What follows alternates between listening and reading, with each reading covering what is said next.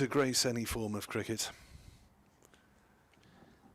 Not many better shots than a lofted straight six with good use of feet. Didn't try to hammer it, did he, either? It was more like a nice stroke of the ball. And he's just driven this one wide enough of Steve Patterson to ensure that although the fielder stops the boundary, he gets through for an easy one. BBC weather forecast for Leeds suggests there's a possibility of a hail shower at around about 5 o'clock. But of course yesterday we didn't really see it coming from the forecast. Bess into route. Pushes to Brook at cover, and there's no run. At the end of 67 then, 90 remaining in the day. 182 for 4, Root, 14 shy of a century. Cook, the junior partner in this partnership, with 69. Partnership now worth 153. From 29 for 4 at one stage, Glamorgan. Was of course a couple of days ago. Sanitisation break. Umpires have a chat. Black armbands still being sported, of course, with respect to the Duke of Edinburgh. And we await news of how the county game will mark the funeral of Prince Philip next Saturday. A lot of rugby and football kick-off times being moved, but it's meant to be day 3 of a championship match, so we await to see how the ECB will deal with the issue. David Collicutt, good morning to you. Says, a bit parky at Headingley, definitely colder than sunny Redondo Beach. 3:15 in the morning there. Not too warm right now either, he says. I bet it's coats warmer than here. Brook is in to bowl, and Cook drives uppishly on the onside, but gets it just past Cadmore at short mid-wicket. It's running away towards the boundary, just hauled up inside the ropes, and they're back for a comfortable 3 runs. So Cook taking on the medium pacer. And it was a long chase for mid-on, back to the wide long-on boundary. 185 for 4, Cook to 72. Billy Root on 86.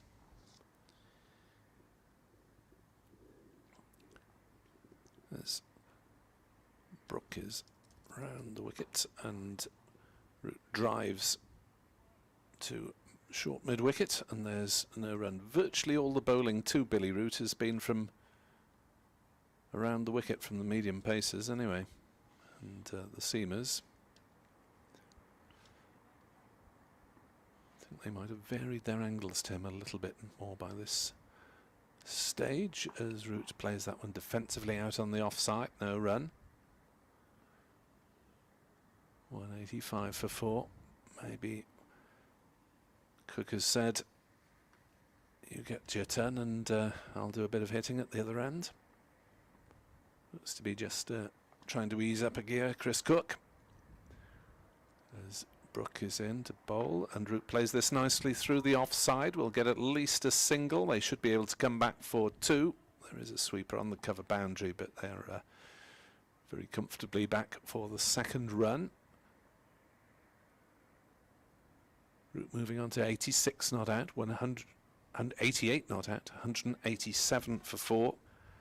Glamorgan's lead is 324.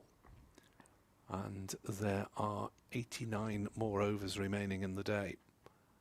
As Root is playing that one off a leading edge, he looked to be shaping through mid-on, but the ball ended up at mid-off, perfectly safely, not in the air, but a slightly false shot from Root.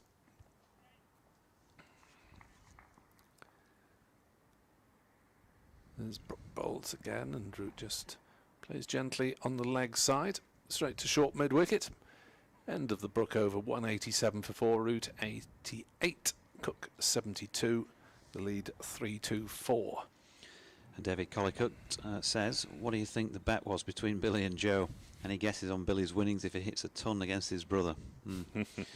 Just looking back at the first game of 2019, the first game that I was, if you like, properly in the job when we went down to Trent Bridge. Thinking about match situations and all of that. At the end of day 3 in that match, Nottinghamshire, who'd scored 408 in the first innings and bowled Yorkshire out for 291, were 329 for 5 and declared overnight to try and bowl Yorkshire out and win the game on the last day. More in a sec, because Bess is about to start this over to Cook, who pushes on the offside, thinks about a risky looking single and is rightly sent back by Billy Root. So Yorkshire on the final day in a precarious position. They lost Harry Brook, who was opening there, down there with Adam Lyth.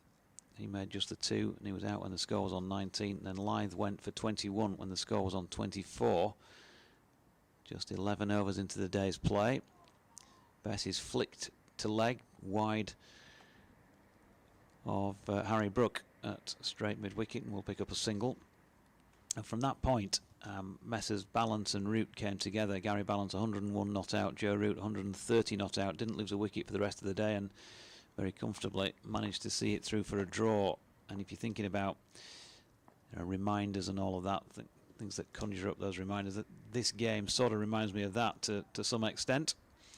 Although Glamorgan are, of course, batting on here with a dot ball played by Billy Root. But Yorkshire are going to have some batting to do at some stage and will want to do it well. Bess in, and that is worked away squarish on the offside by Root, no run. Of course, no Gary Balance to rely upon here, but Joe Root is obviously present.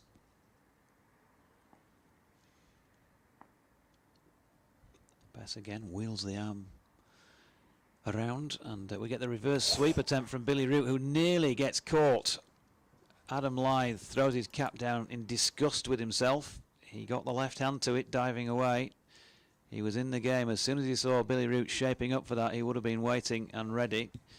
He just couldn't reel it in. It's all about reactions at that sort of distance, isn't it? That was a decent effort. Yep. So Root dropped on 88, making his way to 89 as Cook is pushing this next delivery up to Joe Root for a single. Yes, that was rather clubbed by Chris Cook. Suggests that he's going to try and muscle everything away now. Good morning to the good people of Talabont on Us Cricket Club, calling for quick fire stuff from Glamorgan. Richard Black suggesting that Cook's 6 was worth 12. That was an excellent shot. Possibly a 10 rather than a 12. Jonathan Doidge, Nick Webb 2017, if you want to contact us via Twitter. There is, of course, the email account as well, which Jonathan will remind us of. BBC West Yorkshire Sport at gmail.com. 190 for 4. Brook to Cook, who's driving powerfully up to mid-off, but hasn't managed to get it past the fielder there. Just go through for a single.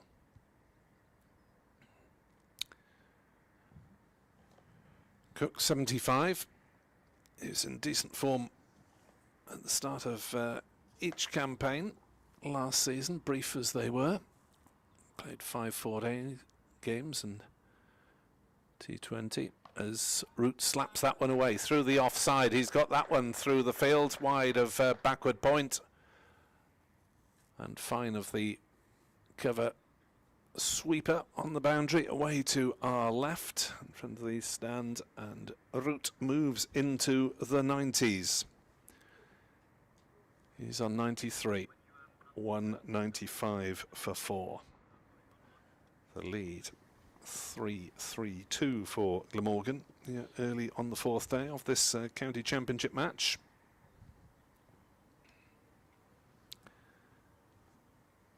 As Glamorgan look to build a lead, which gives themselves a chance of bowling out Yorkshire, but maybe doesn't allow Yorkshire a chance of victory. Having come so far in this game, Glamorgan is very much the underdogs on paper, Wouldn't want to allow Yorkshire a sniff as Brook bowls, and Root tries to work on the leg side. Is hit on the pad, ball bounces out. Dribbles out towards short mid-wicket, and Tattersall comes out from behind the stumps to retrieve it. A little bit more discussion between Joe Root and Harry Brook. There's very much a feeling of nurture about things when Harry has the ball in his hand, which is good. Experience of a Joe Root, experience of his skipper Steve Patterson. Quite a lot of words of wisdom. And they're moving Adam Lyth down to third man now.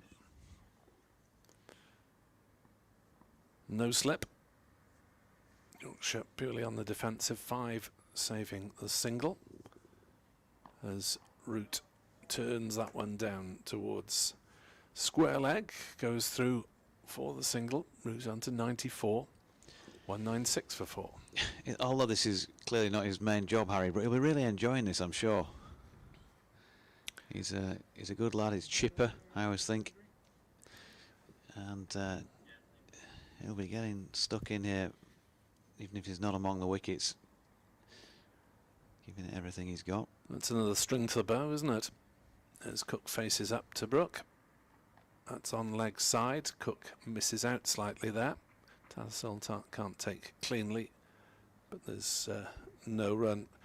Should he ever be contending for selection with someone of similar batting ability, the ability to bowl a few overs of backup seam? Yeah. And also, you know, when you're a batsman and you're out there in the field for long spells, you might be dwelling on a shot you've played or an innings you've just had that you might not have wanted. Not saying that in this case particularly with Harry, but you know what I'm saying. It's just another thing to focus on, isn't it? Another, as you say, string to the bow, another facet to the game. Tattersall now gone to stand back. Interesting. Having not taken cleanly the last delivery standing up, as Cook smashes this one through the offside and has found Olivier tumbling on the point boundary to save a couple of runs. Yeah, careful, Duane, we don't need another fast bowler injured. Went down on that one well. Cook moves on to 77. Glamorgan 198 for 4, and Billy Root on strike on 94 not out. Yep, so good start. What was it again? 298 to start the day, so 37 have been added in the first 9 overs. Without going mad, they've just kept the board ticking, and you've got to think a long way out of sight, 335 on.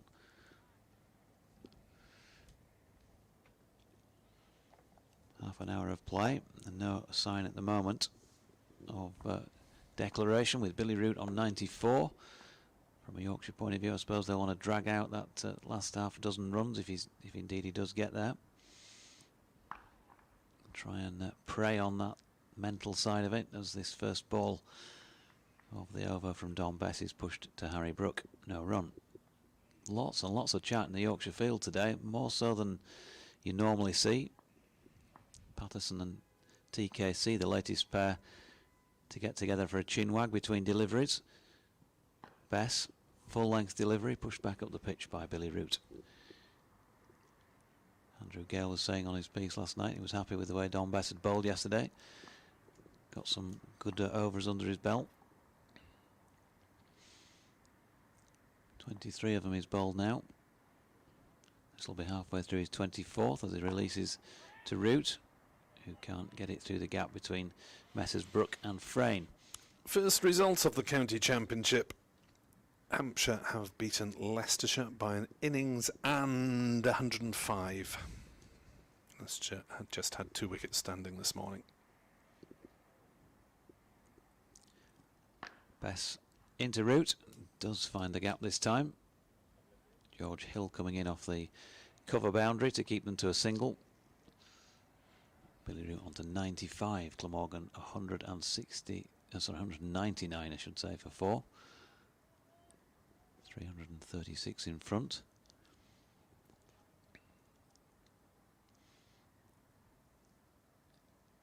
And Bess approaches then over the wicket to bowl to Cook, who opens the face, plays a nice cover drive to pick up a single out there to Tom Loughton. Root back on strike. I better let you take over now. He's within a stroke. Ooh, do you think he's going to go for the 6? Well, I doubt it, but It's very kind. it's cricket, isn't it? So, Best then to Root on 95 not out. Glamorgan's 200 is up, which will make the lead easier to calculate. 337 as things stand. Dom Bess in to bowl to Root, who will get closer to that century with a nice little leg glance. Is it going to run away for 4? No, it's going to be hauled up just inside the ropes, and they'll settle for 2 runs. Nice little tickle round the corner as Root moves on to 97 not out. 202 for 4. End of the Bess over. 86 remain in the day's play, which of course is the other factor that Glamorgan have to take into consideration in timing what looks like certain to be a declaration now, because we haven't had an early crash of wickets.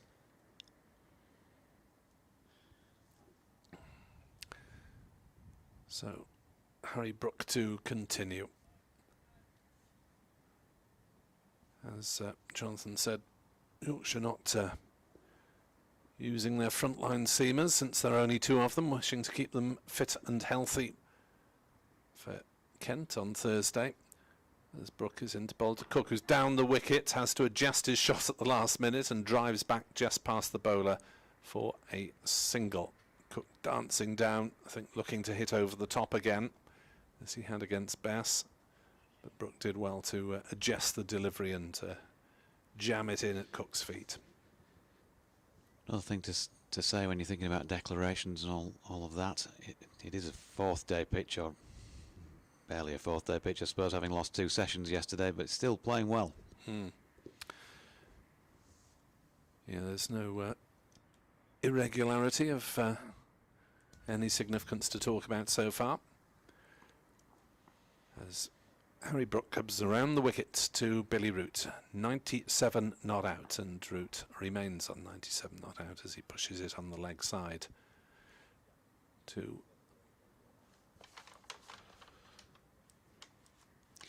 Interestingly, Joe is winging his arms around yes, he fancies a bowl as well. with his brother on 97.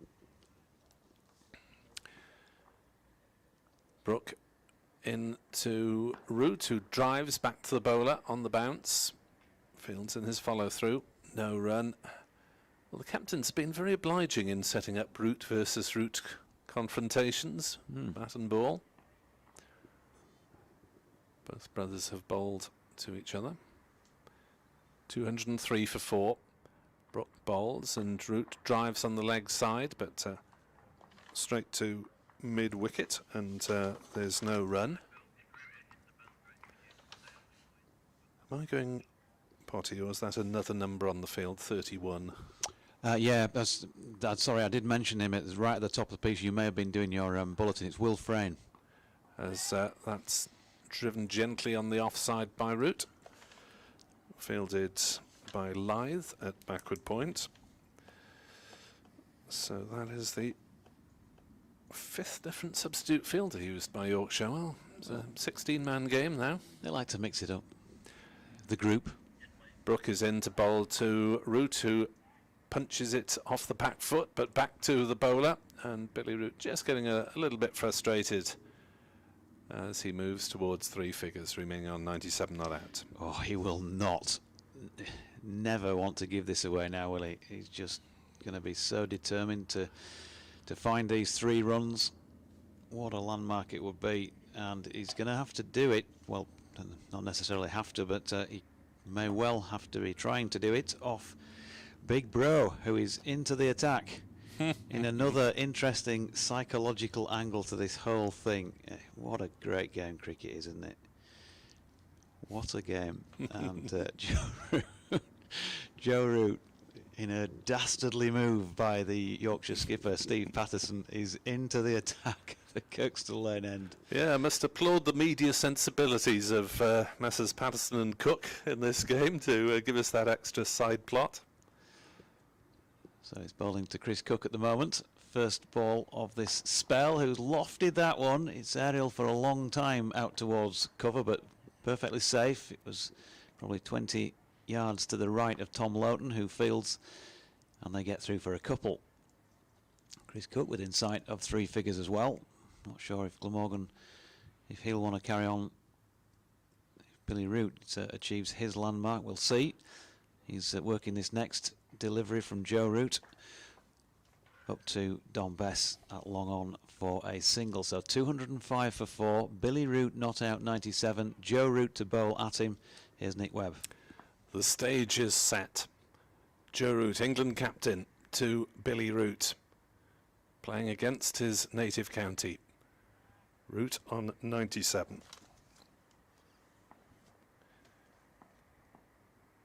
Joe Root in round the wicket to bowl to Billy Root, who's forward defensively. No run in the Headingley sunshine. There's a slip. Men catching on the drive at mid-wicket and extra cover as Root drives through the offside, but we'll just get a single here because there's a sweeper out on the cover boundary. Moves on to 98. 207 for 4 Glamorgan. Lead 3-4-4. Joe Root bowls. Cook tries to hoik it away on the leg side. Doesn't get anything on it apart from a bit of pad. Tattersall retrieves. No run. 207 for 4. Joe Root bowls and Cook works it away on the leg side. We'll take a single here, but that is the final ball of the over, I believe. So Billy will have to wait on 98, and he'll have to wait in a sanitisation break as well. So 73 gone, 84 remain in the match, and Glamorgan with a huge 345 run lead, a man 2 short of his century. Another one 17 shy of his. Yes, the required run rate for Yorkshire is now creeping up towards 4.5 runs and over. Have to knock off 2 for the change of innings unless it happens at the interval, and I would be surprised if Glamorgan batted on until the lunch interval, especially with the possibility of showers returning late in the day, although it's difficult to factor the weather accurately into any calculations. It'll be Harry Brook to continue bowling his medium pace from the Emerald stand end. Here comes right arm over as Chris Cook drives nicely, but Frayne at cover has got a hand to it and probably saved 3 runs there as the ball bounced up to mid-off, but it does get Billy Root back on strike. Cook timing these drives nicely. Didn't quite place several of his shots. Billy Root faces up on 98, not out, works it away on the leg side. They'll just jog through for a single though as Root goes on to 99. He'll get them on singles if he has to.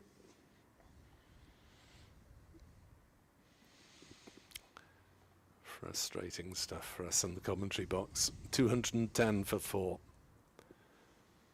Brook to Cook, who opens his shoulders and hits it over mid-off. Hasn't got all of it, I don't think. It's plugged just inside the long off boundary, and they'll come back for a second run, and Billy Root has to work hard to get home to the non-striker's end. Cook looking for another one, trying to plonk it into the side screen. Just got underneath it a little bit. Patterson's dropped himself out now to the boundary edge, or just in from it. 212 for 4. As that one's dragged down by Brook and pummeled away by Cook. Backward of square on the leg side for 4. Rare poor delivery from Harry Brook there. Yeah, it was, wasn't it? It's been pretty good. It was a bit of a declaration delivery. Trying to put a little too much into it maybe to make sure that he wasn't hit straight, and offered Cook the chance to hit square. 216 for 4. Brook in again to Cook. Again it's on the leg side and again worked away. This time it's just a single out to deep mid wicket. 2 balls in the over, 1 ball left in the over in fact. Just the one left then in this over. As Billy Root on 99 and Yorkshire aren't giving him this century easily. They've brought nearly all the fielders in to save the single as Brook is in to bowl to Root, who's forward defensively. Plays out on the offside. There is no run. And the wait goes on for Billy Root to potentially get to 3 figures. Yeah. Been there before, of course. Was he had 5 first-class tons. Yeah, he hit 1 for Glamorgan last year, and I think a double century and a century the season before in 2019, his first with Glamorgan. No danger of a higher score because he got 220 odd up at Northampton. So it's to the route, Joe bowling from the Kirkstall line end to Chris Cook, who just tries to flick one off the hip around the corner but misses out. Chris Cook is into the 90s. 91. Yeah, I'll carry on for just this delivery because I'm not sure he's going to manage to get to 100 off this ball. As Cook roots in, and that's pushed square on the offside. And Will Frayne does the fielding.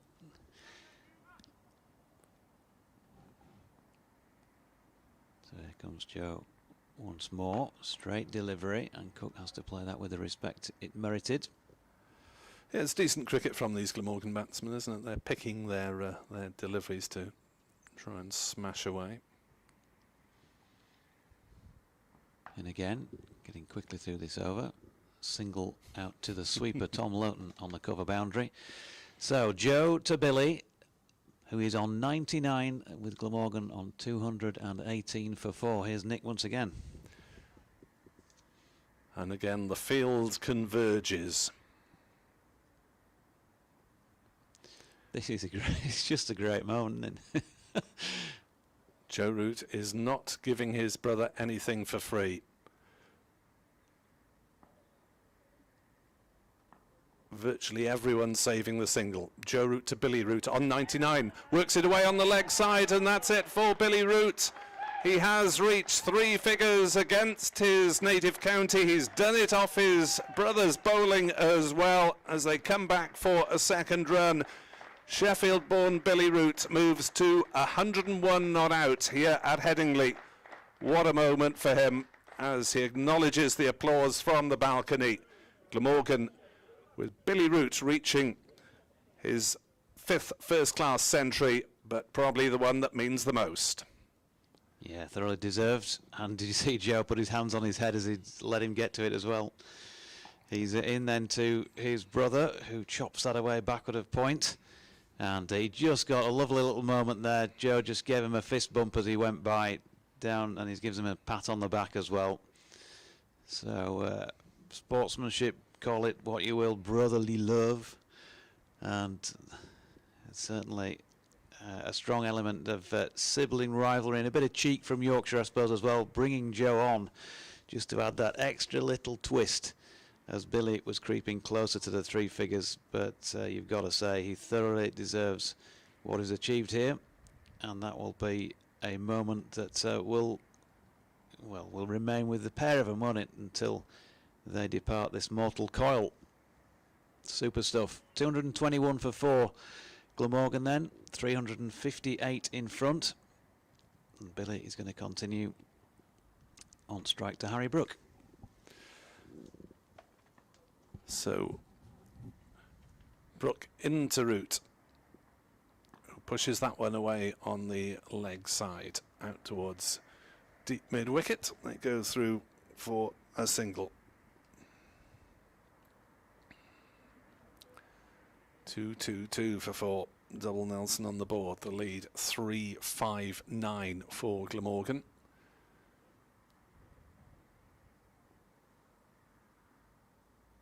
As Chris Cook on strike, and he tries to drive but gets a toe end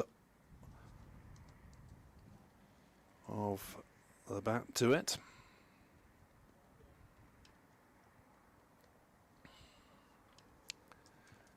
No run. 2-2-2 for 4. Brook into Chris Cook on 92 not out, and Cook drives but doesn't time it back to the bowler. Maybe Glamorgan are thinking of time, a declaration around about the 12 o'clock mark. But they're under 80 overs now to bowl Yorkshire out potentially. As that one's down leg side, flicks something on the way through. Pad of either batsman or keeper. It was off the pad of Chris Cook, and it's run through for 2 leg byes, 224 for 4.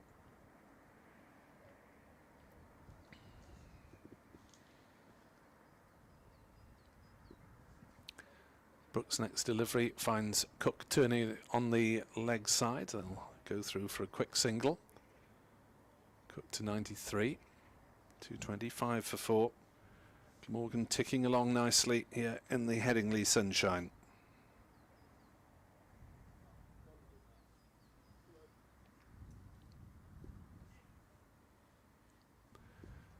As Brook sorting his field out.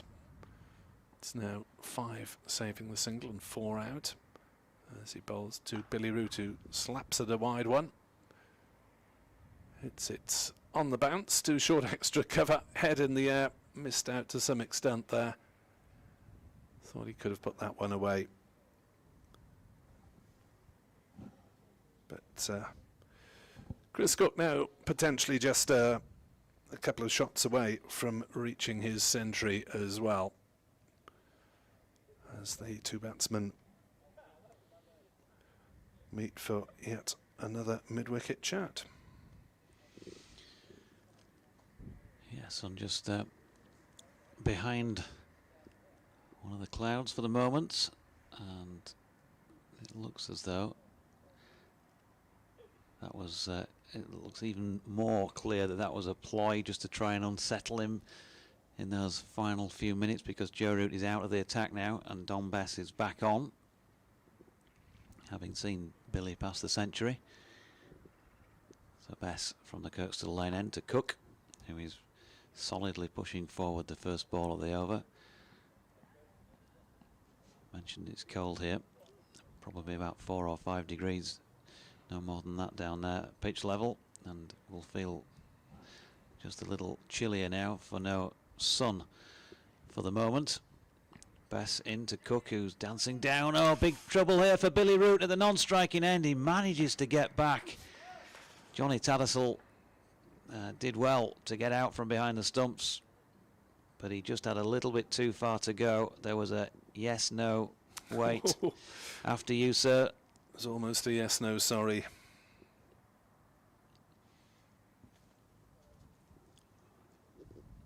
Cook, 93. Possibly just a couple of strokes away from his own ton, the Glamorgan skipper. Bess bowls to him and he works that one nicely just past Harry Brook. I think he got a touch on it to slow things down, and George Hill cleans up from the boundary edge. So 94 to Cook. Billy Root back on strike. And this stand is now in the record books as it approaches 200. It is past the previous Glamorgan 5th wicket best against Yorkshire. Bess round the wicket to Root, cuts into the ground. One bounce up to Will Frayne, no run. Previous best 174 by Peter Walker and Jim Presdy, Cardiff Arms Park, 1962.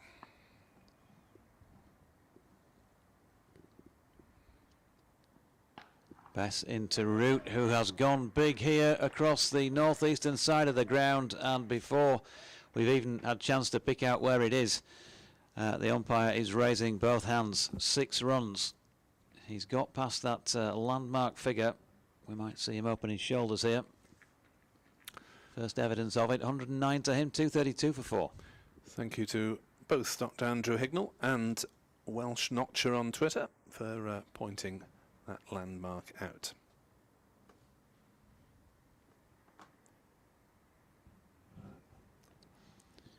As the stand went past 200 with that blow.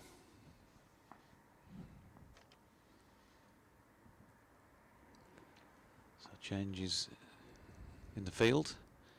1 or 2 people being dispatched. As Bess into Root, who treats this one with a bit more respect and pushes it back to the bowler to conclude over number 77 of this Glamorgan second dig. 232 for 4. That is a lead now of 369. I think the only box left to tick is 100 for the skipper, and then it's off the field, boys, and let's stick some pressure on the Yorkshire top order.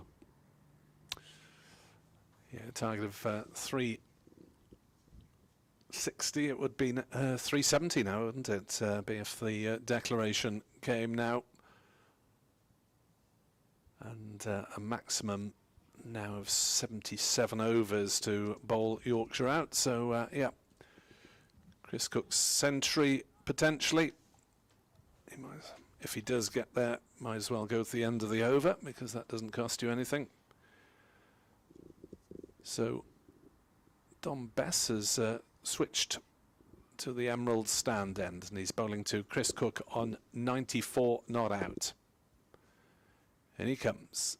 Cook works on the leg side. He wants to. He should get it. There's plenty of work for the fielder to do from deep fine leg, and they do hurry back for a second. Cook to 96.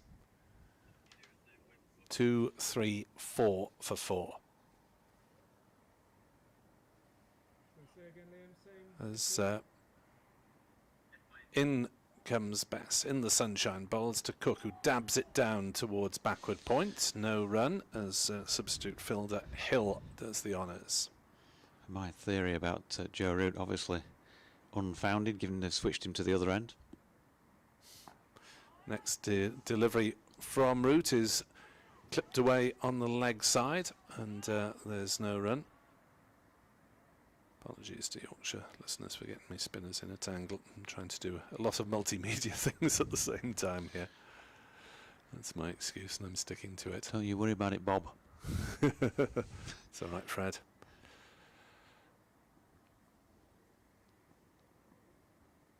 Joe to Billy once more.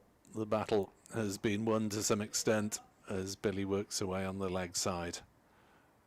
And they go through for a single, a slightly wild throw from Hill. Tattersall got a glove to it, and Lyth prevented any overthrows.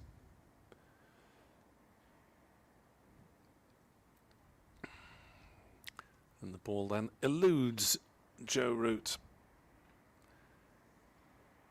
who has to go back to retrieve it. Joe Root then ambling back to his mark, and he breaks into a trot. In bowls to Chris Cook, who tries to find a gap on the offside but has just found Will Frayne at cover, and there's no run. 2, 3, 6 for 4. Joe Root into Chris Cook, who works it away on the leg side. Just a single.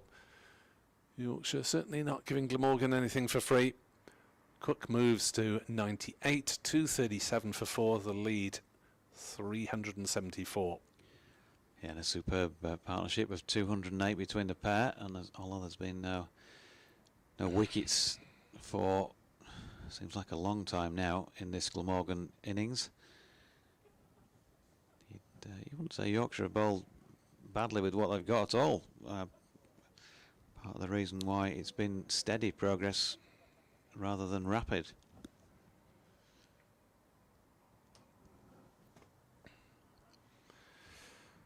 it's going to be Dom Bess to continue, and he's bowling to Chris Cook, who is still one shot away from a skipper's 100. Chris Cook on 98 then. The field in for him as well. Saving the single. Can Cook get it through or over? As his appeal for a catch at the wicket. Well, half-hearted appeal. As Cook tried to flash it away through the offside.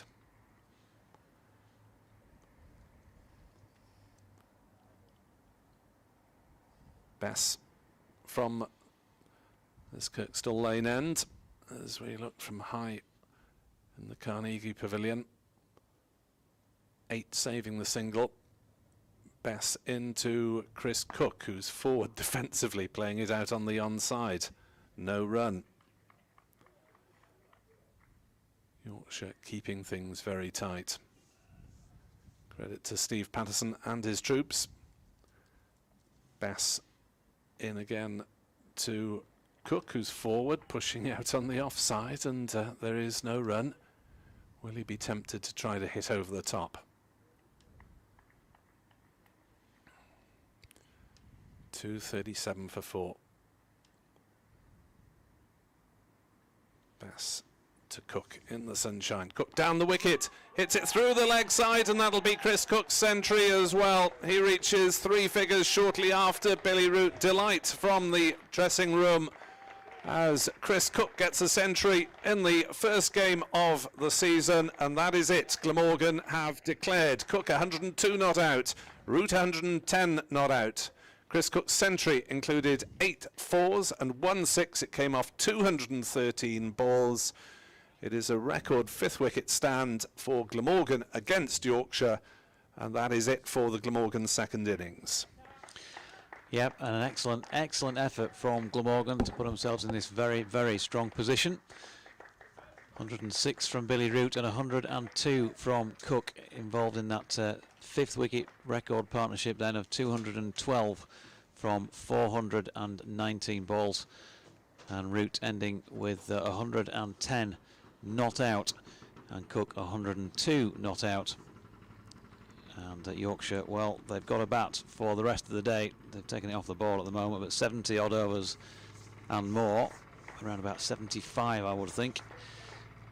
I'll give you confirmation of that, of course, when we return. After the innings break, they managed to bat only for 58.2 in the first innings. So Glamorgan 241 for 4 declared, and Yorkshire will bat shortly, and we'll just take a quick break and be back with you for the start of that.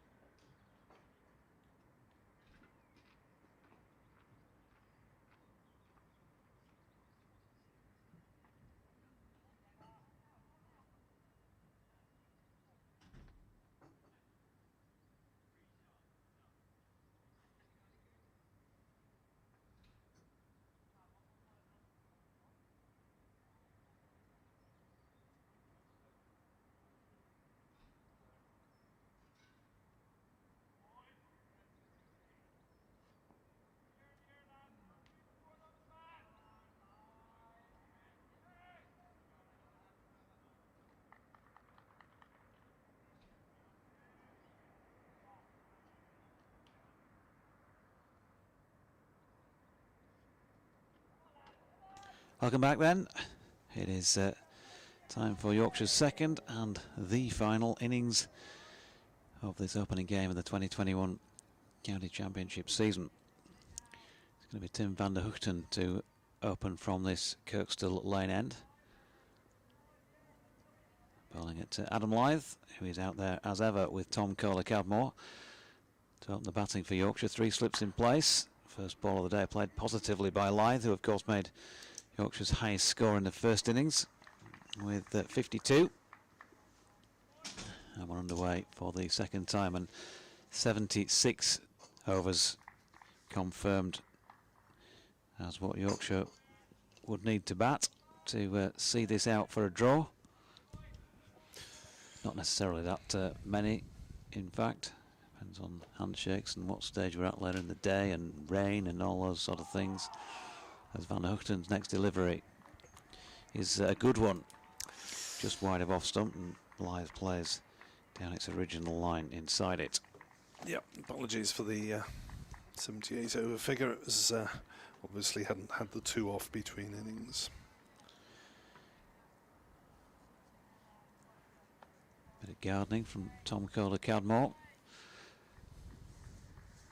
And that buzz about Glamorgan when Yorkshire's first innings is straight back into it. Another good delivery from the Glamorgan opener, just wide of Lyth's off stump, and he's content to play tight lines just inside it. Not too far away, probably about 4th stump area. So it's a good leave.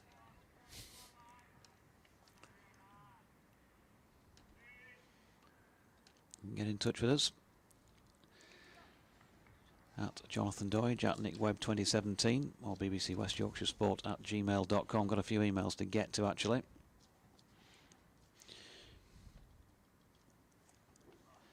Van der Hoogten's next delivery sees Lyth shouldering arms. So Nick says, "Hi Jonathan, as a Northern Cricket Society Zoom meeting this winter, I asked Andrew Gale if he believed Yorkshire's batting was robust enough for us to seriously challenge for the championship.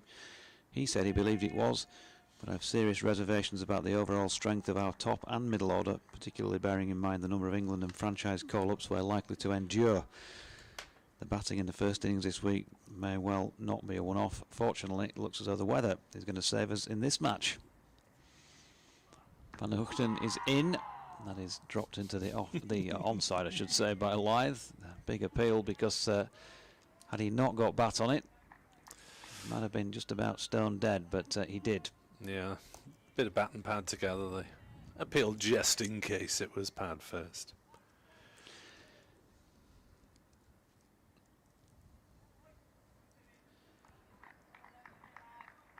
Plenty of applause around Van der Hoogten. This Kirkstall lane end then again for the final ball of the first over of this Yorkshire second innings. And that is pushed up to Hogan at mid-on, and there is no run. In terms of batting strength, you're asking for my views. It's an interesting one, isn't it, at the top end of the order. Do you stick with these two who both like to feel bat on ball? Could get you away to flying starts. I think Adam Lyth is cemented as very much Yorkshire's, if you like, key opening batsman, with his career record that he has to his name. And there was a little bit of chopping and changing, in particular a couple of years ago. Harry Brooks started the season. Will Frayne had a go. Tom Kohler-Cadmore got his opportunity towards the end of the 2019 season. As here we go with Michael Hogan running towards us from the rugby ground end, bowling, and Kohler-Cadmore drives out into the offsides. It's a good half stop at cover, but they'll get the first single of the morning of the innings, despite the diving half stop of Callum Taylor, who remains on that side of the wicket for mid-wicket duties for the left-handed Lyth. What do you do when you've got men in and around the England camp in various different red or white ball scenarios as well? as Hogan is into bowl to Lyth, who leaves that one going across him into the gloves of Chris Cook. So on any given day, you know, you could possibly have, and I know this is not going to happen very often, but Lyth, Kohler, Cadmore, Balance, Root, Bairstow, Milan, possibly all available at the same time, and you suddenly take on the appearance of a world-beating batting lineup. But the reality is that they're probably never going to be all available at the same time. Hogan is into bowl, that's on the leg stump, and Lyth takes advantage by flicking it away through the leg side, and that is going to beat the charge of Van der Hoogten towards the wide long-on boundary. First boundary of the Yorkshire innings. They are 5 for naught in pursuit of 379 in 76. Yes, it's not a problem Glamorgan have had to consider, sadly, or thankfully, depending on which way you look at it, in the last decade, last 15 years. As Hogan charges in and bowls, and forward comes Lyth, pushing up to mid-off, and there's no run. Charles says he's hello from a slightly warmer Spain. Apart from the first 2 sessions on day 1, we've been comprehensively outplayed. He's referring to it, of course, from a Yorkshire perspective. We need 2.5 very good sessions to come out with anything here, he says.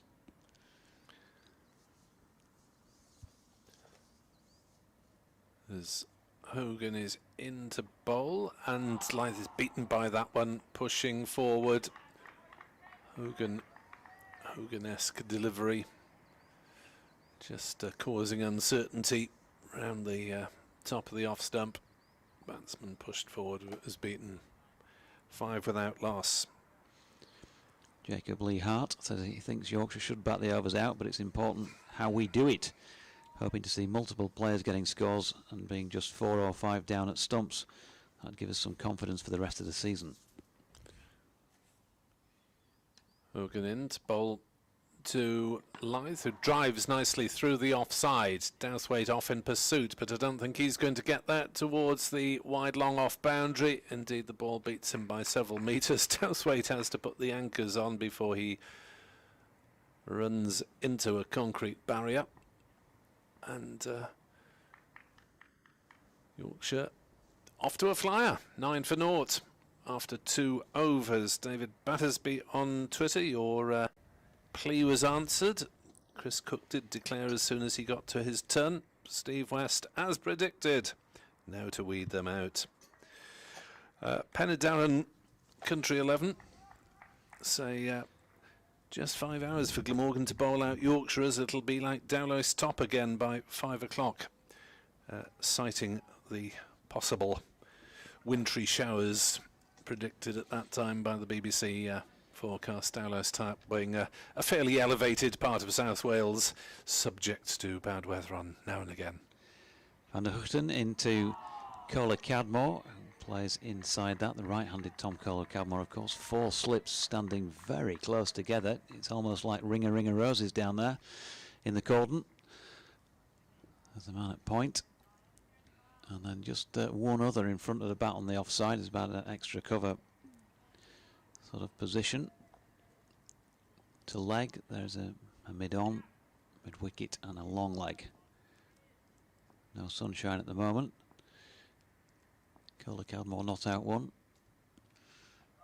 Waits again, gets right across and covers that on the leave. Let's go back to the emails between deliveries here. And good morning to you, or good afternoon as it is now, to John Logan. Good morning, Mr. Deutsch. Very, very formal, John. Thank you. I hope you've wintered well, sir. I've only been following the match to a small extent due to 3 days racing at Aintree. One thing that surprised me was that Yorkshire, having won the toss, decided to bowl first. Modern day Headingley normally means you bat first, survive the morning sesh with 3 wickets down or less, and then batting becomes easier. Van der Hoogten into Kohler Cadmore, who plays to mid-on, no run. With Bess in the team, you wouldn't want him to bowl, wouldn't you want him to bowl in the 4th innings? I suppose you've just got to weigh the whole thing up in the moment on the morning of the game. Yeah, first morning in April. I think, was it 6 out of the 9 toss winners decided to bowl first around the county championship. Van der Hoogten coming in then from this Kirkstall lane end once again. That's a straighter delivery. Cola Cadmore makes enough room to flick that off his legs down to long leg for a single. Takes him on to 2 and Yorkshire into double figures. 10 without loss halfway through the third. Yeah, and while he's bowled, you know, pretty well, Don Bess, without taking wickets, you wouldn't say that there's been anything like a prodigious turn out there. And the pitch is still playing well, very well, into day 4. So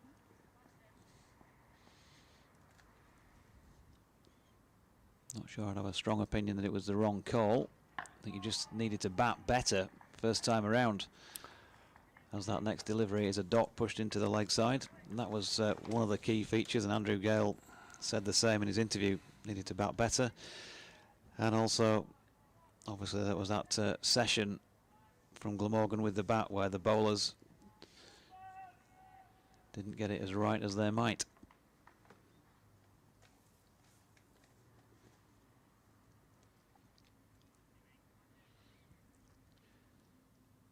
So Van der Hoogten pushes off and in again to the left-handed Lyth, who plays that comfortably into the leg side, and again no run. See if we've got more to catch up with. We have from Jim Druitt. Afternoon both. I've really enjoyed your coverage from my garden in Newport. Was hoping Cook would have put Yorkshire back in by now. Well, of course, we've got past that stage. Anyway, can you ask Nick why I can only contact him via Twitface? Not all of us are on social media. Can he add an email? I did experiment with this a couple of years ago, but I only ever got emails off about 2 people on emails. So I decided that it, with due respect to those 2 listeners, it probably wasn't worth running that service just for them. Sorry about that. Tom Cullen, the substitute fielder, is at 4th slip. There's Hogan bowls, and that's played away on the offside, and there is no run. It is, of course, free to join up on Twitter, and you don't have to get involved in its intrigues and depths. You can just follow a few cricket sources if that's all you want it for. You're not instantly going to be torn apart by baying mobs if you do venture into the world of Twitter. 10 for naught Yorkshire, 2-3-7-9 the target as Hogan bowls a delivery that comes back on Cola Cadmore. It's left and allowed to go through. Just trying to work out who is off the field by process of elimination. It's never an easy one, that. Possibly Selman, since he's not in the slips. There's Hogan bowls, and that's forced through the offside by Cola Cadmore. He'll pick up at least 1. Scrambling stop by Callum Taylor, racing to the ball with Kieran Carlson. And they settled for a single. 11 for naught. 10 runs taken off Hogan's first 9 balls. He'll be tamping. So slip cordon is Balbirnie at first, Lloyd at second, Root at third, and Cullen at gully. As Hogan's into left-handed Lyth, who pushes forward defensively. Ball out on the offside, and Dowthwaite finds the ball stolen from under his nose by Kieran Carlson. John Ver upstairs in the scorer box. Just checking with him that 78 overs remained. I got a belated reply saying, "Sorry mate, 76 was running my hands under warm water as it's Baltic up here." They're not outside, are they, the score box operators? No. Hogan bowls and Lyth defensively forward. Ball runs to Dowthwaite at mid-off. No run.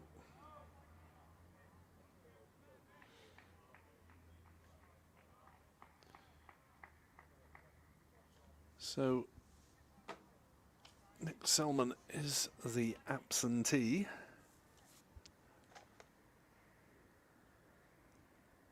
He wouldn't be expected to bowl anyway. But we'll have to keep an eye on whether he emerges after the luncheon interval. As Hogan is in to bowl and turned up to mid-on for a single just wide of mid-on, Van der Hoogten field. So Yorkshire making decent progress in these early overs. At 12 for naught after 4 here on BBC Sport Online and also via the Yorkshire website. So my apologies to the gentleman who requested an email, but with many things I have to look at, if it wasn't being used, it didn't quite prove its worth. Goodness me. Okay, so marking Cas Vegas, Castleford for the uninitiated, just 20 miles or so to the east. As Van der Hoogten is into Lyth, pushes into the offside, no run. Afternoon to you, Mark. He says, am I right in thinking there are more points available for a draw this season? If that's the case, are we seeing a more negative approach to winning the match? Surely Glamorgan will be better served by putting Yorkshire into bat, or maybe they're just waiting for Billy to get his century. Well, of course, that was ticked off, and we've got Yorkshire in. The answer to the top question of the lot there are 8 points for a draw. Thanks for confirmation on that front to John Ver, who says he's got so many layers and snoods and hats on above. He looks even more like the Michelin Man. I didn't think he looked like the Michelin Man at all, John, I've got to say, but there we are, dot ball from Van Hoogten to Adam Lyth. Yes, it was increased from 5 to 8 for the Bob Willis Trophy last season. I think with an eye on the possibility that some games might have had to be abandoned through health-related issues, but in the end only one was. Van der Hoogten into Lyth, who gets an outside edge on this. It's flown between the man at Gully and the rest of the cordon and has raced away for 4. Nobody down at third man, as you'd expect given the circumstances. So he gets 4. A bit of a streaky one, taking him on to 13. Yorkshire 16 without loss. Rupert has emailed in saying if ...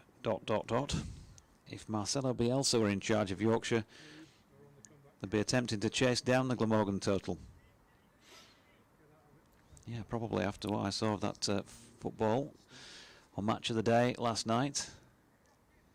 Well done, boys.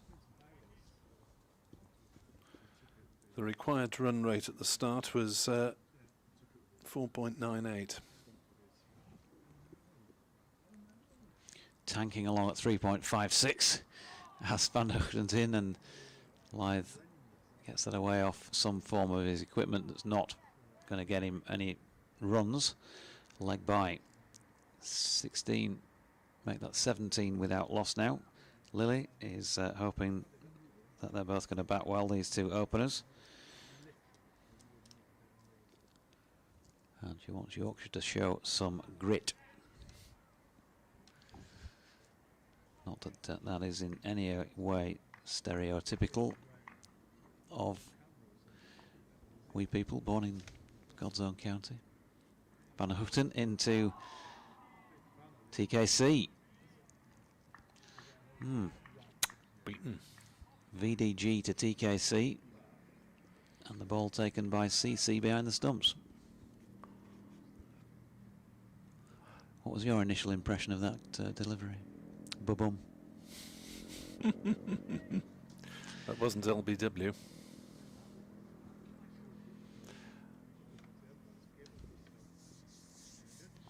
Sun Oh, is that in what evidence. Lovely. It just feels warmer up here as well, doesn't it? Bit of sun on the feet. Good delivery from Van der Hoogten, which nips back on Cola Cadmore, who's anchored at the crease. I did have one a season or two back with the Kent batsman Daniel Bell-Drummond was trapped leg before wicket by Glamorgan's Flying Dutchman. So it was DBD, LBW, VDG. 17 for naught. As, Who was the Flying Dutchman? Where does that come from? A genuine question. I don't. It's a sort of expression that we use, isn't it? But it is. yeah. Adaptation of the Flying Scotsman, maybe. I'm going to Google that while you do this over. Have a look. Here's Hogan into bowl, and Lyth defending it up to mid-off, and there's no run.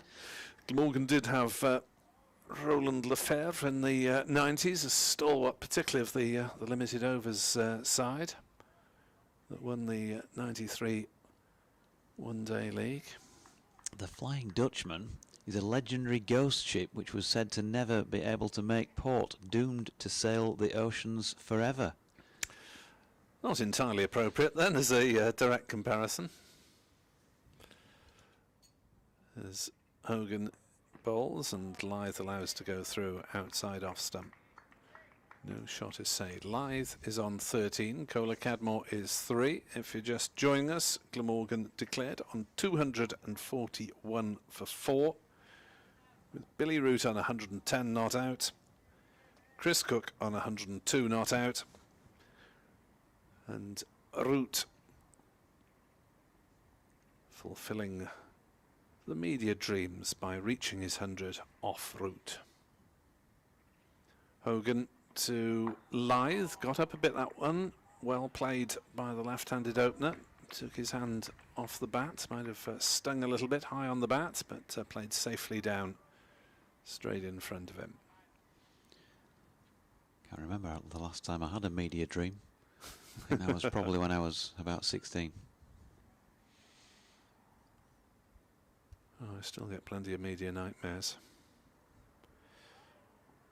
Hogan runs towards us from the rugby ground and bowls to Lyth, and he takes a single down to backwards square, 18 without loss. Don't you get those nightmares about running around and various bits of broadcasting equipment not working, and you're meant to be on air and you can't get anything plugged in or dialed through, or you don't have any information in front of you? No, they've all happened to me, so they're not truisms or whatever you want to call them, they're realities.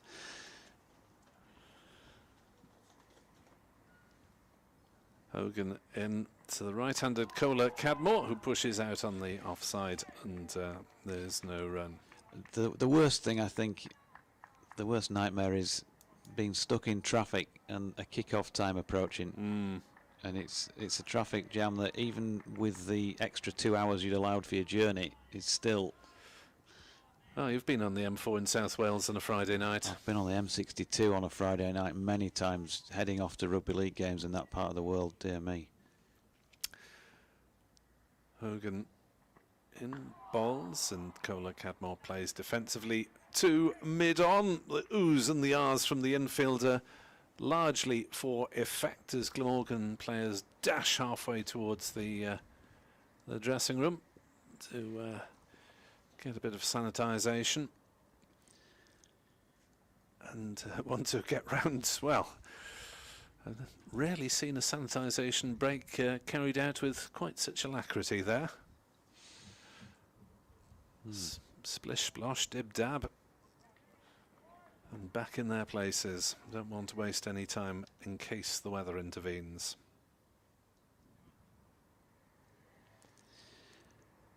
Bent Nielsen, good afternoon to you. Says, will Matt Fisher and Ben Code bat? Thanks for the commentary. Yes, they will, if required. Here is Van der Hoogten into the left-handed Lyth, who pulls the bat laterally inside the line. No run. Yes, 8 and 10. So in the first innings. So Yorkshire will be hoping they're not required to show their batting skills. Isn't it always the way with those media nightmares as well? You get to a game, you know, 2 hours before, you dial up the line, it all works perfectly. You get to a game 10 minutes before because you've been stuck in traffic and the line doesn't work when you arrive, and it's a mad panic, isn't it? Good delivery from Van Hoogten, this time across the face of Lyth, who misses out on an attempted drive. I had one in Limerick where arrived, 90 minutes before, plugged in, switched on, everything working, happy, wander off for coffee and a sandwich, get back to broadcast point half an hour before the game, the whole thing's crashed. All the local Irish stations have plugged in, overloaded the works, and nothing worked for the first half. Van Hoogten into Lyth, another good delivery, fourth stump. Lyth inside the line, no run. Well, I've had various things. I did have a broadcasting colleague who, having set all the kit up, I nipped out to do another piece for another sister station on the balcony, and when I returned to the box, my entire kit had been unplugged and replaced by his, which was an interesting way to approach the final 2 minutes before going live on air. Not cricket. No. And Hoogten in and wide of Adam Lyth, who shoulders arms, and there's no run. But the worst weather one I can recall, I was probably 20 years ago covering a Yorkshire-Lancashire Rugby League game at Wigan at what was then a new stadium, the DW as it is. I'd only been playing there a year or so probably, and I was working not too far from here down in the city centre, and the boss said, off you get yourself off Dodgy nice and early. Friday afternoon, you know what the traffic's like on the M62. So off we went. There's Van Hoogten coming into Lyth. Well wide of off stump and no run. So I think it was something like three and a half hours before kick-off. The pair of us, Mike Summeriser and I, set off in the car. It rained and hailed and whatever of biblical proportions right across Saddleworth and over the top of the Pennines. It was absolutely dire. You couldn't see beyond the window wipers. The traffic was clogged up, and the roads around Wigan were flooded because of the amount of rain. Van Hoogten in. Lyth pushes it out backward of point, and there's no run. End of the over 18 without loss. Off to 7 Yorkshire, Lyth 14 and Cadmore 3. And I went down this sort of what I thought was a good route to get into Wigan. It proved better than the normal, getting clogged up in the middle of the town in the traffic around Blackrod. I can remember coming down to a roundabout at the bottom, and it was virtually submerged. Oof. And I thought, I've got to be on air here. So I just took the risk, and the water was halfway up the car door. It was very, very nerve-wracking times. Managed to get there. I think it took, out of the 3.5 hours, 3 1/4 to get the 55 miles or whatever it is from Leeds to Wigan. We got in, plugged in, a few deep breaths, and, seamlessly, hello and welcome from the Deedleview Stadium, as if nothing had happened. Here's Hogan in to bowl and beats the outside edge of Cadmore's defensive push. Chris Cook taking it, moving to his left, going down leg side, so a little bit of movement somewhere in there for Michael Hogan. Yes, reminds me of the Friday night match I had at Northampton. Crash on the M4. I decided to go via the M4 rather than via the Midlands. Crash on the M4 shut. Great.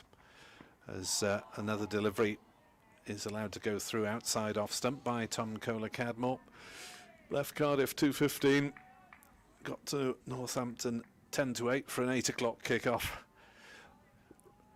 Ran as much as we were able past the stewards, ignoring their demands for accreditation.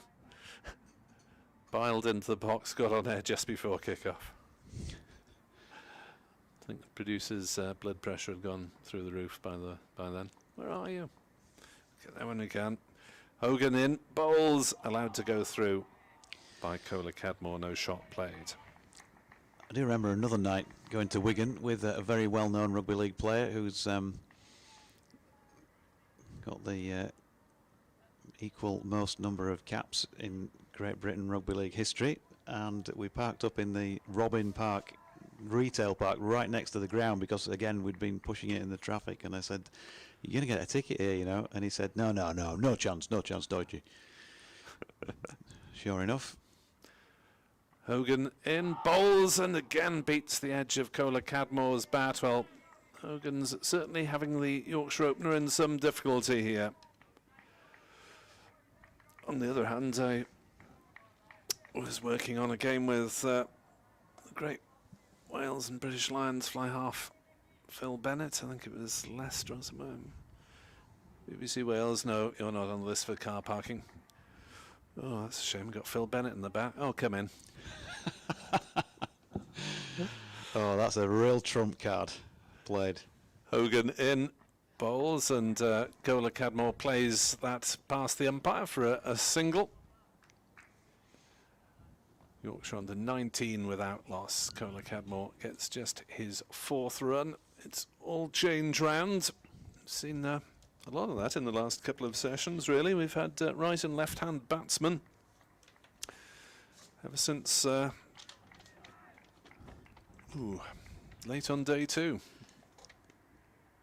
There's Cook and Root batting through. Last hour of the 2nd day, the only session of the 3rd day, and the first hour or so of this morning, as Lyth plays that out on the offside. No run. 19 for North, Lyth 14. Cola Cadmore is on 4. And we're through 8 overs of the 76, and Glamorgan yet to make the breakthrough they're striving for. I take it you didn't get a ticket then when you had Mr. Bennett in the car with you, but yeah, Gary Schofield it was with me on that night we went to Wigan, and yeah, we walked out to the car. He'd driven us over there, and I've got a ticket. It was mentioned there are quite a few signs around that say this barrier will be dropped at whatever time, and if you're here for more than 2 hours, you'll get a ticket. First ball of Van der Hoogten's over, pushed into the offside by Cola Cadmore. And there's no run. I think I'm right in saying he managed to wangle his way out of it. I don't know if he played the "I'm Gary Schofield" card to the local parking authorities or what.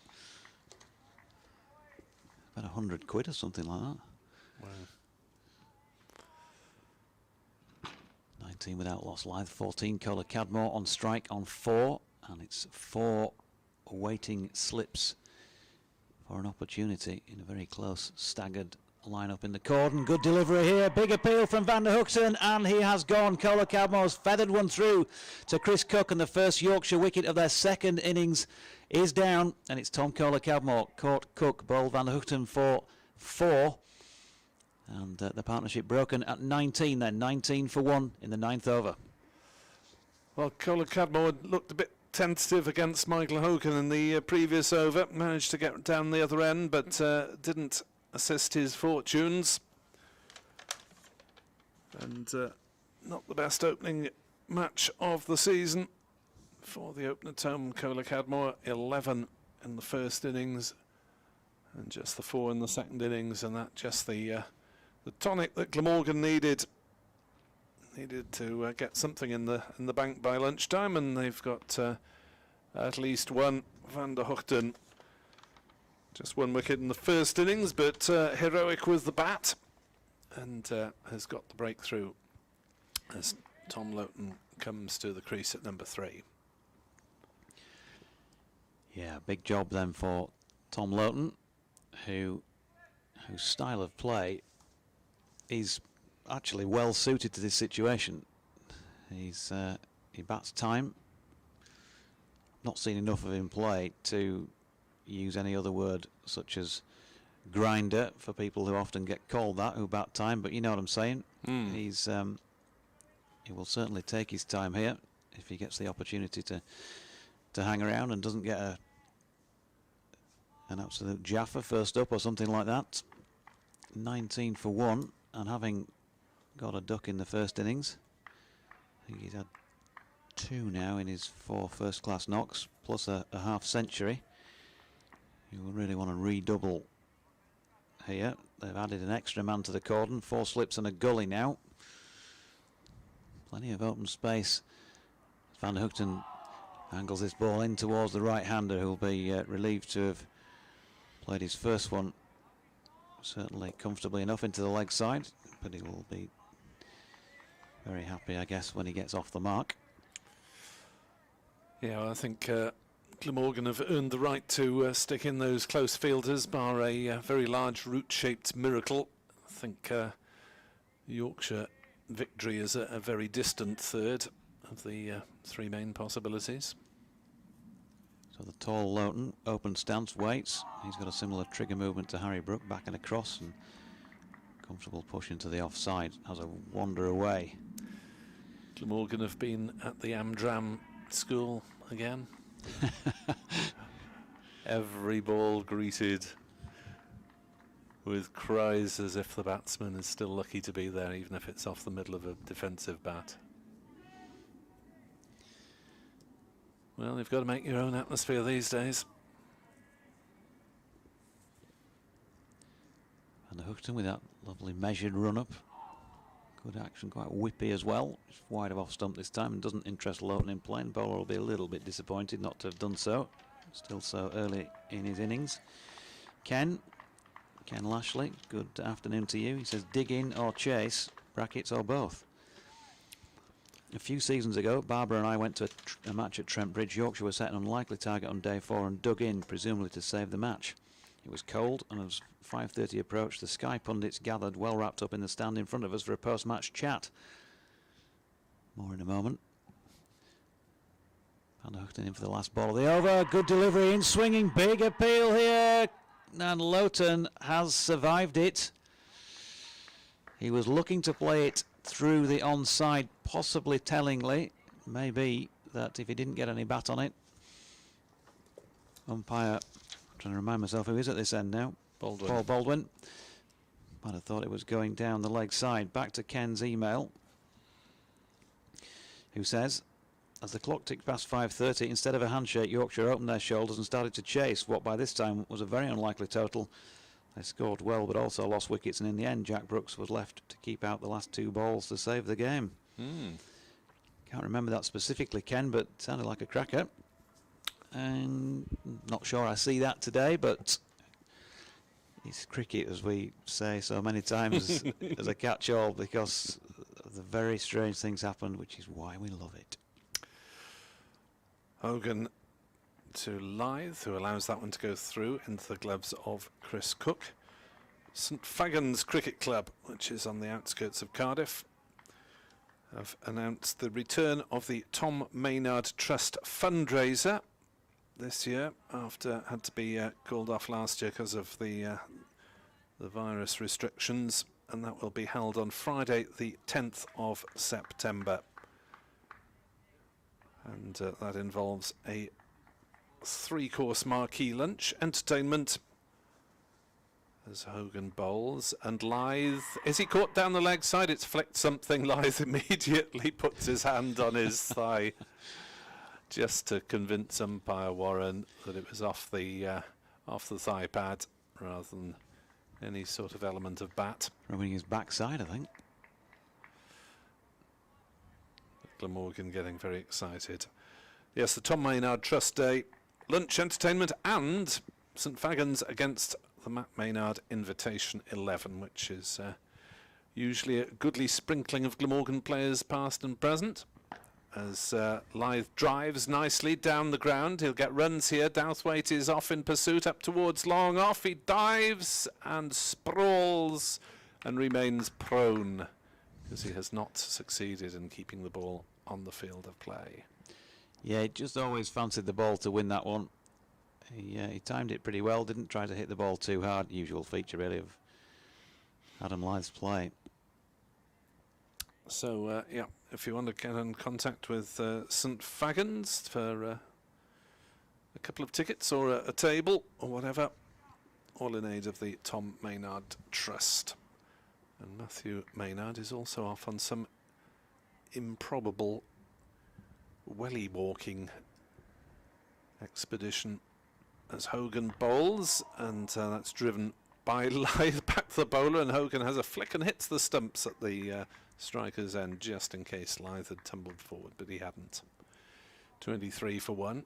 So best of luck to all involved in those fundraising activities. stfagonscricketclub.com if you want further details of that event on Friday the 10th of September. Yorkshire 23 for 1 here. Chasing, theoretically, 379 as Lyth allows that one to go through outside off stump. Michael tweets, I'd love to see a YCCC win, but it's the first game of the season. Still plenty of games left to get into the swing of things. Dig in till tea and then have a waft if we're near enough. That's what a great Yorkshire cricketing expression. Have a waft. Have a waft. It's not August yet. Have a thrape. It's not August yet. God dear. Have a waft in April. I don't know. Hogan into bowl, and Lyth took his bat away from that. Nicely angled across the body, tempting the batsman to play. Realised that he didn't have to. That's the end of a Hogan over. 23 for 1. Hogan 0 for 17. Van der Hoogten 1 for 5 off their 5 overs apiece. Pakistan's Super League has been reinstated, or will resume between June the 1st and June the 20th. One would hope that that now won't involve any UK county players being tempted away. Tom Kohler-Cadmore, of course, was out there. There's one Yorkshire player. It's Van der Hoogten going to continue. His 6th over of this Yorkshire second innings, just strays down the leg side. A rare stray down the leg side by the bowler, who's been tidy. Yeah, Colin Ingram took part in a couple of games before COVID problems brought that to a halt earlier in the year. But Ingram due to be on T20 duties for Glamorgan.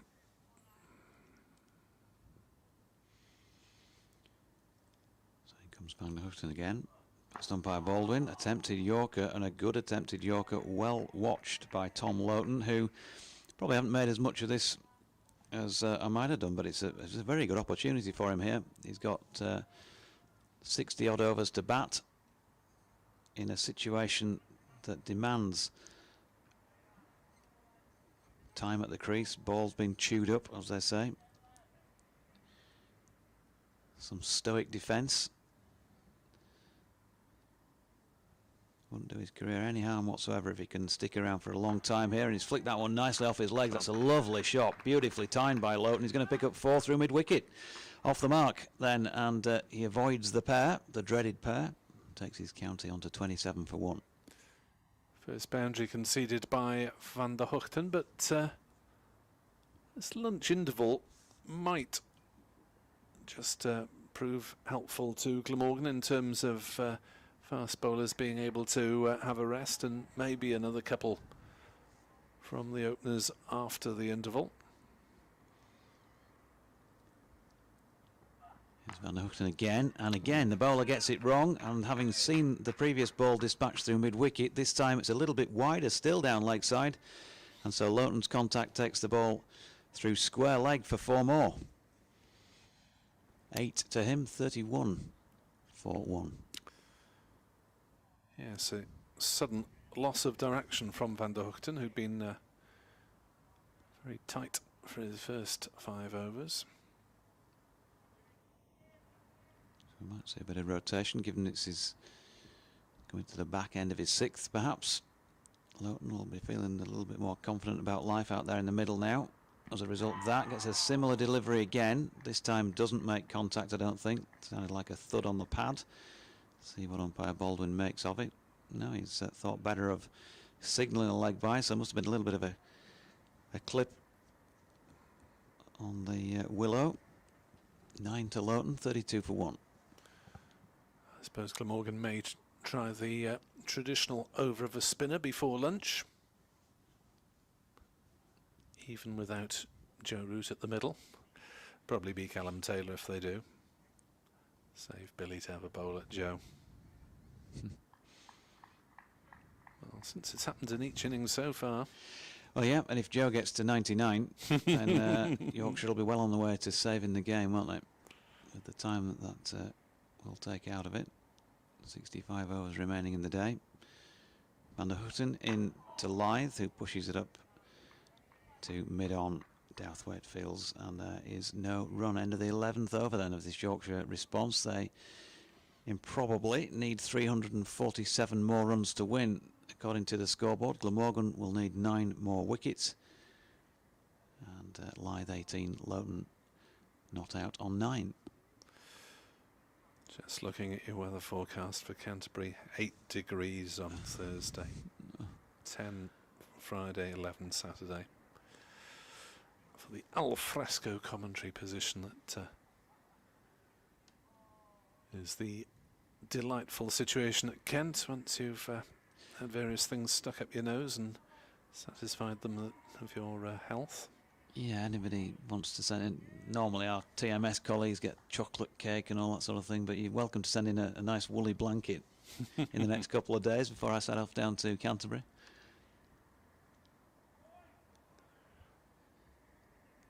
So it will be Hogan to continue into a 6th over. He has beaten the bat once or twice. In bowls and inside edge onto pad from Loughton then. I don't think it was on target, but just outside off stump. Didn't want to take the risk, and the ball eventually trickled out on the offside and probably pick up a little bit of breeze on the effects microphone, and despite the sunshine that's making things reasonably pleasant in our commentary box, I must admit. Steady on. It's probably not as pleasant out there in the middle. As Loughton fencing at that one, withdrawing his bat, but possibly too late. As Hogan looks to develop his corridor of uncertainty outside the off stump.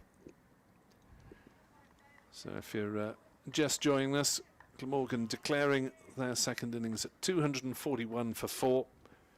Setting Yorkshire 379 in 76 overs, and we saw centuries by Billy Root, 110 not out, Chris Cook 102 not out, Billy reaching it with runs off Joe. Hogan bowls, Loughton forward, out on the offside, flicked up by Taylor to Carlson, the 2 young guns of the fielding side. Both immensely enthusiastic. 32 for 1. We are in the 12th over of the final innings of this match, as Hogan loops in and bowls. That's outside off stump, and Loughton can happily ignore it. Right, 12:58 with 2 deliveries to come off this over.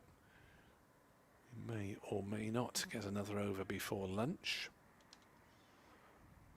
Morgan may be sprinting round,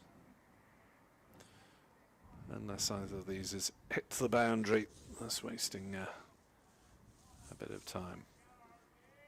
4 slips still for Michael Hogan, 4 saving the single, just fine leg out as Hogan bowls. And there's a big appeal, and he's given. Loughton has gone. He stares at the umpire in disbelief, but he'll have to make his way back to the pavilion, and Glamorgan have a second wicket on the stroke of lunch as Michael Hogan traps Tom Loughton, and the players depart for lunch. That will be the interval. Yorkshire 32 for 2. Maybe Loughton thought it was a bit high. Yep, possibly so. He's tall enough, isn't it, as it is, but it's not about how tall he is, it's about where the ball hits him in relation to the stumps. But he did take a lingering look.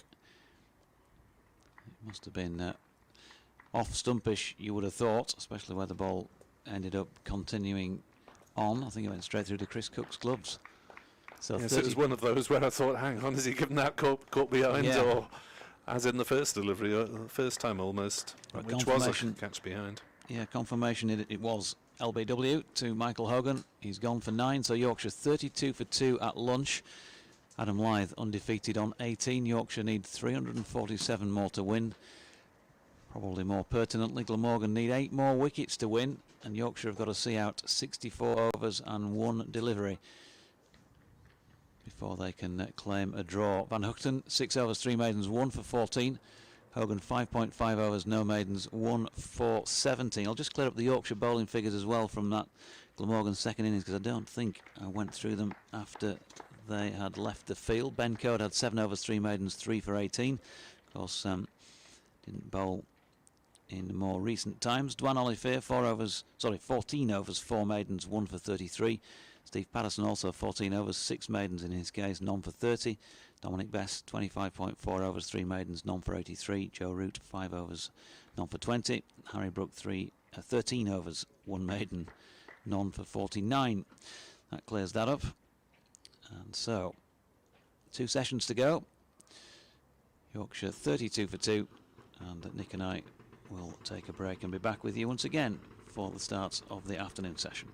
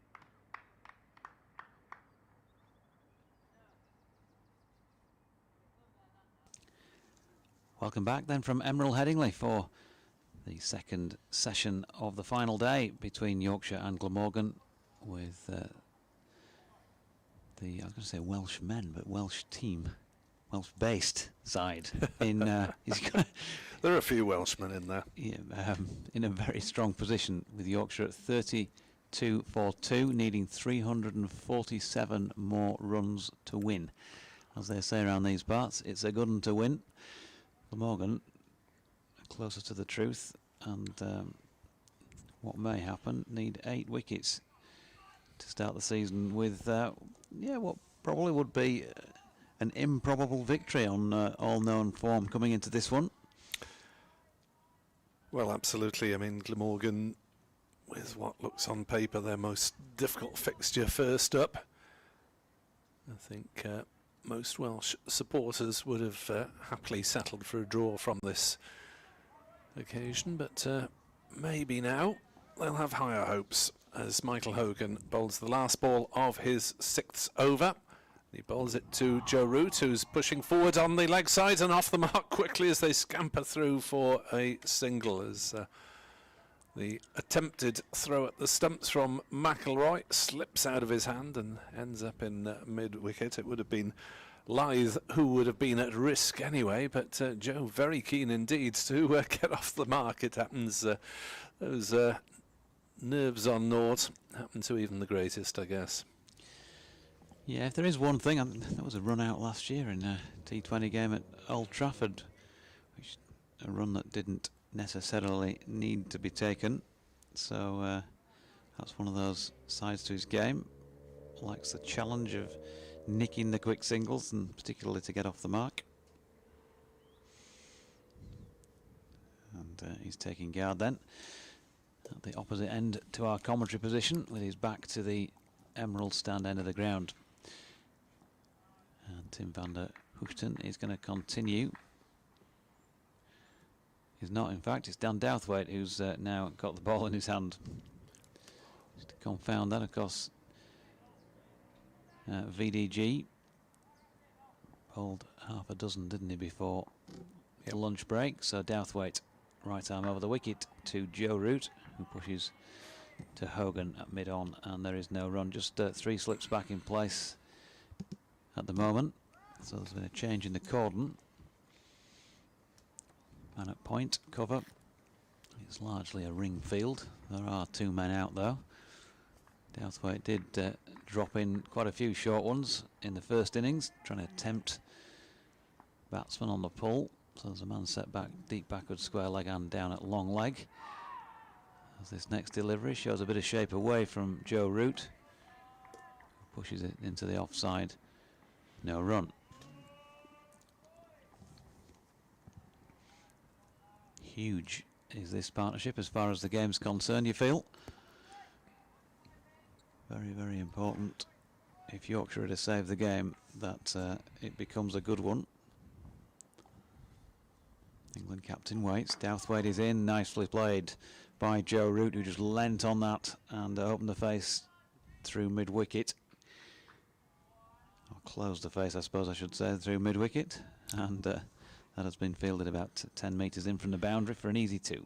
Yeah, substitute fielder Tom Cullen still doing duties there, so Nick Selman not on the field at all today. Just a reminder, Ben Code and Matthew Fisher will both bat if required for Yorkshire, despite those bowling related injuries. Douthwaite's next delivery, again a bit of shape, this time in towards Root, who pushes into the offside. Yes, it was a somewhat stricken Yorkshire attack this morning, because they didn't use their regular seamers in any case. Here's Douthwaite, just short of length, and Joe Root pushes firmly up to mid-on where Hogan fields. So 35 for 2. Much can happen between now and the scheduled close. 63.1 overs remain. Chances of Yorkshire knocking off 344 more runs look pretty slim. But we could be in for some more fascinating cricket in the better part of 2 sessions as Root blocks the last ball of that Douthwaite first over, as it was for him in this Yorkshire second innings. 1 over for 2. So 13 now bowled. Adam Lyth not out 18. Joe Root not out on 3. Hogan has 1 for 18 from his 6 overs. The sun hasn't been with us as much today as in the previous days, and we do keep harping on about the cold. We're not too badly placed, I've got to say. In the commentary box, it was colder during the pre-season friendlies, with the exception of that day or two when it was 25 degrees. So we've not done too badly up here, but poor old Phil Dick sitting outside with the pom-pom hat on, doing the streaming pictures. I should imagine it's a little chilly. He's well wrapped up as Hogan bowls and Lyth drives straight to mid-off. And there's no run. 35 for 2. More relevantly, 62.5 overs. And Yorkshire might just hope for a little help from the weather. They might not need it, of course. Because they've got the experience at the wicket at the moment. And again, it pains to point out throughout the 4 days here, Nick, but it's still a very good pitch. So it's not like it's going up and down. Joe Root, though, did look scratchy, didn't he, in the first innings?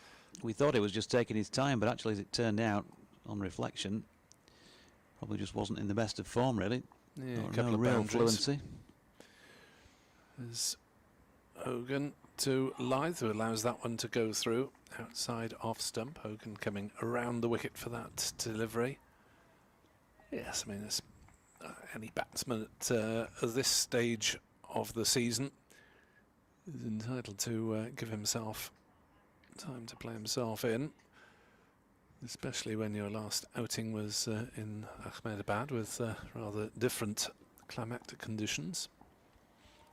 But as Joe Root, I think, just played, had a couple of boundaries, didn't he? One of them with a decent forcing shot, as another delivery from Hogan goes through outside Lyth's off stump, and then as soon as he tried to target the young spinner Callum Taylor, came down the wicket, got one on the toe end, and failed to clear mid off.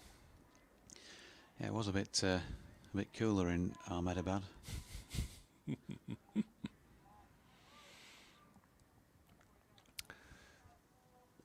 New Glamorgan 4th wicket record partnership against Yorkshire of 212, as Lyth turns one on the leg side, 5th wicket rather, so 4th. Go through for an easy single. 36 for 2 Yorkshire. Lyth under 19, not out. Lots of movement on the field between right and left hand that hasn't helped the bowling rates during this match. There is no warning sign up for Glamorgan up on the scoreboard at the moment. They'd be loath to lose any of these hard-won bonus points, half a dozen of them. Hogan in to bowl to Joe Root, up in the block hole and dug out by Root straight to point. No run. I think you'll probably still see a fair bit of positivity from the Yorkshire batsmen, in the sense that not wanting to surrender, if you like, that scoring initiative, clam up. Well, I think with 4 slips in place, runs will come fairly naturally, won't they? As Hogan bowls to Joe Root, outside off stump, allowed to go through. No shot offered or needed. 36 for 2, Lyth 19, Root 3 here on BBC Sport Online and also via the Yorkshire website. And Apologies the for Phil Dick's the umbrella going noises up on again. the Sound effects. microphone. Yeah. The sun brolly, which also does duty as the rain brolly. Bit of evidence of that as well. Douthwaite going to continue then to the left-handed Lyth. we'll have a flick round the grounds in a minute. Hampshire, of course, first winners of the season. They've hammered Leicestershire by an innings and 105 runs. And being dispatched out deep towards the square leg boundary, not quite on it, probably 10 metres in, plus a long leg to the left-handed Adam Lyth, who, as I mentioned in his first innings, plays that shot particularly well. He's not going to get one to pull here. He flicks it into the leg side. Callum Taylor fields, there's no run.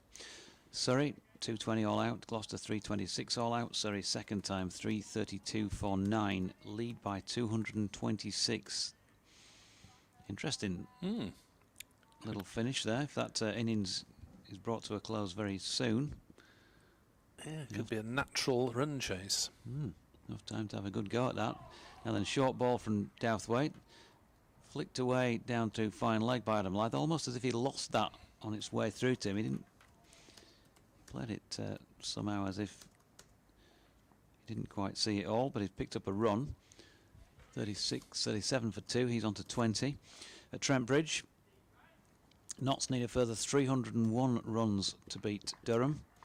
Improbably, given the time allowed, allotted for the rest of the day, and the fact that they're already 95 for 3 second time around. Douthwaite in and bowling to Root. Bit of a away swing, but too wide to interest the England skipper in having a go at that. Derbyshire lead by 129 runs against Warwickshire. They're 161 for 5 in their second innings. So you'd have to think that Warwickshire a favoured side in terms of picking up win points in that. Again, enough time in the game for a result down there, as this next delivery from Douthwaite is short and wide and dealt with by Joe Root, who got high up on his tiptoes and has pushed it away through the covers for 4.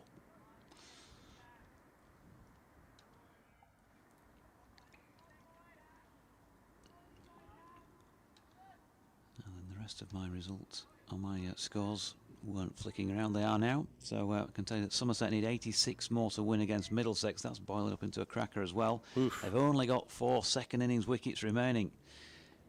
Knife edge. Good delivery from Douthwaite this time to Root, shaping away from him. He plays comfortably inside it in the end. Sussex, Lancashire. Lancs trail by... Sorry, Sussex, I should say, trail by 9. Lancashire made 407 in their first innings. That one very much looking like draw material. 97 for 2, Sussex second time around. Unless they have a collapse, I suppose.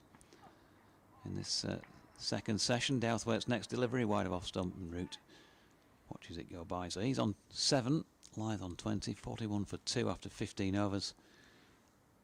Glamorgan needing those 8 wickets. Yorkshire, 338 more required to win. And at Chelmsford, Essex, 490 for 9 declared, of course, in their first innings.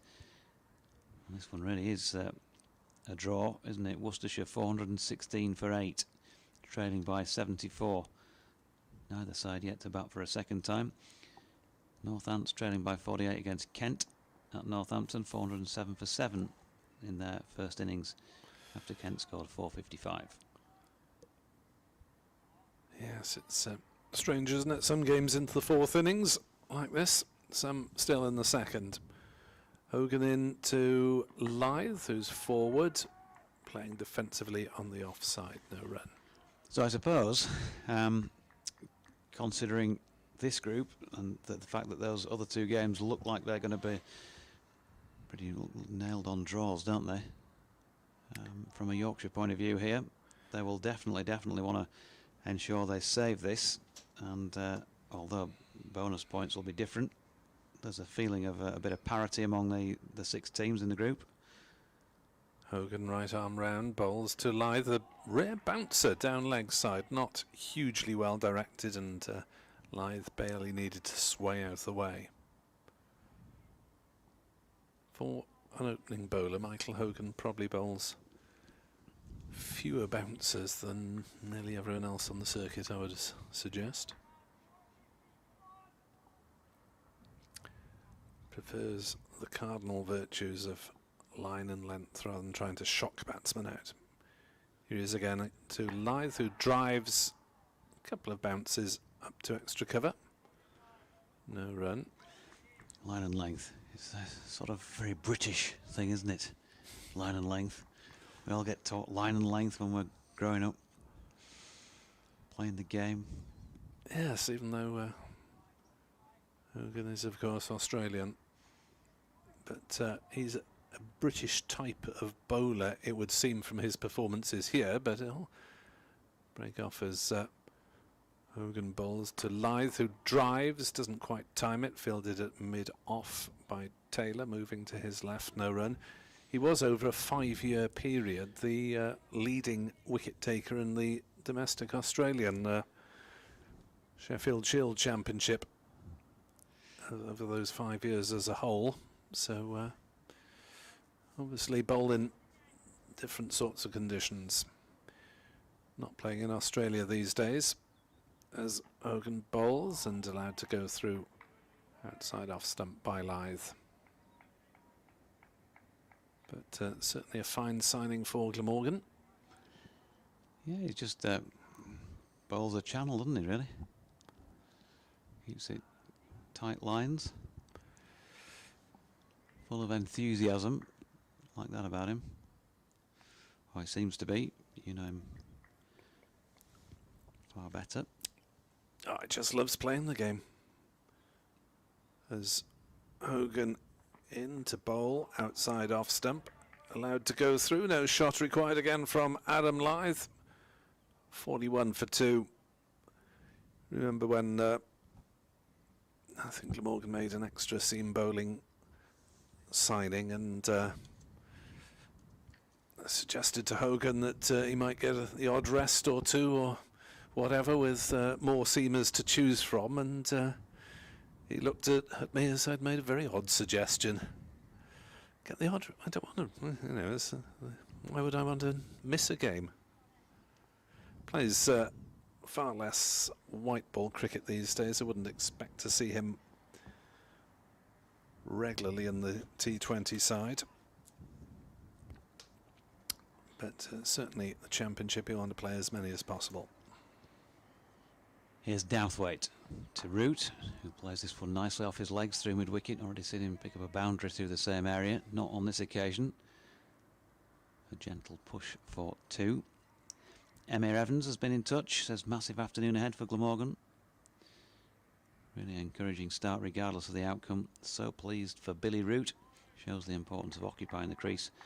Hopefully the top 3 can put right their struggles against Sussex.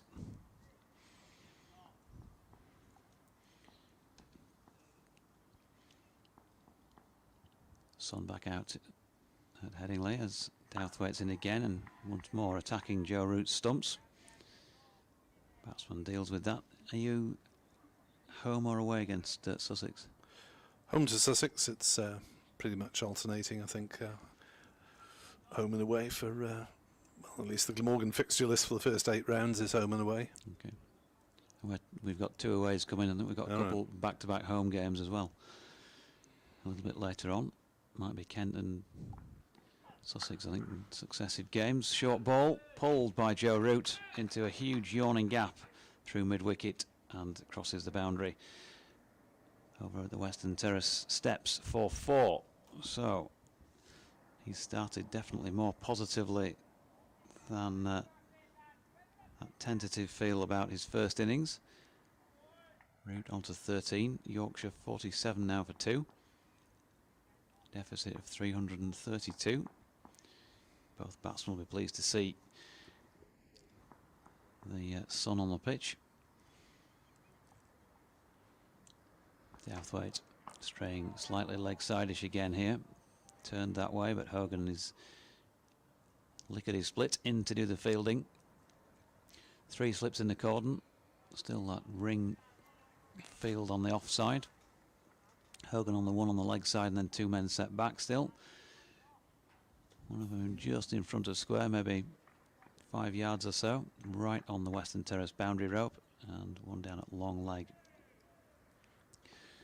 Also pushing off the rope to walk in as Douthwaite runs in. Good delivery, and he's got Joe Root caught at first slip.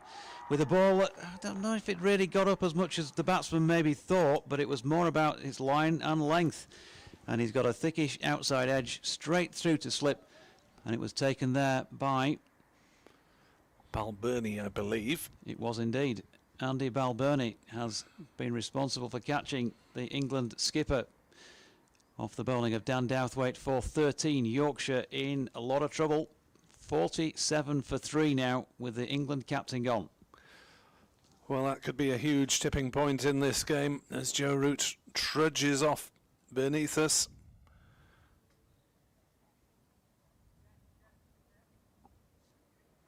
And Joe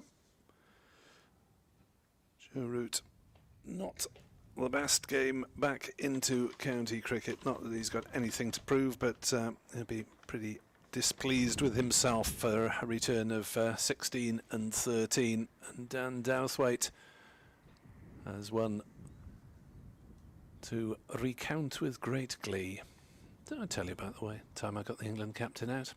That must be the trouble with being the England captain, that everyone else presumably raises their game when you're at the wicket, and county cricket anyway. Yeah, I suppose you just he'll get that at test level as well with the elite bowlers wanting that scalp just as much, if not more. So he's used to that challenge, but he's been bettered with that delivery by Dan Douthwaite. Just didn't seem to be able to move his feet. I haven't seen a replay of it. Maybe playing slightly away from his body. I think he needed to play it. Yep. Yeah, it was angled in towards him, wasn't it? I'd better go and tell BBC Radio Wales listeners about it. You do that and we'll keep things going as Harry Brook has now made his way out to the middle, and with increasing importance as every new Yorkshire batsman walks out, the need to stick around. And he wouldn't say playing out 59.1 overs for a draw would be Harry Brook's natural game. 4 men now back in the slip cordon. Douthwaite in to Brook, who is off the mark at the first time of asking, flicking that one backward of square. And that's the way that he can make the game look. There were hands on head from Dan Douthwaite, but he'd have said that was easy pickings for Harry Brook. 48 for 3. That was the final ball of Douthwaite's over. 1 for 14 off 3 for him. 17 bowled in this Yorkshire second innings. Academically, at least, the scoreboard tells us that they need 331 to win.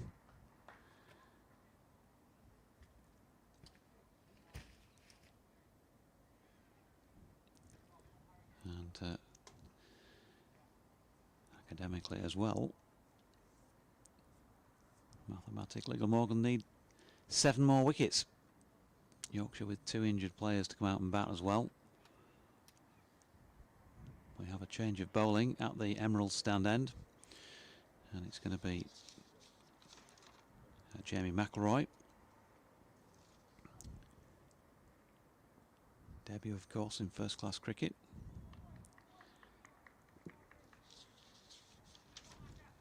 And first innings figures of 9 overs, 4 maidens, 1 for 12. He's going to be bowling first up here to Harry Brook. 3 slips and a gully. Point, mid-off, big gap left through the covers. There's a man in a short catching position, mid-wicket, about 10 metres or so off the bat, as that first ball is slanted well wide of Harry Brook, who's not interested in playing. Hogan is up at mid-on. Just checking round the corner. Yep, Dan Douthwaite has dropped down to fine leg.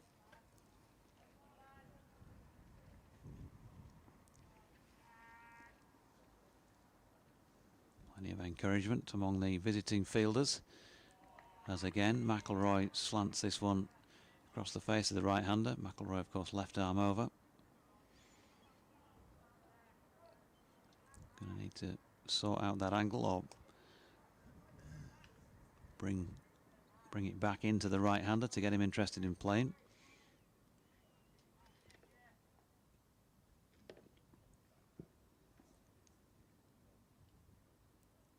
And in he comes again. That's a little bit straighter, but still no better than fourth stump line, really. And Harry Brook able to shoulder arm. So the 3 wickets to have gone in this Yorkshire second innings. Tom Kohler-Cadmore caught behind feather edge to Chris Cook off Tim van der Hoogten for 4. Tom Loughton LBW to Michael Hogan for 9. And sharing the wickets out between 3 men, because Dan Douthwaite has just recently dismissed Joe Root, caught by Andy Balbirnie at first slip for 13. McIlroy in again, and once more slanting it too wide to interest Harry Brook in playing.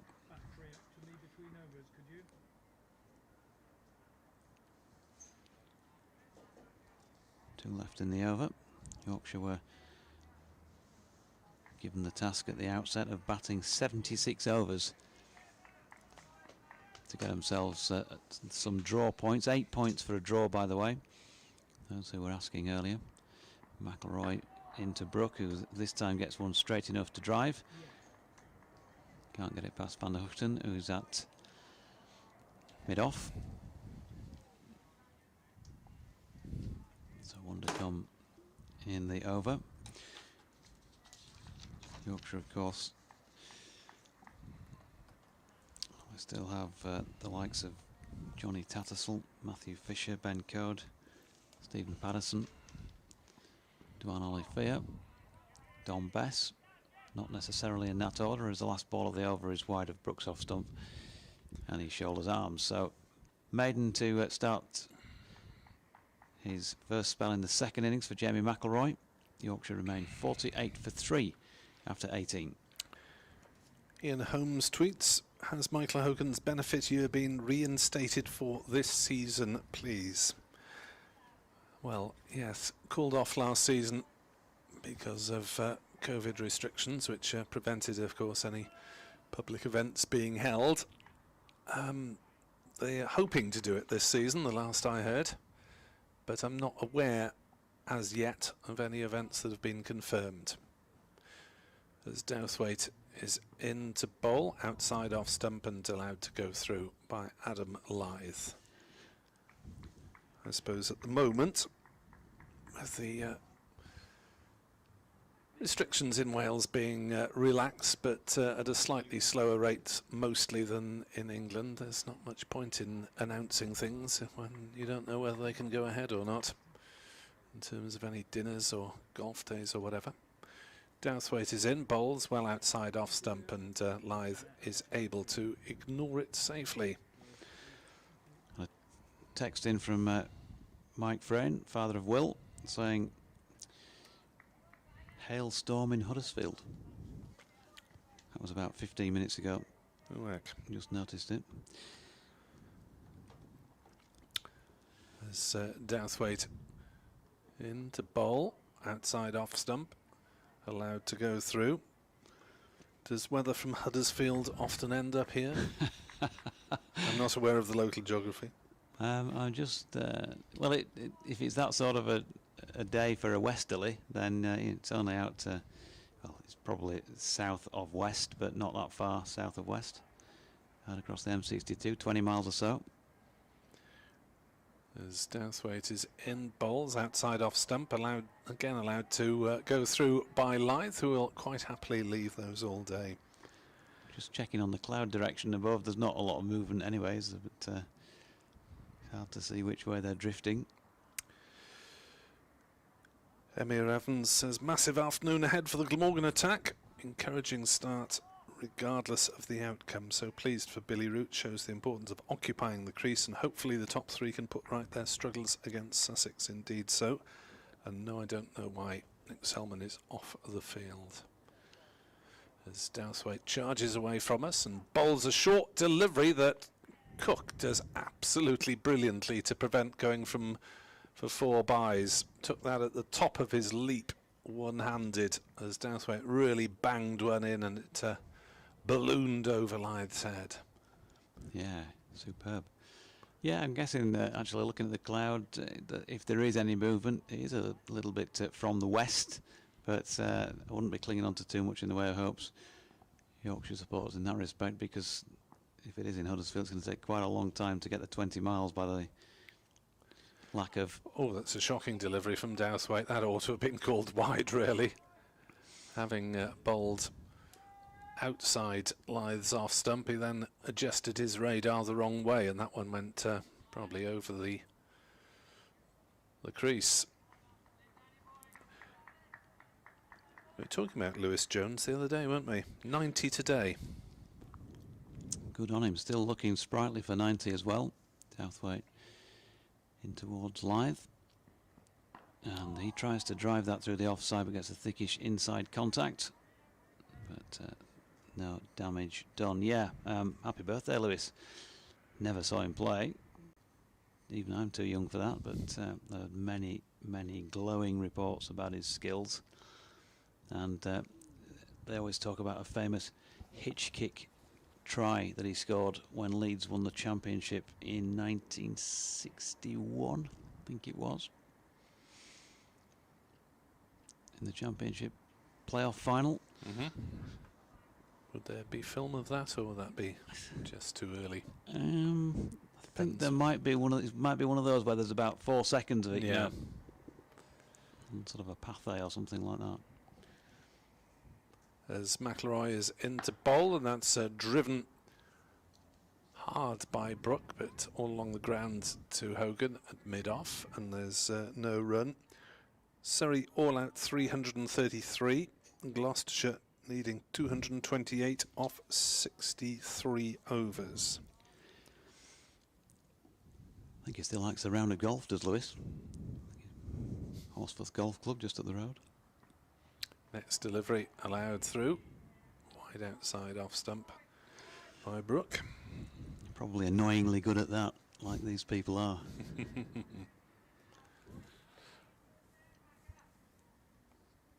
Yes, it slightly baffles me why cricketers are good at golf in a lot of cases, since one's about moving your feet and the other's about keeping them still, also is led to believe. McIlroy bowls and Brook straight drives, well intercepted by the left armour in his follow through, and there is no run. Yeah, that was on its way into the boundary boards. Had he not got there?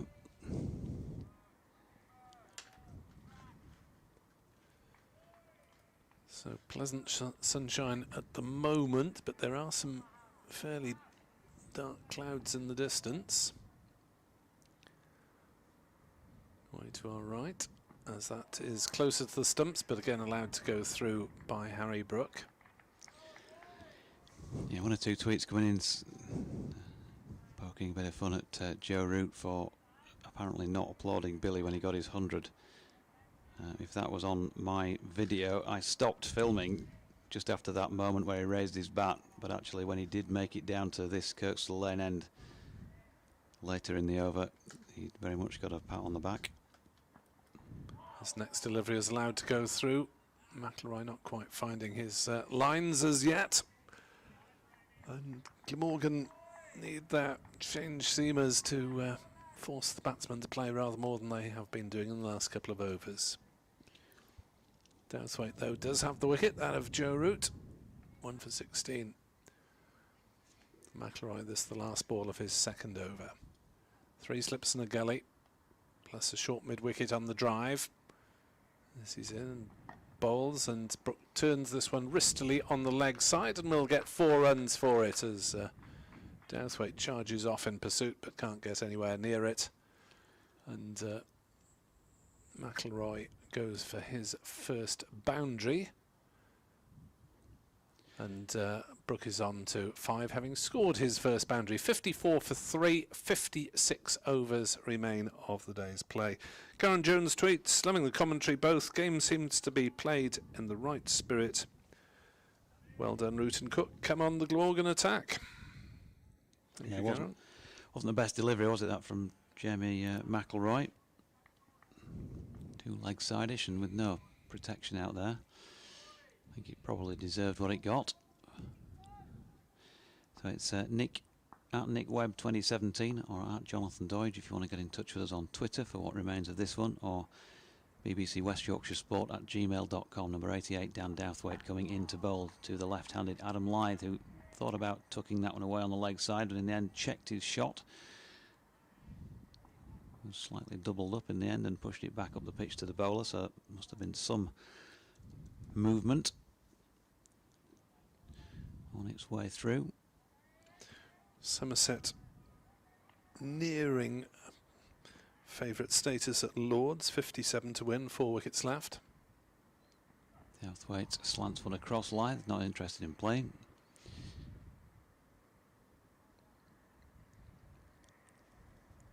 Yeah, just seen a tweet from Annie Chave, big Somerset fan, of course.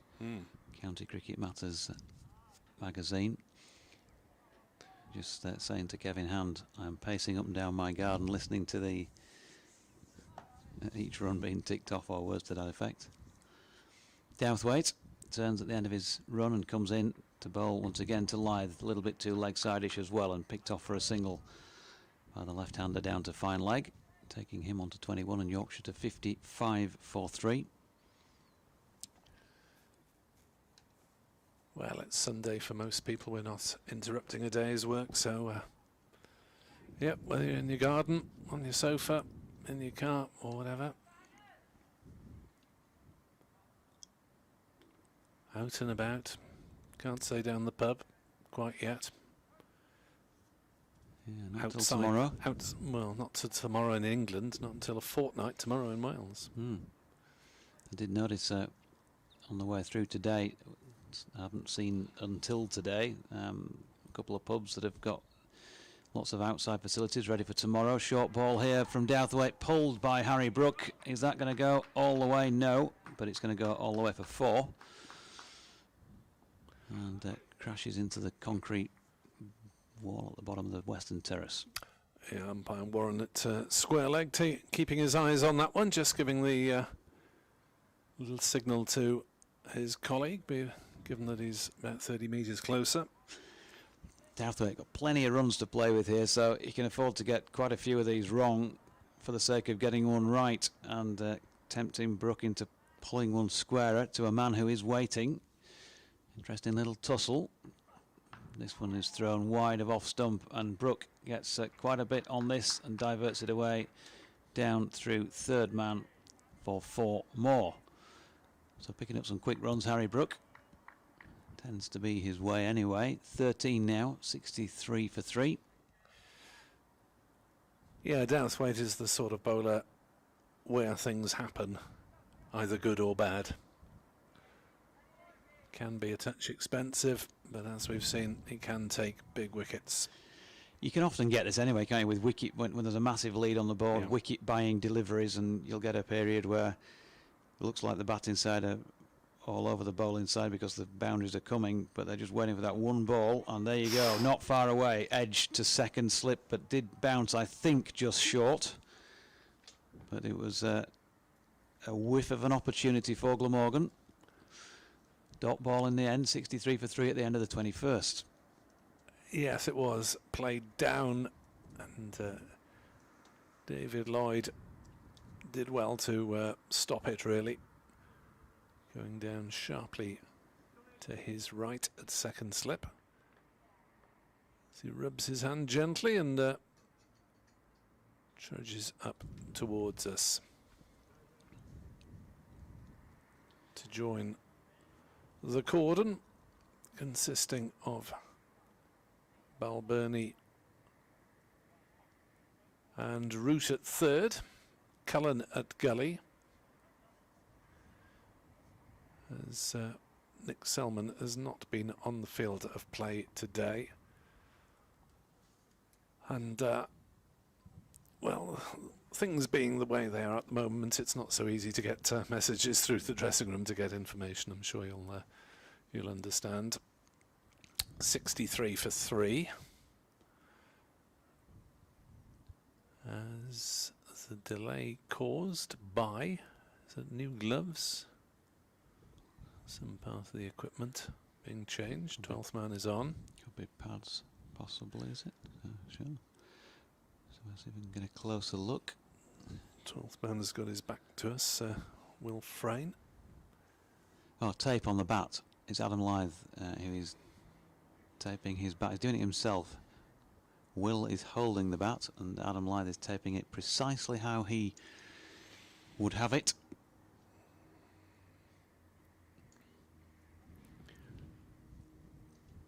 Maybe it's a favourite, maybe there's a little bit of a crack appeared, but he wants to carry on with it.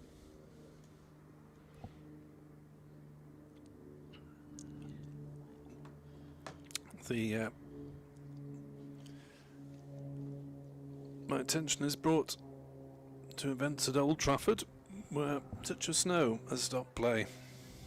As we saw here yesterday, it's absolutely chucked it down for the best part of 90 minutes.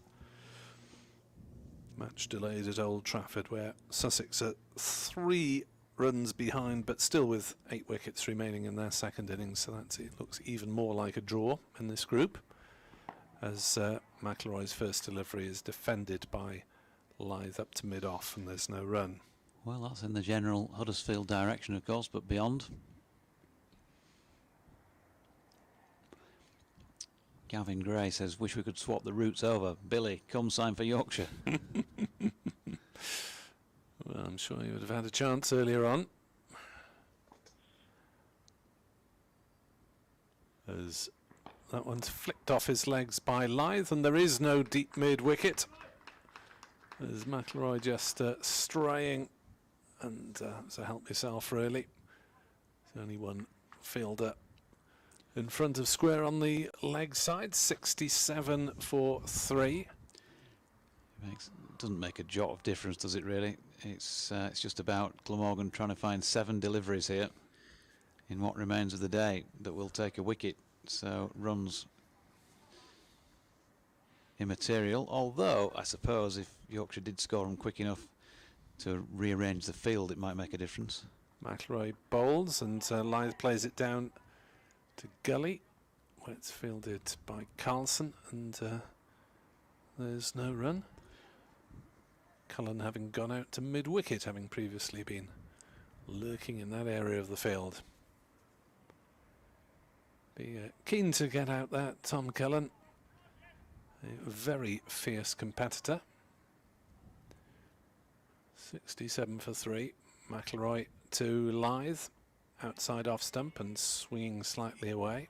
Bit of movement off the pitch there, as it must be an unenviable job being a wicket-keeper when the club captain is also a wicket-keeper. They have played in the same side a couple of times with Cullen as a specialist batsman last season, and once with Cook as a specialist batsman. McIlroy bowls, and that's dabbed down by Lyth, but well stopped by Billy Root at third slip, and there's no run. Jacob Lee Hart, good afternoon to you. He says, I was thinking of, I think I was getting ahead of myself earlier when I was hoping for Yorkshire to lose just 5 wickets. If the weather saves Yorkshire, I promise I'll never complain about the British weather again. Hoping for a big innings from Harry Brook. As Lyth is behind that one defensively, playing it out on the offside. No run. Lyth 25, Brook 13, 67 for 3, 54 overs remain of the day's play. Yeah, I mentioned you wouldn't call these circumstances Harry Brook's natural game, but that's not to say he can't play. It's a good test, isn't it?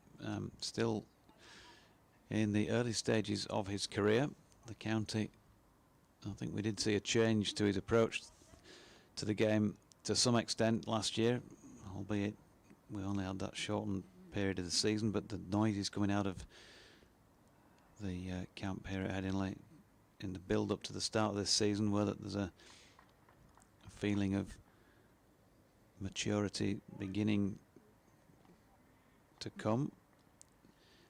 He had changed a little bit of his setup before last season with this trigger movement that they gave him, and it looked to be paying some sort of dividends last year.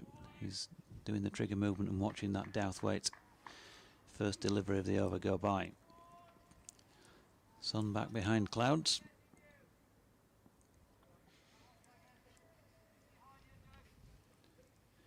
Now change to the field. Still the 4 in place for Harry Brook. A big gap through cover. 2 men set back square and behind square on the leg side, but not brought into play with that. Next, full length Douthwaite delivery. Brook just leans forward and takes it in his stride with a forward defensive push out to Callum Taylor. Somerset within 43 runs of victory against Middlesex at Lords. Of course, this season it doesn't matter about the results in the other groups. Last season, as Yorkshire found,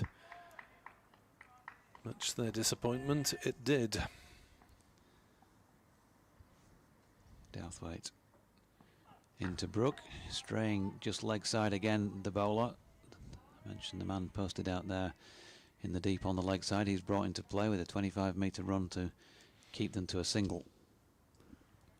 And by process of elimination, I believe that'll be James Wheel, whom I've never met.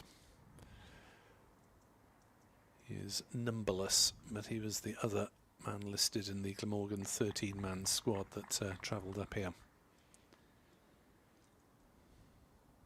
3 slips now for the left-handed Lyth. Douthwaite straying down the leg side the other way, but Lyth missing out on a cheeky little flick for 4.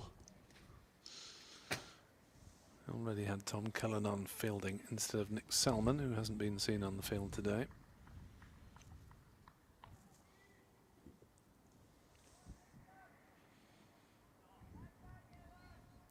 So 53 overs and 2 balls remain in the contest. 7 wickets needed by Glamorgan.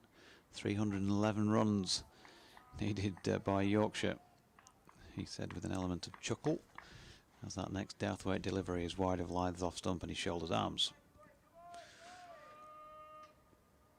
Still a bit of evidence of sun on the periphery, particularly down the south west side of the ground over the Armley, Wortley region, for those who know their leads.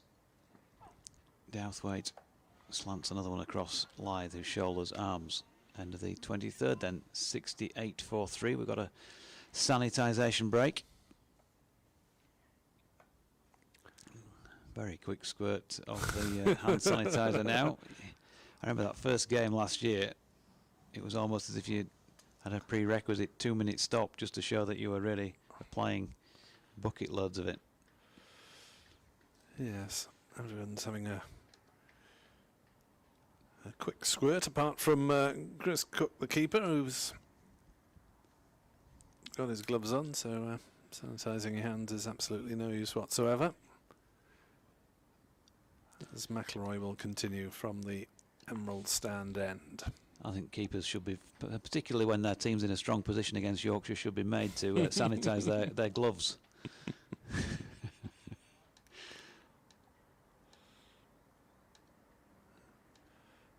Cook directing operations as captain as well, as Wheel remains on the field. He is numberless, so too is Balburney, who's only with Glamorgan for about a month, so let's hope they get him numbered up before the end of that period. Let's hope his number's not up. As Harry Brook faces up to Jamie McIlroy and gets 4 runs down the leg side. A leg glance that might have come off the glove. Cook sprawling to his left and get particularly near to it. No, definitely off the bat face, I think. What's the bat, was it? You got a Yeah. better angle than I've on that. I think it was a real good leg glance, actually. Good control. There was that yelp because it was a fairly fine nick, but tell you what, that would have been one of the great wicketkeeper's catches if he'd have taken it. I've seen Cook take a few pearlers, but that one beyond him. 72 for 3. McIlroy bowls. Again, leg stumpish, and Brook this time hit on the pad as he tries to work on the leg side. Yeah, and noticeable. First ball, fine leg glance for 4. Second ball, not too dissimilar area from the bowler. It looks like he's attacking that middle and leg, which, as a left armour, you kind of sort of do as well to right-handers. So David Lloyd is the other man off the field, as McIlroy bowls, and Brook behind that one defensively, pushing out on the offside wheel fields. Perhaps a knock to the hand after stopping that sharp ball in the slips. Wasn't a chance, but he got his hand to it just after the bounce, and so hope it hasn't done too much damage. 72 for 3, McIlroy in, and again leg stumpish, and again worked off his legs very nicely for 4 runs by Harry Brook. So McIlroy not quite getting his radar consistent at the moment. A couple of boundaries in the over. Brook on to 22, 76 for 3. Yeah, I mean, he plays shots all around the wicket, Harry Brook, but he is particularly strong, and you can see him just naturally gets into a position to play through the leg side if he's got half a chance, if the ball is straying middle or leg side of middle. Wants to flick it that way. McIlroy in, bowls, and Brook plays it away on the leg side. No run this time. Alex, by the way, has emailed in. Alex Roberts, freelance writer, economic historian, member of the Canadian Economics Association. Says the next Root family dinner should be an interesting affair. Billy Root, 110 and 43. Joe Root, 16 and 13.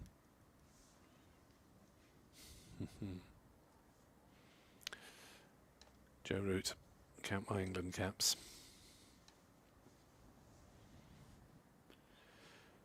McIlroy in, overcast at the moment, down leg side again. Brook this time has nothing to do with it. Shoulders, arms, watches it pass into the gloves of Chris Cook. David Lloyd is back on for Glamorgan. Billy Root is going to go off. Oh dear, someone's dropped something there on the field of play. Glamorgan, as I mentioned to you on day one. I was put into bat for one of my updates. I can't remember which station it was. The young lady was doing the bulletin and said, Yorkshire in action today against Glamorgan. Yeah. Let's go and find out what's going on with Jonathan Deutsch.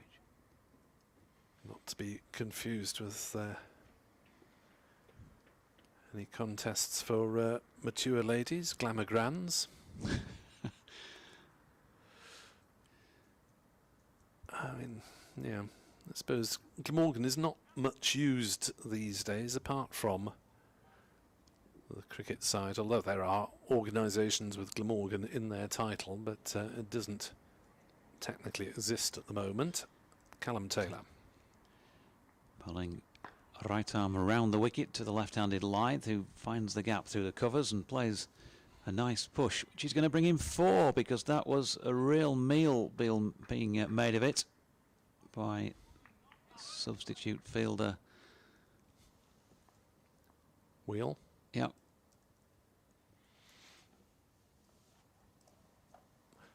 The former Durham seamer. Not the best. He tried to reel it in. Fingertips managed to get a touch, but it was, oh no. Palmed over the bar. One of those that somebody will be taking the mickey out of him for in a few hours' time. Taylor in, evidence of turn, but Lyth read that nicely. Ball straightening on him.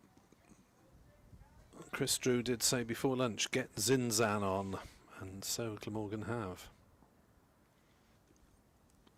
Oh, full bunger, and Lyth has smashed that away through the leg side.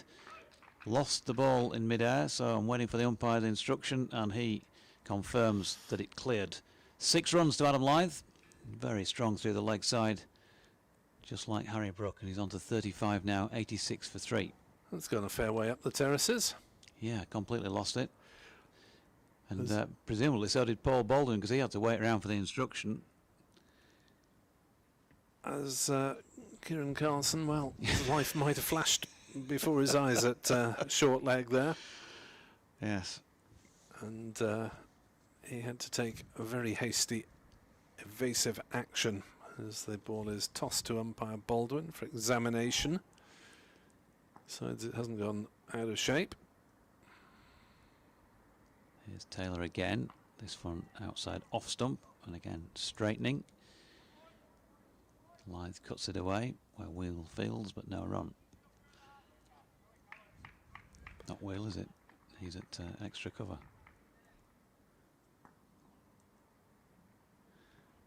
Oh, now then, this one just pushed through a little quicker by Callum Taylor and died a little bit as well on Adam Lyth. That's one of very few in the whole of the 4 days that we've seen with a little bit of uneven bounce.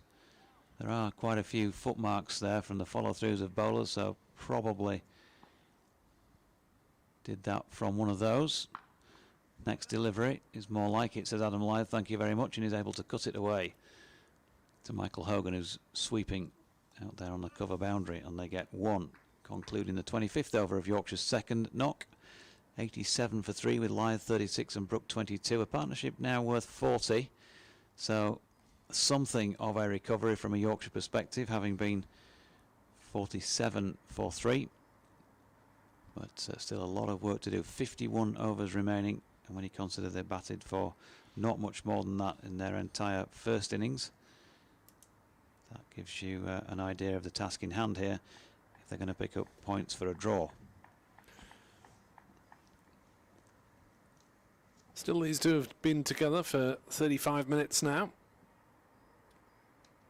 So Brook starting to feel at home.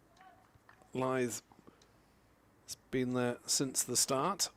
Top scorer in the first innings and driving that one to mid-on, the first ball of the new McIlroy over.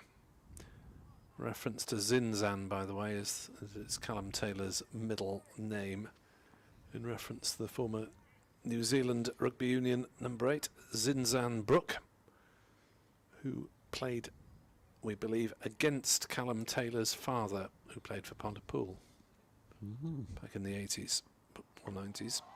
McIlroy's next delivery is pushed away on the offside, probably 80s, thinking of it. Zinzan Brook. One of the great names of the game. The Gary Owen. Not sure Zinzan Brook would have kicked many Gary Owens as a... And the referee's whistle has gone.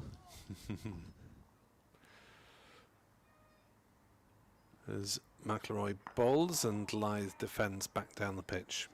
Did drop a goal in international rugby once. Unlikely for a back rower.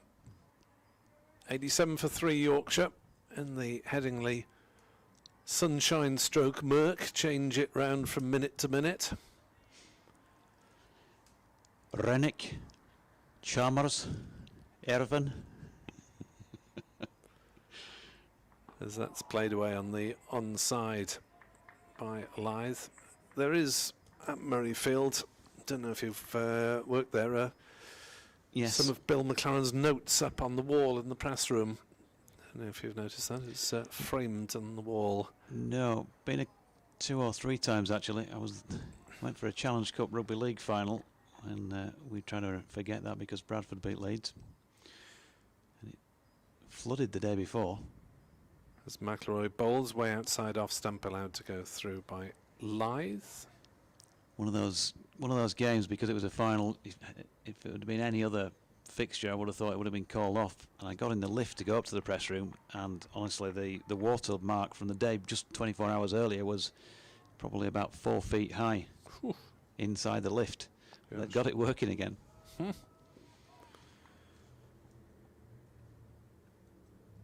In comes McIlroy, bowls outside off stump, through to Cook, no shot needed once more. McIlroy is through 5 overs, 0 for 16. Yorkshire 87 for 3 with exactly 50 more overs potentially remaining in the day's play.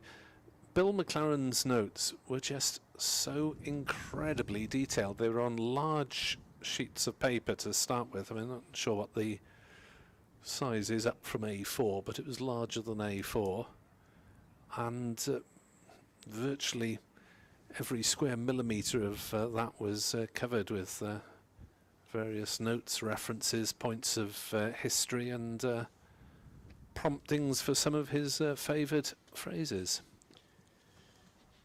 About wriggling eels up burns, etc. Mike Slemon. Clive Woodward. You can just, you don't need to see the matches there to remember the pronunciations. JPR. Yes, remember to roll your R's. Absolutely magnificent. Here is Callum Taylor trying to be the same. Perhaps he's over the wicket to the right-handed Yorkshire batsman Harry Brook, who whacks it straight into, I think it was the shins of... Yep, the shin pads, thankfully, of Carlson. Yep. Back in the hands of Taylor, who's in again, and this time turned to straight mid-wicket. Attacking field, as you would expect. Men dotted around all over the place in the batsman's eye line, and this time he just held that one back a little bit, and it took its time to get to Harry Brook. There was that temptation, possibly as a batsman, that you might have a fish at it a little bit early and divert it aerially. But he hung on and waited and played it down. Halfway through the over, and he's on the back foot again, this time playing a more positive push aimed towards mid-off, but stopped en route by the bowler. Quickly in again, getting through this over at pace, just gets that one wrong, a little bit leg side, which we know, as we've said already several times, Harry Brook is very strong off his legs and picks him off for a single. Sir Fred Boycott says excellent opportunity for a proper dig in for Lyth and Brook here. They can put all the blocking techniques I taught them in winter nets to good use.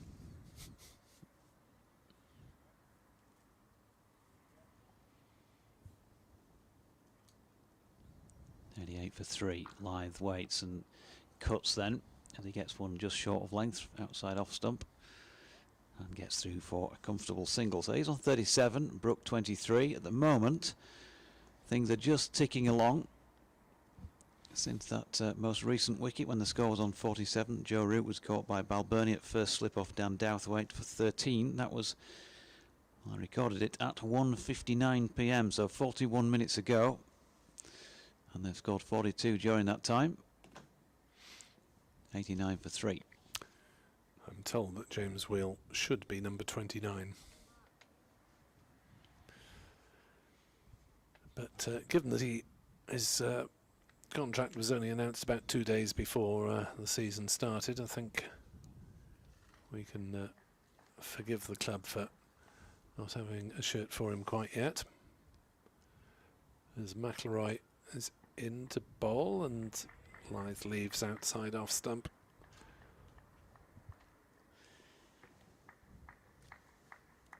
So can Glamorgan find these deliveries? They've worked hard with the ball in the first innings, bowled well,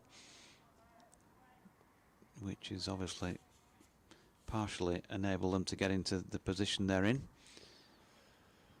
Yes, they just need to force Yorkshire to play more deliveries at the moment. McIlroy bowls outside off stump, allowed to go through. Well, it's encouraging applause from the infield, but I think McIlroy will realise that he needs to get his line closer to the stumps, because Lyth is not going to be tempted, it seems, into any indiscretions of deliveries he doesn't need to play. McIlroy bowls, that's tighter to off stump, closer to the corridor of uncertainty, but again allowed to go through. 42 this pair have put on, for what it is worth, in just over 10 overs. But since the required run rate at the start was 4.98, it is pretty academic. McIlroy in bowls, and there will be runs here as Lyth had to play it, but played it well, steering it away down towards backward point, and it has reached the ropes ahead of Kieran Carlson, whose pursuit is somewhat encumbered by the fact that he's still wearing shin pads. 4 runs to Lyth. He moves on to 41, 93 for 3, and he can be satisfied that with the form he's in this first match of the competitive season. See, there were a few centuries around for Yorkshire in the warm-up games. Kohler, Cadmore and Brook both reaching 3 figures. McIlroy is in. Bowls, short ball pulled through onside, effectively pulled as well. Through square leg, and that's gone all the way again. As he latched onto a delivery just short of a length, and a vigorous pull shot.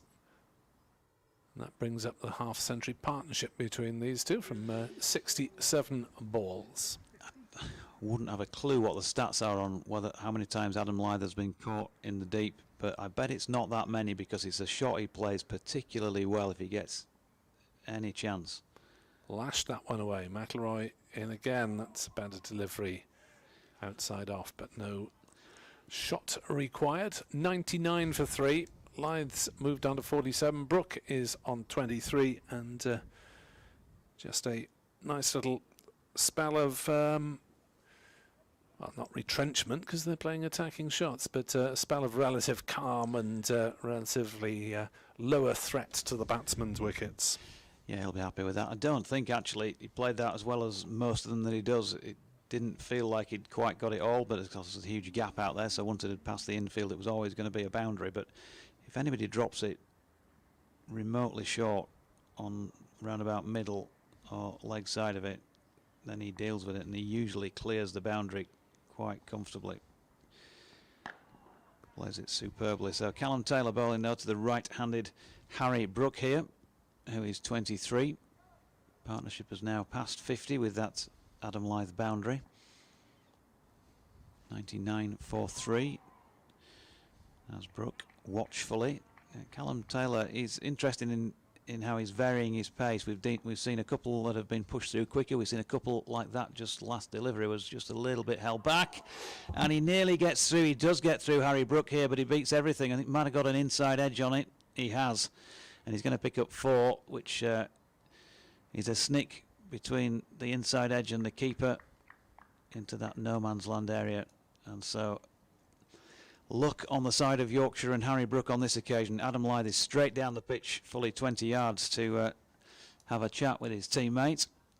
So a win, a moral win for Callum Taylor, but he's gone for 17 off 15 deliveries here. We know that's largely academic, but again, he's getting a bit of evidence of turn, and Harry Brook, from a man who's been playing well, suddenly in the space of 2 deliveries, looks a little less confident. He's picked up a single backward of square there.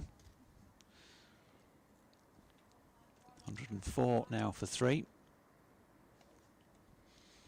Over 8 -3. Whack. At the moment. Taylor is in, and Lyth steps away. Has to wait seemingly forever more before he can get some bat on it. No run. That's somewhat concerning. Yeah, it was -1. I was going to mention it just an over or so back. It was -1, now showing as -3. As Lyth drops this one into the offside, there's a little just half stride of hesitation between the pair before they decide that it is a good idea to go through for 1, and they get it. Lyth 48. Yorkshire 105 for 4 at the end of the 29th. And another scurry on of sanitizer and drinks. Oh, yes, well, these are meant to be, I mean, they've been through the sanitisation breaks pretty rapidly, haven't they? And they're meant to be taken into consideration anyway. I mean, I've seen some Glamorgan performances in the field where the bowlers have taken their time. The Graham Wagg run-up was always a little detrimental to the over 8. But with Callum Taylor bowling now it looks as though McIlroy's spell is at an end, and Tim van der Hoogten will come back into the attack, having started from this end, didn't he, in the morning session? Yep. So he swapped ends to run towards us from the rugby ground end, and finds Lyth driving nicely back under Brooks's feet and away for 4. Van der Hoogten over pitching slightly with his first ball back, and that is the Lyth half century. It includes 8 fours and 2 sixes, and it's come off just 91 balls. So a decent lick, and he reaches 52 for the second time in the game. Van der Hoogten bowls, and he'll top his first innings score because he takes a single there too mid-on. Yeah, his 59th first class 50 to go with 24 centuries. Did of course make a test century as well into the bargain.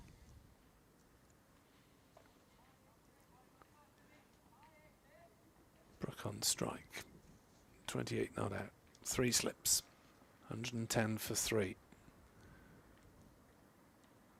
As Van der Hoogten bowls outside off stump.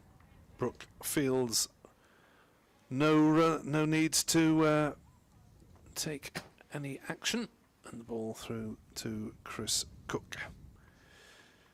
Result in the European Rugby Union Champions Cup.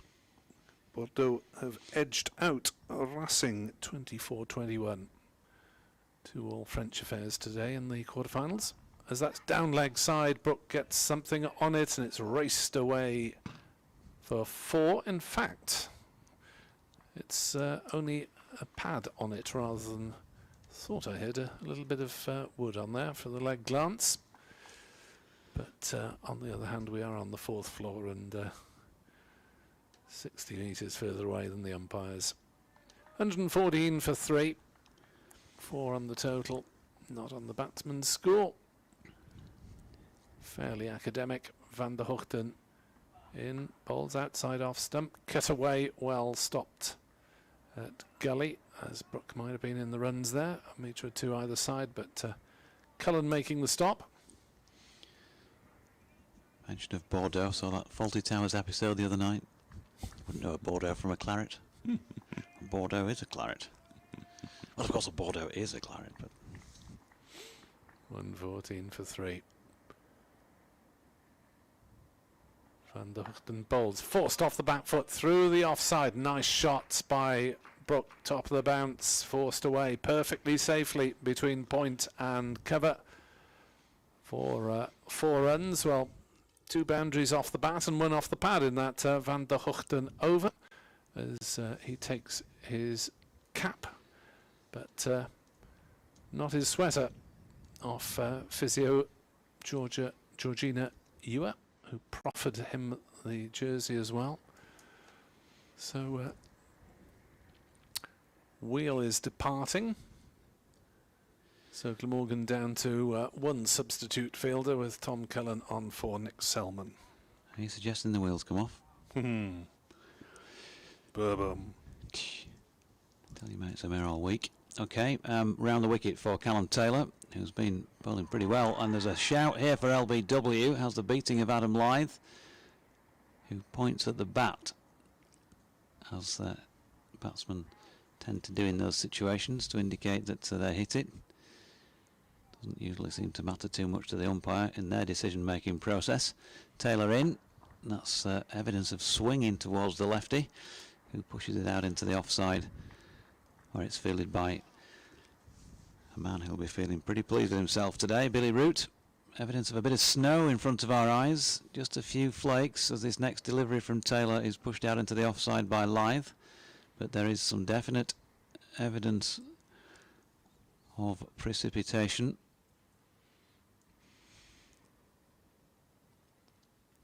Taylor this time doesn't manage to pitch one, and it's flicked into the leg side, but no further, and the man at mid-wicket by Adam Lyth. Again, Taylor getting through his overs in a rapid time here, trying to help catch up with that -3 over rate. That one's chopped away to point by Lyth, but there's no run.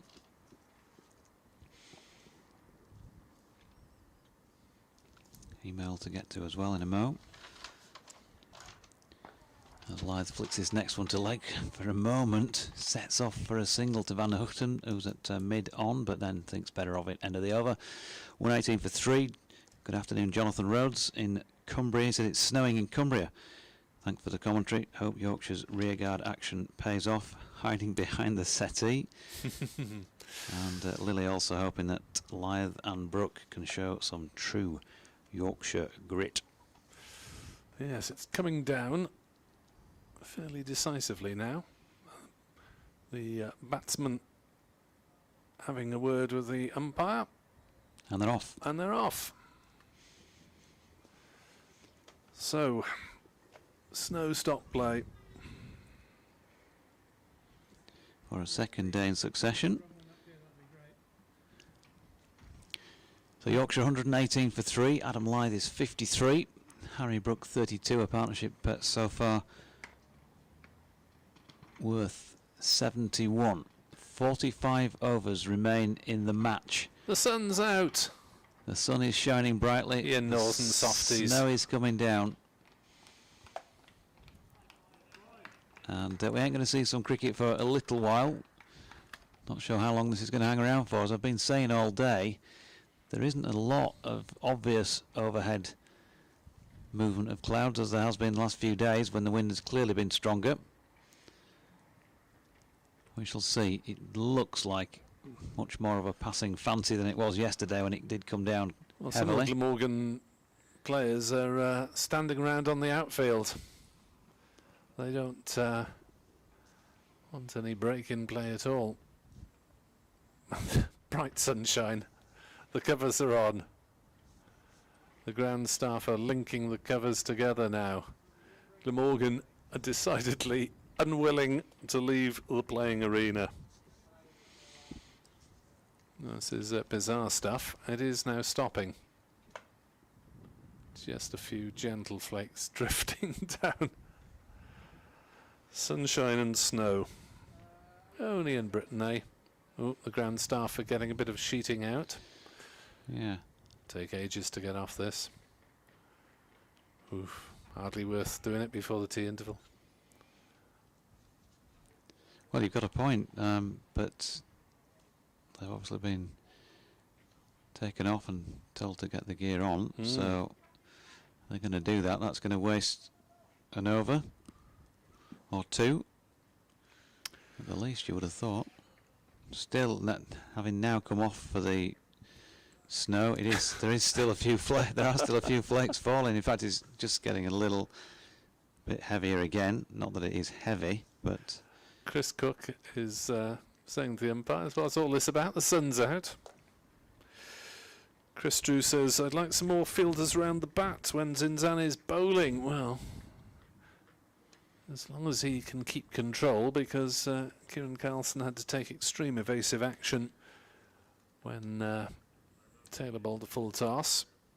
That if he'd been in the way of, it would probably have knocked Carlson over the boundary from his short leg position. Glamorgan have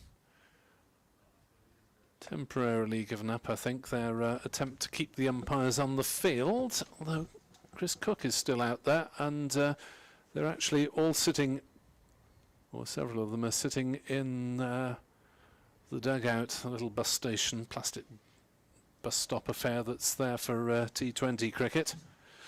A little bit of shelter. Just wondering who Glamorgan's next fielder in line would be, having used two substitutes, not both on at the moment, but whether Matthew Maynard or David Harrison would be required to don the whites. 118 for 3 then, 45 overs remaining on the board, but that will be reduced by a couple at least, it'll seem, as the umpires go to consult the ground staff. There's some pointing going on now. A couple of the ground staff are pointing over sort of the position over our right shoulder. That's from the northwest, as if the snow's coming down from there. The Glamorgan fielders are still lurking around the boundary, ready to get back on at a moment's notice. Where are we with tea intervals? They might decide to call this tea, I suppose. It is dark away to the right if you look out of the window. So if they're looking that way, we can't see it that well, but it is pretty grey, although the ground itself is bathed in sunshine. So, and now that they've come off because of it, they're having to hang around, aren't they? Won't go back on in it now. It's going to stop. Mass confusion out there. I think we'd better, well, I'll have to pause the commentary. There are a few what the X going on gestures from the Glamorgan fielders. In fact, we're not going to pause the commentary because Glamorgan are marching back towards the middle. Interesting, because it's still coming down. Well, it's so gentle that if that were light drizzle, you wouldn't come off, would you? Anyway, I'd better go and tell BBC Radio Wales listeners about the weather situation and the cricket situation at 118 for 3, with Glamorgan needing 7 wickets. So covers coming off. Umpires have been out there for the last couple of minutes. Also just getting through a bit of shoulder and arm exercises with a bit of pointing up. More going on now. Look up there, he's saying. There's a chat between, I think it's Paul Baldwin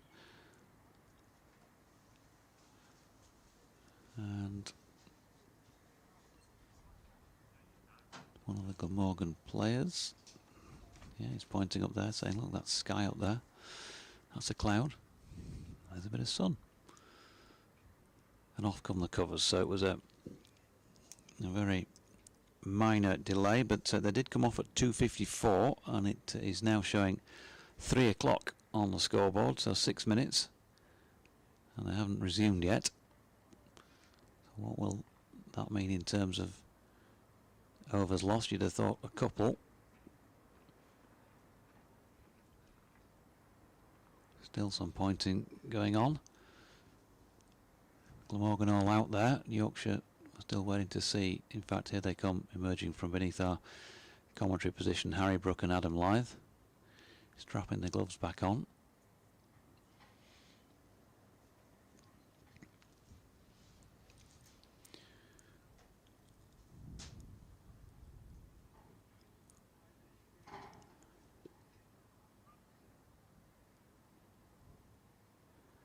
So there needs to be a call made on what's left in terms of game time here. Lyth and Brook punch gloves. They've put on 71 between them so far. Looks like Billy Root turning his arm over at the Emerald stand end. Chris Cook just directing the field back into place. Taylor 4 overs for 19 at the Kirkstall Lane end.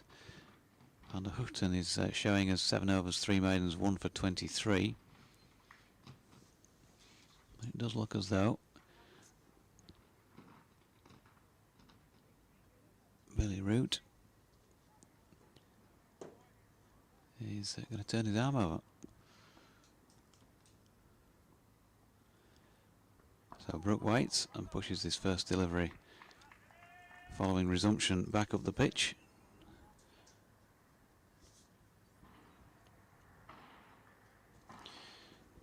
So there were 8 minutes between when they came off and that first ball back on. We've now got a stoppage as Russell Warren was checking something behind. Billy Root in again. That's turned through mid-wicket by Harry Brook, who's going to pick up at least 1. And coming back for a comfortable second, Callum Taylor out there doing the sweeping. So Harry Brook on to 34. Yorkshire won 20 for 3. And they've reduced it by 2 overs, by the looks of things. 2 overs lost. 120 for 3, chasing 379, because the board now showing 42.4 overs, so every little helps from a White Rose perspective, I guess. Next ball a dot, and again Billy Root on to try and catch up with this over rate. Balls this next delivery full to Brook, flicks it nicely through the leg side. Good piece of fielding at mid wicket.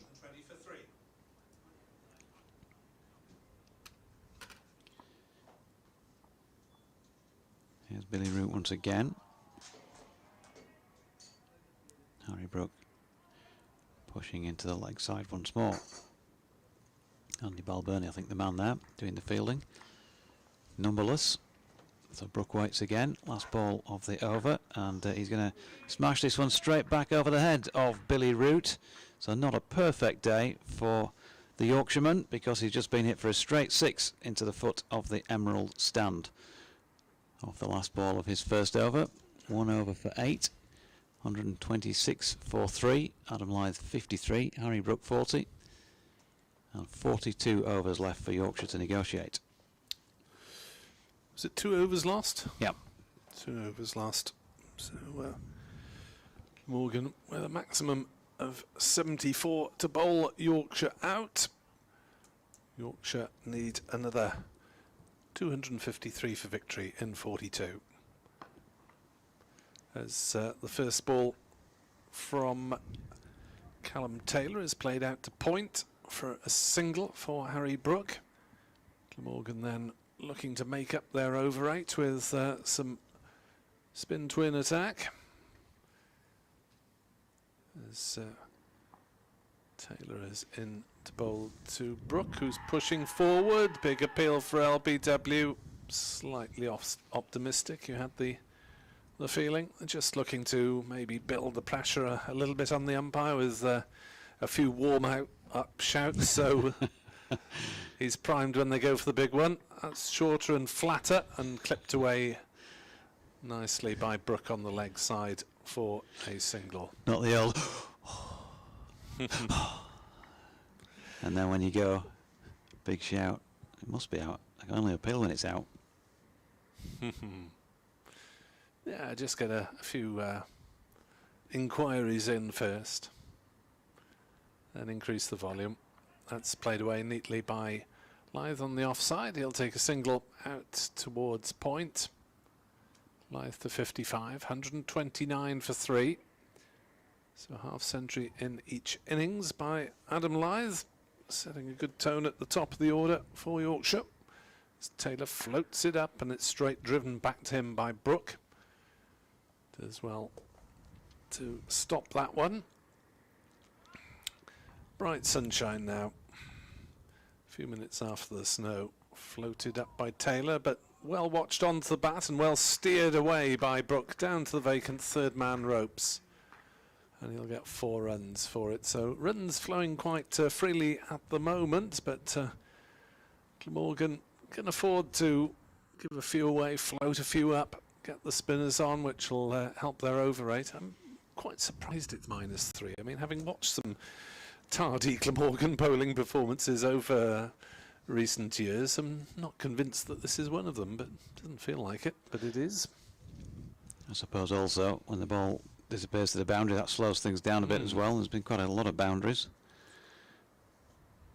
Also been no opportunity for Glamorgan to grab hold of a second new ball. Not enough overs in the game.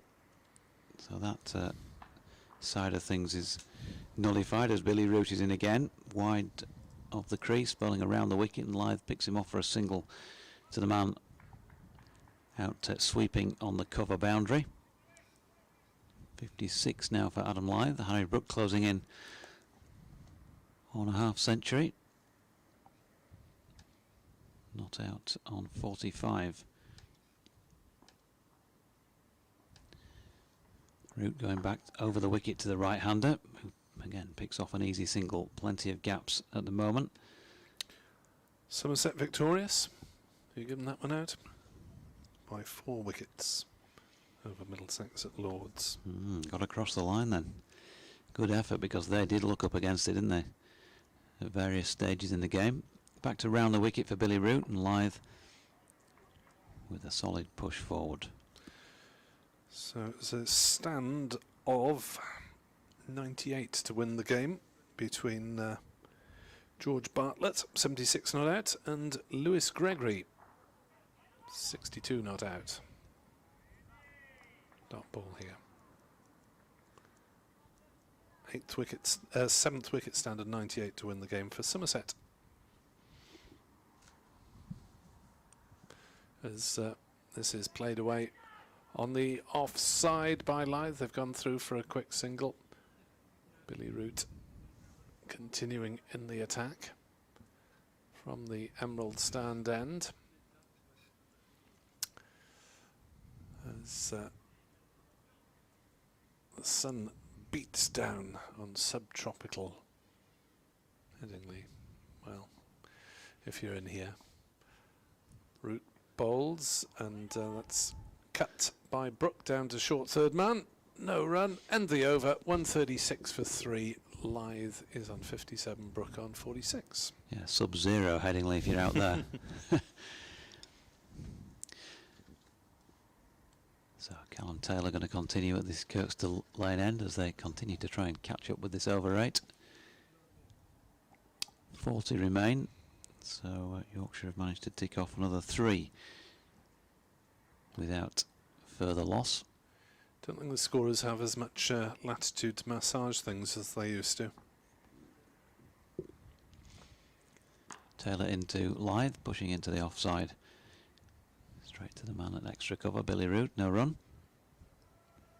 Don't forget BBC West Yorkshire Sport at gmail.com or at Jonathan Doidge or at Nick Webb 2017 as another dot ball pushed out into the offside, this time by Adam Lyth.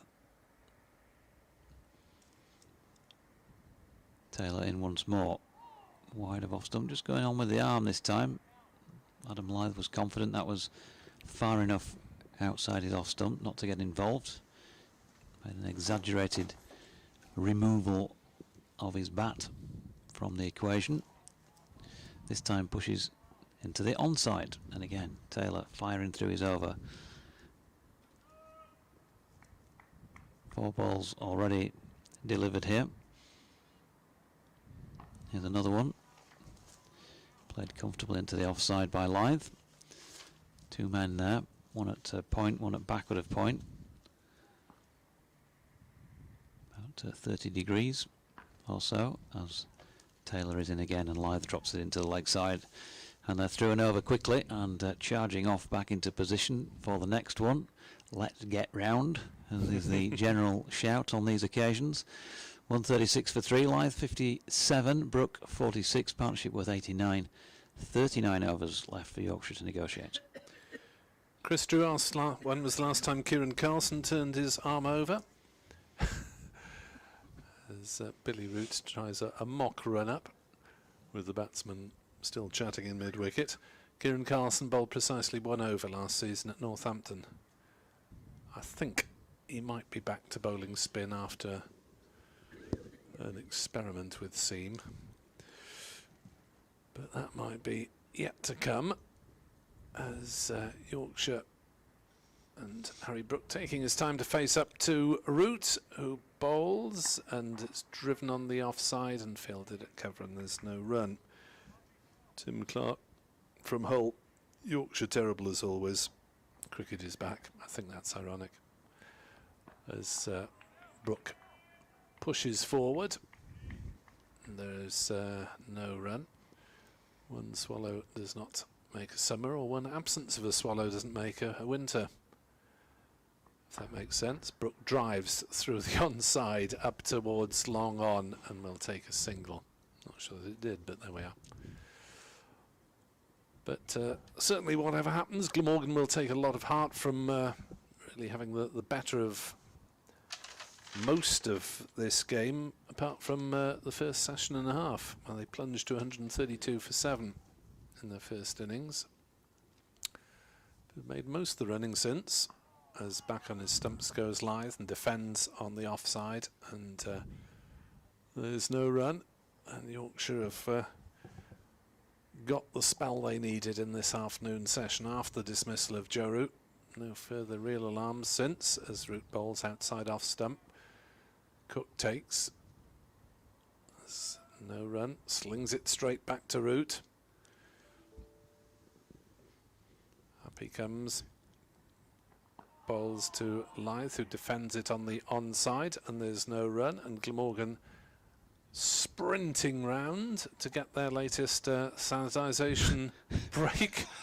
I think we'll have to film the next one, because It's like a scene from Benny Hill. All you need is the music.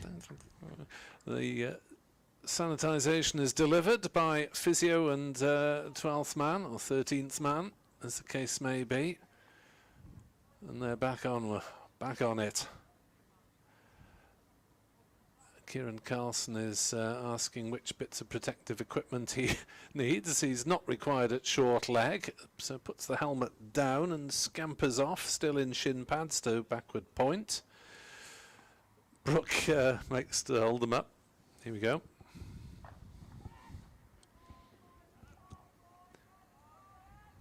First ball played to point. It is Taylor in again. Brooke just flicking that to Billy Root. They're breaking our concentration, that's for sure. Yeah. Away with the fairies. As Taylor sets off in again. Looks like they're off the field at Trent Bridge as well, according to Dave Bracegirdle's tweet. Oh, good delivery from Taylor here. Big appeal. Looks like he's doing too much for me. And also for Paul Baldwin. Vitally. 3 balls into the over, and Taylor already turning in again. Brooke, well, he plays it up towards Douthwaite, who's at deep mid-on. There's a moment of hesitation, but they get through for a comfortable one in the end. But Brace tweets, snow falling at Trent Bridge, and the players have left the field with knots 161 for 4. Lyndon James, 28 not out. Steve Mullaney not out 1. 46.5 overs still to be bowled down there in Nottingham. Over 8 -1.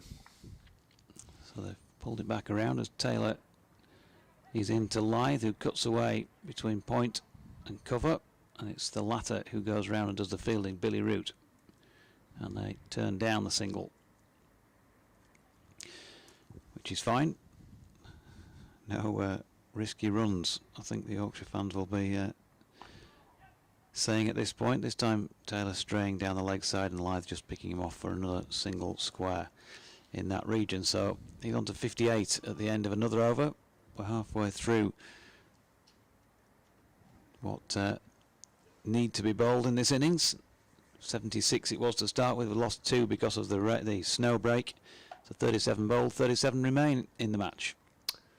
And these two have now been together for 20 overs. So doing a firm job. Good people at Turf Creative sending an inquiry as Root bowls, and it's off a thickish edge from Lyth down towards third man perfectly safely, and they're back for 2 runs, 141 for 2 as some more snowflakes drift down in front of us. All for tradition, but do you think we'll ever see coloured kits appear in 4-day matches? In the same way as T20s and one-days, etc. Possibly with an eye on business from that company, but Root is in to bowl, and that's played back down the pitch by Lyth. I'm not sure there's much pressure for it, is there? No. As that's off the back foot, played by Lyth safely. Root jogs back to his mark. Having said which, it is spreading at club level, isn't it? As that's hit away hard, cut hard, but just for a single by Lyth out to the point boundary, 142 for 3. Is it really? It is in our neck of the woods. Not in the, if you like, the main 50 over game or whatever it'll be, 45, 50 over match on a Saturday in the main leagues around. Not that I'm aware of. As that's hit off the back foot up to mid-off by Brooke, jogs through for a single. It's getting a little bit perfunctory at the cricket at the moment. That Glamorgan's main focus is saving bonus points with the over 8 rather than taking wickets. Root is in and bowls, and that's Pushed out on the offside. Dot ball and the over, 143 for 3, and Yorkshire are more than halfway to safety. 38 bowled, 36 remained. Certainly in our league, in the South East Wales League, sides were asked their opinions, and some are switching to coloured clothing for 40 and 45 over cricket. They do wear it in T20 stuff around these parts. Anyway, I can't speak for other regions in Yorkshire beyond my immediate geographical area, but that tends to be your Thursday night 20 over slog, and they tend to just wear the same tops because it does look a bit of a ragtag and bobtail affair as the first ball of Taylor's over is turned into the leg side. They don't seem to wear the same full kit to make it look good, if you know what I'm saying. Taylor is in, that's flicked to leg by Harry Brook, and a fumble at mid-wicket by Michael Hogan. We've already seen one in pretty much the same area, and it means that Harry Brook gets back for a comfortable 2 and brings up another 50 in his relatively young first-class career. That's his 7th first-class 50 then, to go with 2 centuries that he scored, 71 minutes and 60 deliveries. And he's turning this next one in the same general direction. Michael Hogan with an exaggerated long barrier stop. Can't beat a Keeps long them barrier. to 1.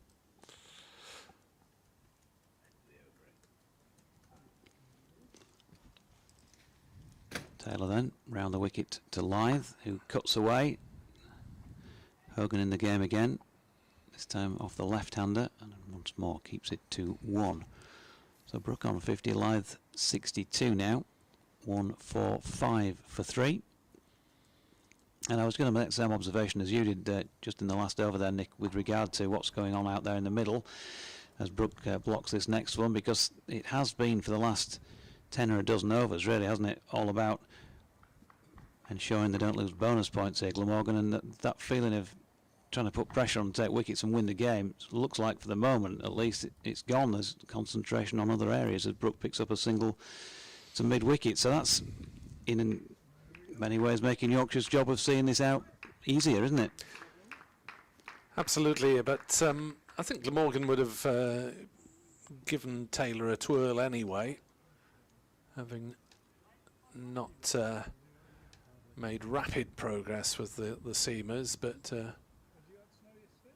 Root worth a go, but I think they're persisting with them on the grounds of getting that over rate problem off the board as Root bowls, and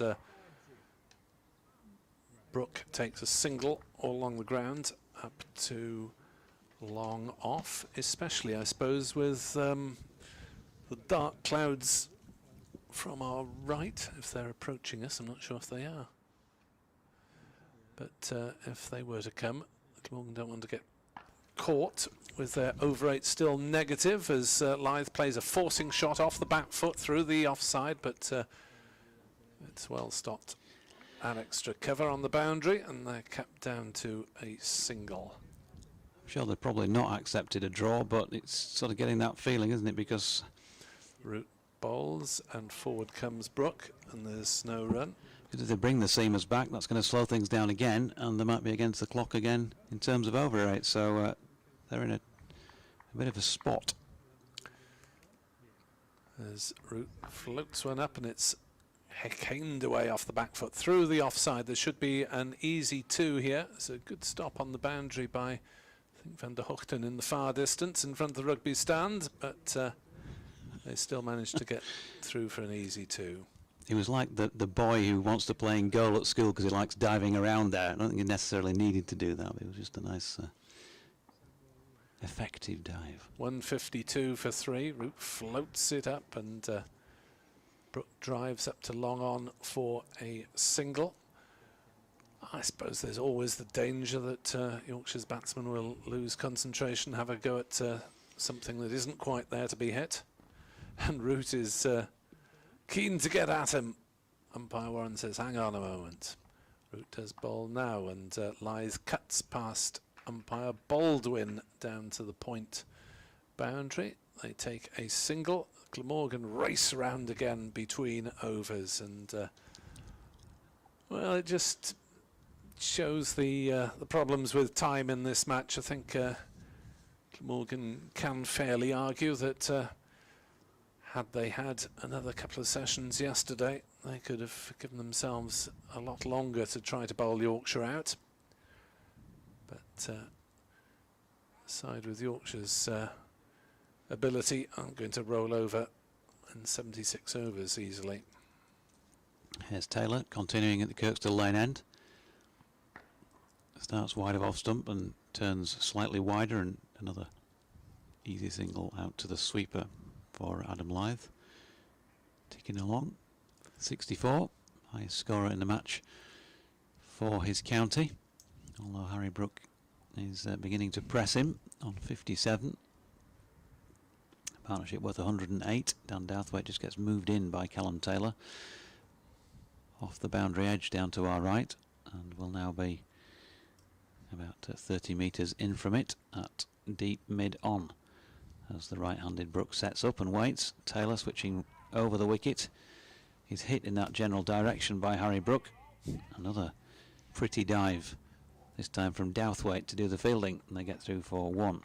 Jacob says, you said earlier Harry Brook's natural game isn't suited to saving a draw. I agree, and think that could apply to most of this 11 except Root. A lot of talented aggressive batsmen, but someone like Balance who's capable of a long innings is missed, as we see Adam Lyth pushing this next one out into the point region. Taylor quickly in again and off the back foot. Lyth cuts out to Hogan, sweeping, and gets another single. So just ticking over, and there's just a feeling now in the space of the last hour it's gone from, you know, can Yorkshire survive, to where are we actually going with this game, as Taylor is wide of off stump and Brook happy to watch it go by, and just feels like there's a different air about the Glamorgan field as well, as this next one pushed into the offside. Well, it's possibly that -3 popping up on the board that so it just, that feeling of Glamorgan getting a result. They started the day in a very, very strong position, and he's petering out, the right expression. You couldn't quite say that fully yet with 33 overs left, because if a couple of quick wickets do go down, then firmly back on again, but it's just starting to feel that way. As Root is into bowl, down leg side, Lyth has a swing and dispatches it firmly to the fine leg boundary. Racing away. Retrieved by James Wheel, who is not on the field of play at the moment for Glamorgan. And that was hit pretty firmly past Cullinan fine leg. 70 to Lyth. 161 for 3 as he defends that one back down the pitch, and there's no run. -1 on the over 8 is pretty sticky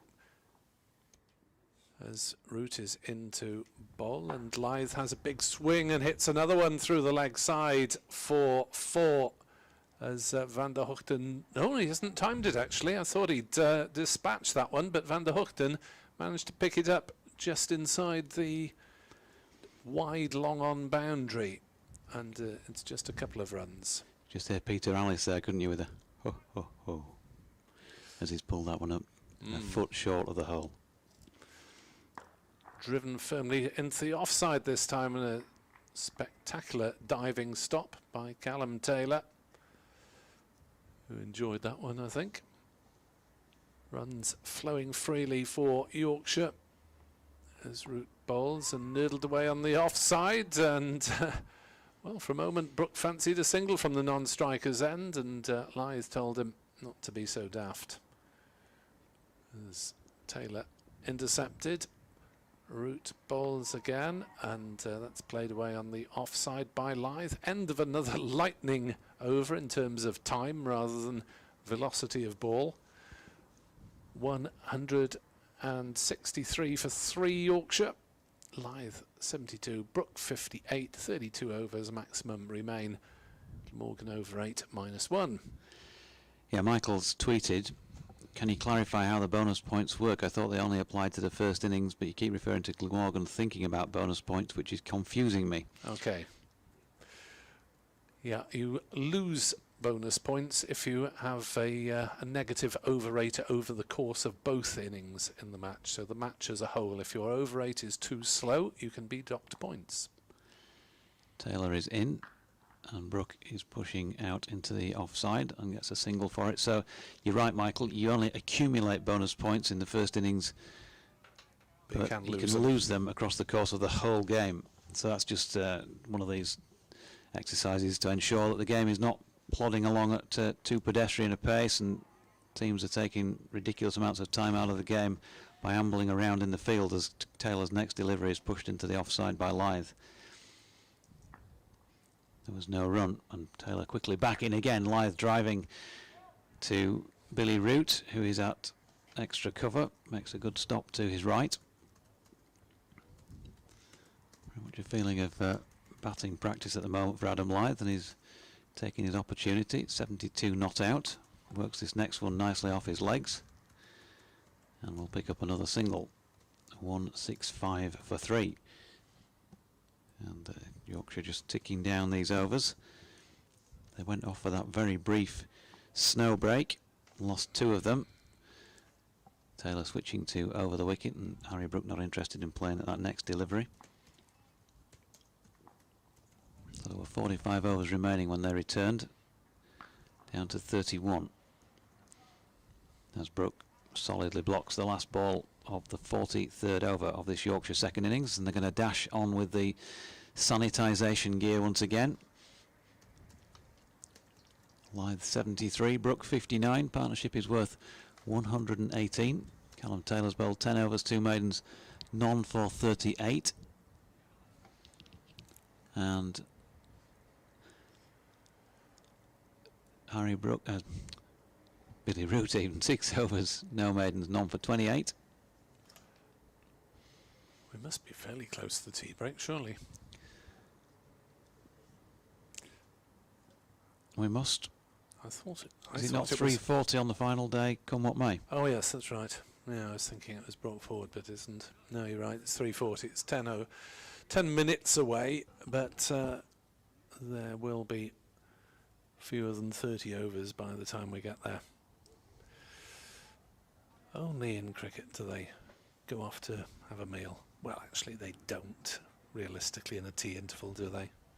It's probably a quick drink and a nutrition bar of some sort, as Glamorgan are going to revert to their opening bowler, Tim van der Hoogten, with the over 8 still at -1 theoretically. That might be massaged away as Van der Hoogten bowls, and Lyth defends it back down the wicket. There's no run.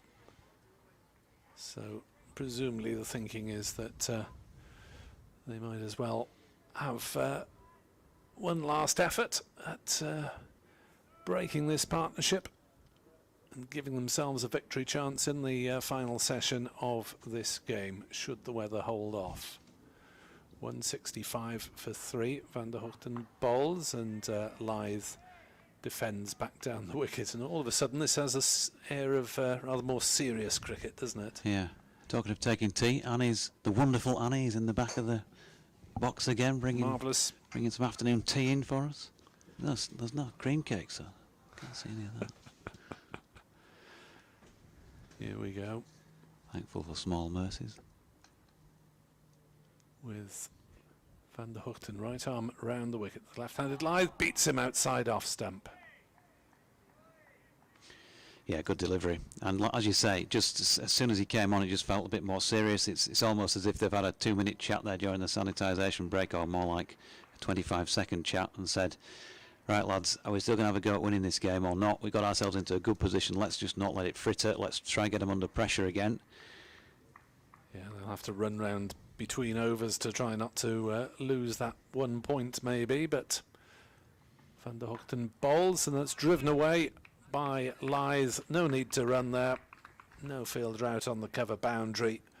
A beautifully timed cover drive from Adam Lyth, who moves on to 77. Not out. Yorkshire 189 for 3. Or was it 69? 69, yeah. 169 for 3. Sorry, it's.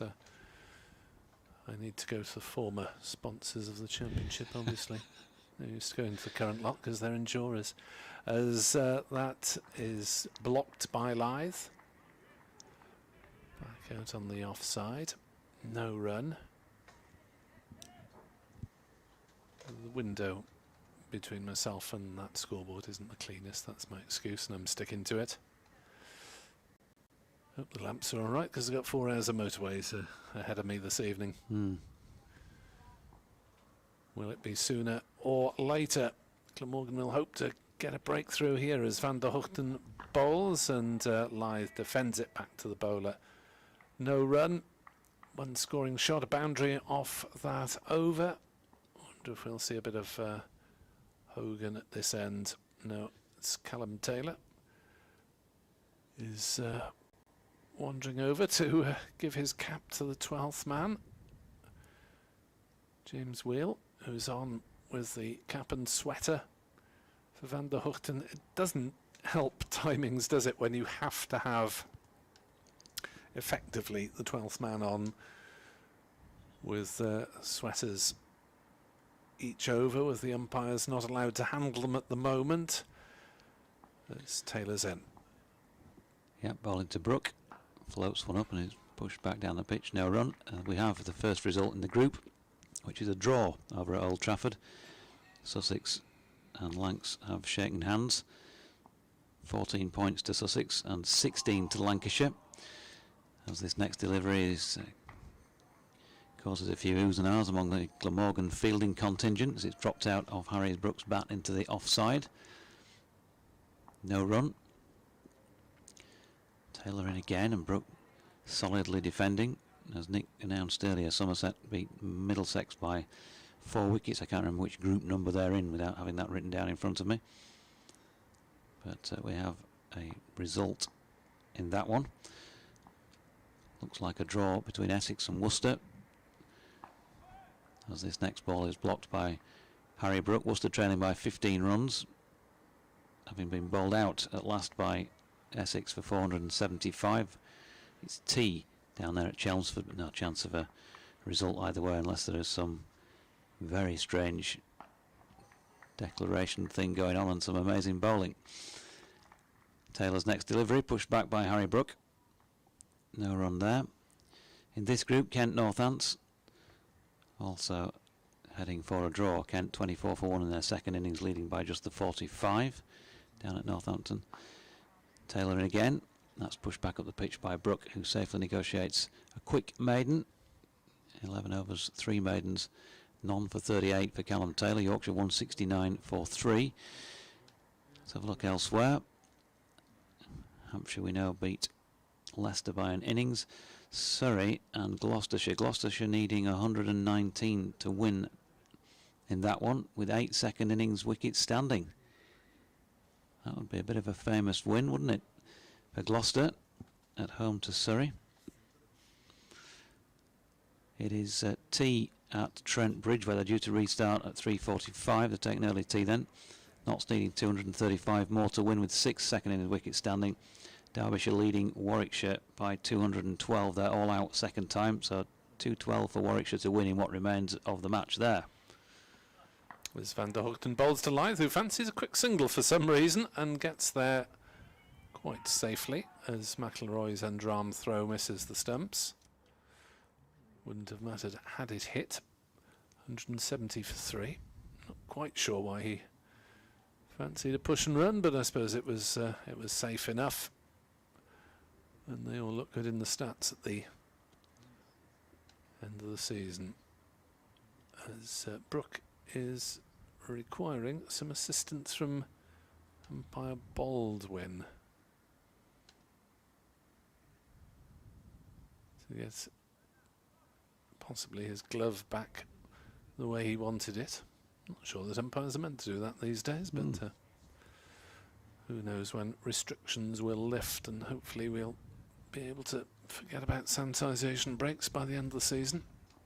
170 for 3. Van der Hoogten goes back over the wicket for the right-hander, and Brook has nothing to do with it outside off stump. Glamorgan down to 2 slips now, Balbirnie and David Lloyd, who launches a long throw back to mid-on, so there's not too much hanging around of the ball being passed around the field, but Yorkshire, having lost Joe Root just less than 20 minutes into the afternoon session, were under real pressure now, but these two have changed all that as Brook drives back to the bowler, and there's no run. The partnership now worth 123 for the 4th wicket between Adam Lyth and Harry Brook.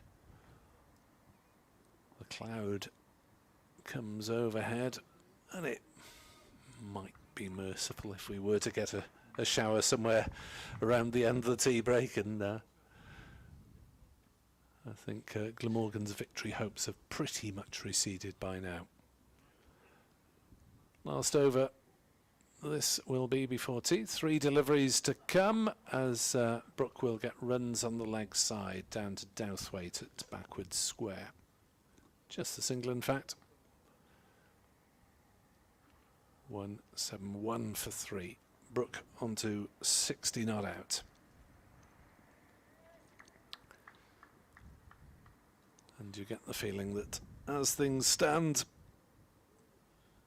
then they might be shaking hands somewhere around the 5 o'clock mark. That was Harry Brook's 100th run of the match.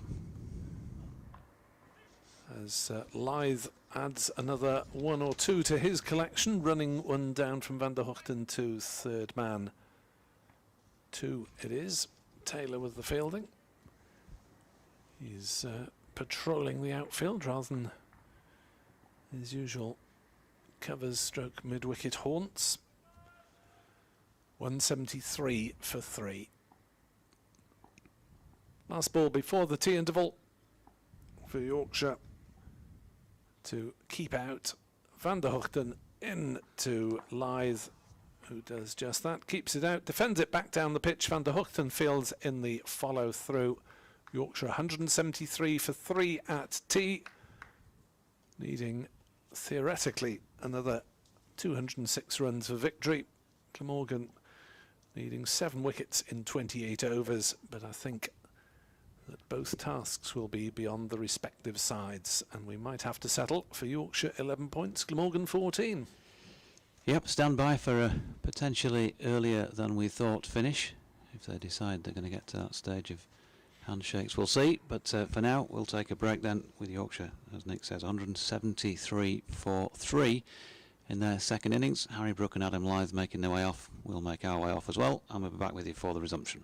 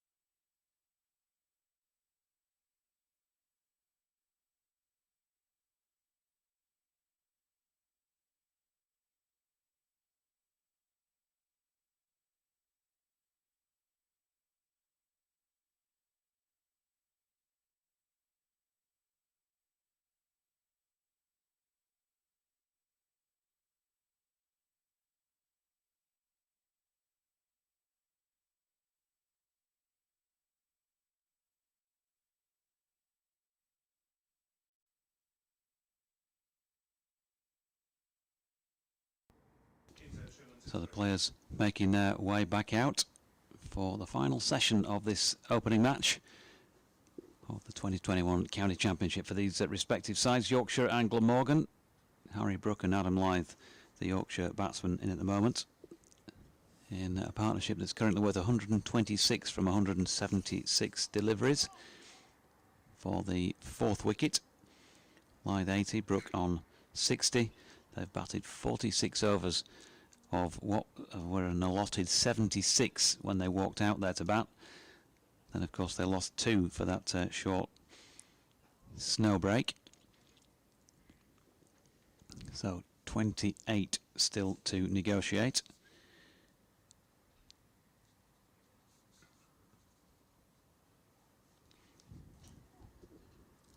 Much of that afternoon session taken up with Glamorgan zipping around the field, trying to wind down the clock quickly so as not to avoid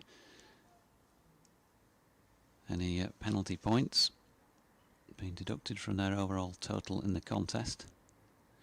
Callum Taylor was part of that, and he's going to carry on. He's bowled 11 overs, 3 maidens, none for 38, and he's going to resume then from the Kirkstall lane end. Sun shining at the moment at Headingley. Harry Brook on strike. Steps back and across and pushes that first ball back up the pitch to the bowler, who has set back a man on the square leg, well, mid-wicket, and cover boundaries as sweepers. Next ball is pushed to Billy Root in at short, straight mid-wicket. Apart from those 2 sweepers, it's a ring field with a slip in place. Taylor in again, and pushing forward once more, Harry Brook back to the bowler.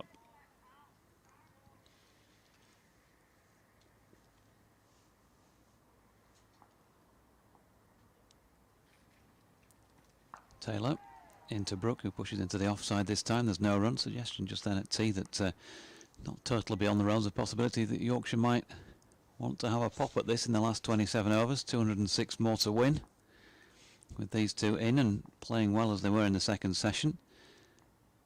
I suppose stranger things have happened, but I think having got themselves towards the brim of the hole in which they were in, they want to make sure they climb right out of it. Taylor in. Brook misses one that was fired down the leg side. Bit of a fumble from Chris Cook. No run though. End of the first over back then. 47 now bowled in this Yorkshire second innings. 173 for 3. 27 overs remain for them to negotiate. Or for Glamorgan now, I suppose, getting more improbable that they could take the 7 wickets, but you never know. BBC West Yorkshire Sport at gmail.com is our email address if you want to get in touch. Or you can also tweet us on @NickWebb2017.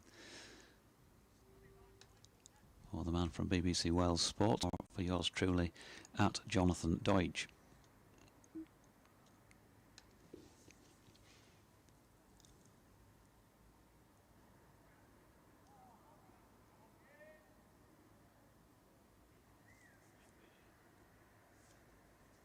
Just waiting for the field to be set then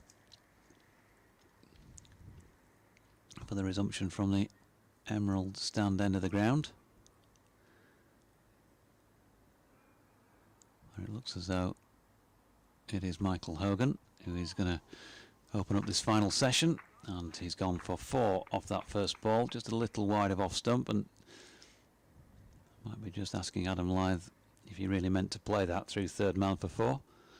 He laid his bat on it quite gently, used the pace of the ball, and that takes him 16 short of another first-class century. 177 for 3. Partnership now at 130. 2 slips. Man backward of point as Hogan comes in round the wicket to the left-handed Lyth, who opens the face and runs this one out to the man who is sweeping in the deep on the offside. Comfortable single, and Lyth on to 85. 178 for 3 as Harry Brook retakes his guard. Umpire Russell Warren standing at the Emerald stand end in the second innings here.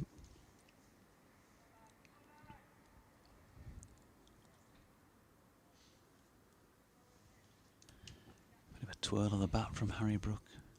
Tucks it underneath the arm, makes sure the gloves are comfortable, takes his stance, and switching to over the wicket comes Hogan, whose first delivery is started wide of off stump and nips wider. 1 for 24 he's got so far from 8.3.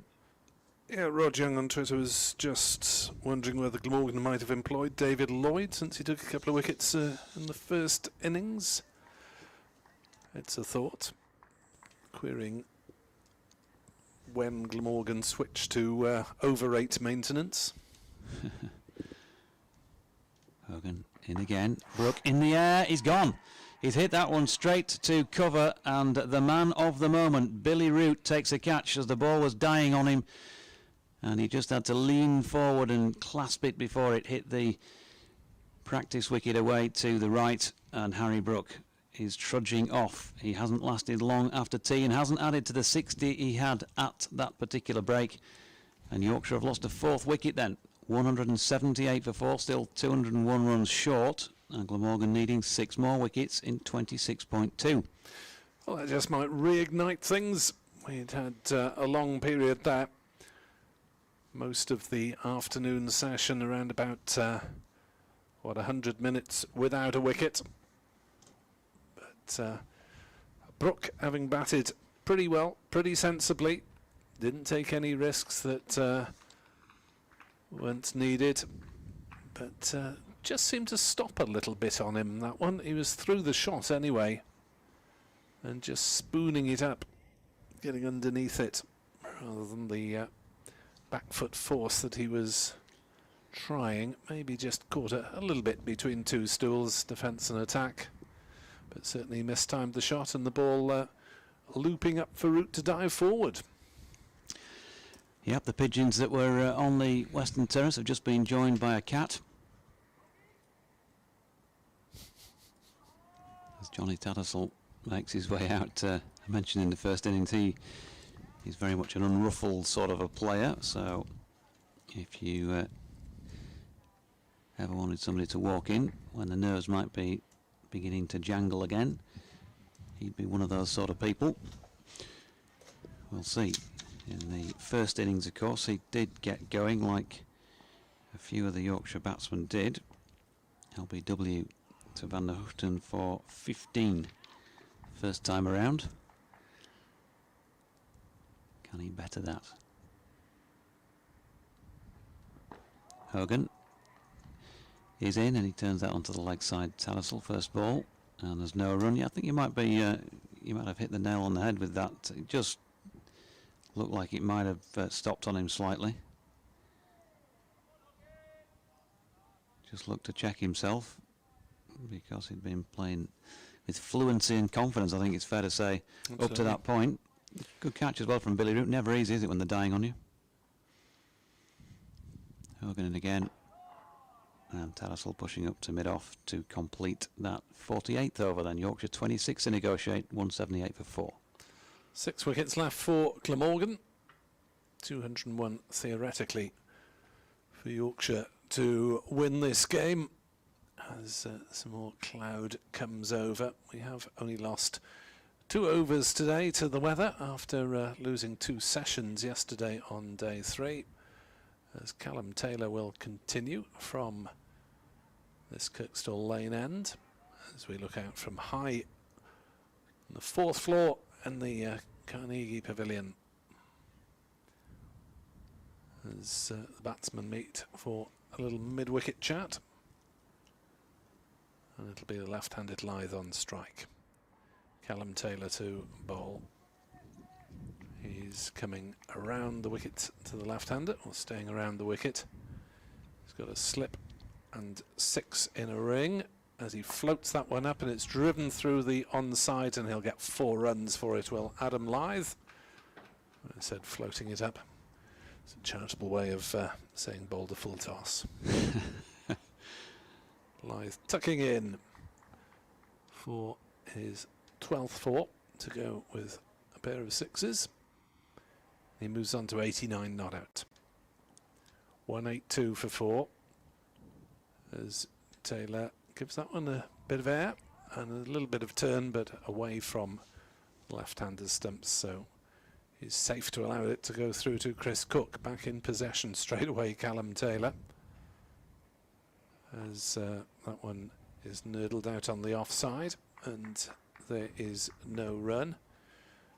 And certainly in this particular session, Taylor's justified in floating them up as much as he wants, as that's pushed down towards the umpire for a single. Tom Cullen runs round to do the fielding. There's been no sign of opening batsman Nick Selman on the field today. Whether he is injured or indisposed, we will find out later. 183 for 4. Batted in his normal opening position in the second innings, although he was out 5th ball without scoring. 183 for 4. Tattersall, the right-hander, gets himself ready, and slight hold-up as Kieran Carlson will go and get a helmet to go with his shin pads and goes in there at short leg. 2 balls left of this over. We don't want the over rate to slip into the negative anymore. As Tattersall back on his stumps, watches it carefully onto the bat, and the ball just trickling up to root at short mid-wicket, no run. Callum Taylor then brings a studied defensive shot from Tattersall to end the over. 183 for 4. Lyth 90, Tattersall yet to score. 25 overs maximum remaining.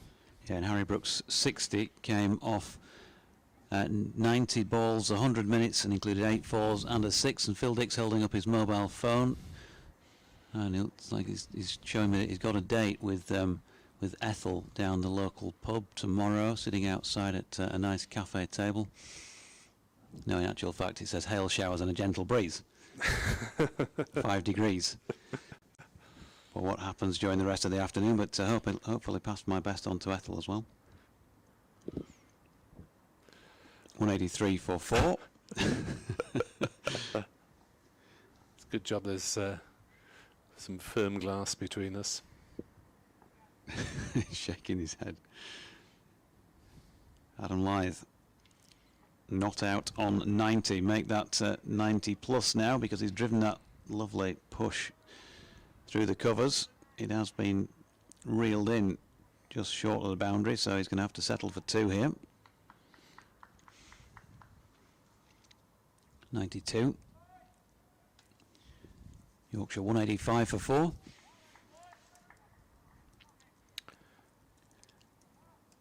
Snow at Northampton, match drawn. Hogan round the wicket to Lyth again, who's content to flick this leg side delivery that way. Callum Taylor down at long leg will field, and they just settle for 1 on this occasion. 93 now for Yorkshire's opening batsman, 186 for 4. That brings Johnny Tattersall on strike. You suspect the umpires and the teams are only too glad of an excuse to get off after a match in which only 21 wickets fell. Kept 42 for 1 in their second innings, leading by 63. Let's all go home. Hogan back over the wicket from the Emerald stand end. Flicked into the leg side by Tattersall, no run.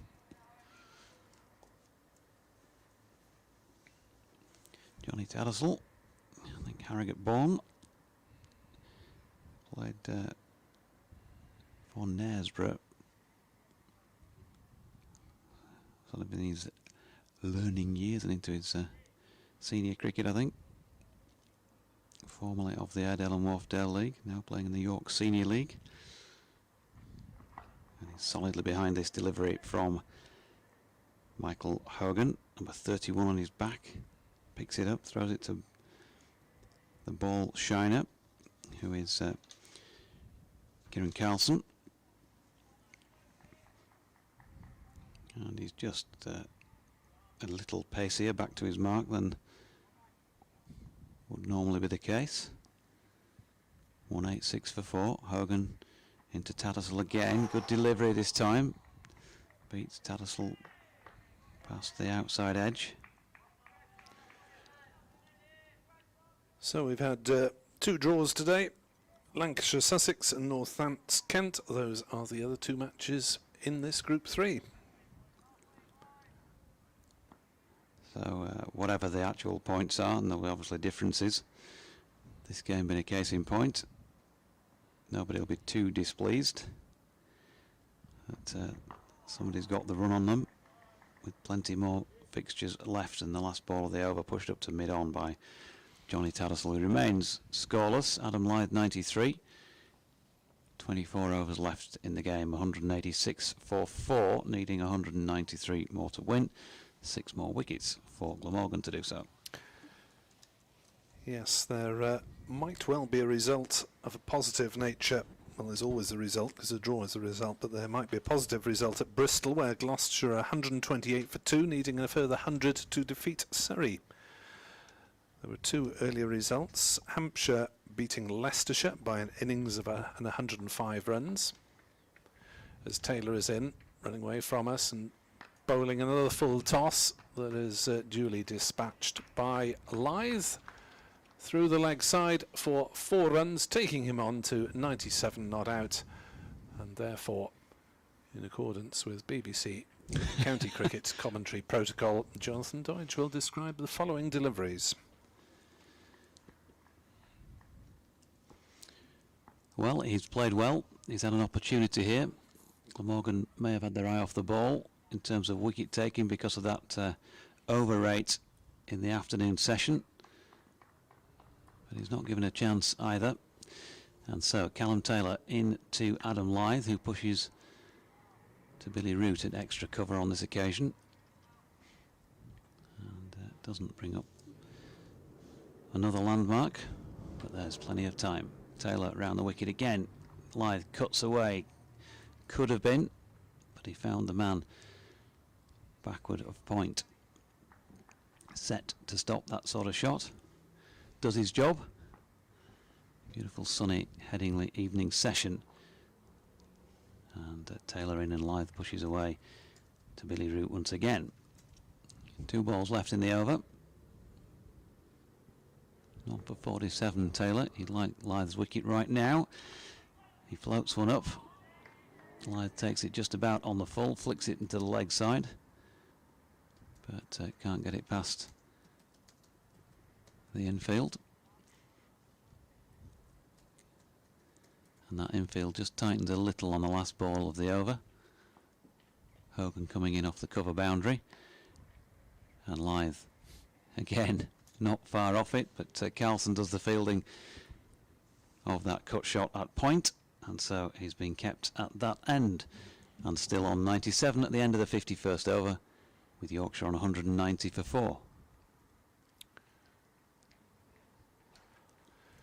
So Glamorgan need something special from Hogan here, ideally removing Lyth if they're to renew this victory bid. Brooke may have not taken it all the way in terms of securing Yorkshire a draw, but he's done a fair bit of that. 190 for 4. As the ever-willing Hogan prepares for one final effort. Hogan in to bowl, and that's defended by Tattersall, back down the wicket. There's no run. 3 slips. Balbirnie, Lloyd and Root. Dowthwaite is doing some limbering at mid-wicket. Just giving Glamorgan's seamers a final blast, having got the over 8 back on target as Hogan bowls and hits Tattersall on the pad, the ball trickling back towards leg slip. Retrieved by Cook, no run. So the Players' shadows starting to lengthen, and this bizarre concoction we've had of weather over the weekend. Pretty chilly out there, albeit the wind, I don't think, has been quite as vicious as on day one. As Hogan bowls, that came back and may not have missed Tattersalls off stump by too much there. As Hogan, who's not a man given to histrionics, does leave the hand in the air a little bit longer than usual, to imply that that off stump is minus a coat of varnish. 190 for 4. Yorkshire away to Kent on Thursday. Glamorgan at home to Sussex. As Hogan bowls and Tassel straight drives pleasantly, but straight to mid-on, and there will be no run. So ball-by-ball coverage of the next round of County Championship, and indeed every round, starting just a fraction before 11 o'clock on Thursday morning. It's a nice solid routine for the first couple of months of the season of County Championship matches Thursday through till Sunday. As Hogan is in and bowls, and Tassel plays off the back foot defensively on the offside, and there is no run. There may have to be some adjustments next Saturday in view of the funeral of His Royal Highness the Duke of Edinburgh taking place on Saturday afternoon. We await word of any changes to match times, or whether the players will just pay their respects before a session. 190 for 4. Hogan in, bowls up in the block hole. Tassel does well to dig it out, plays it on the onside.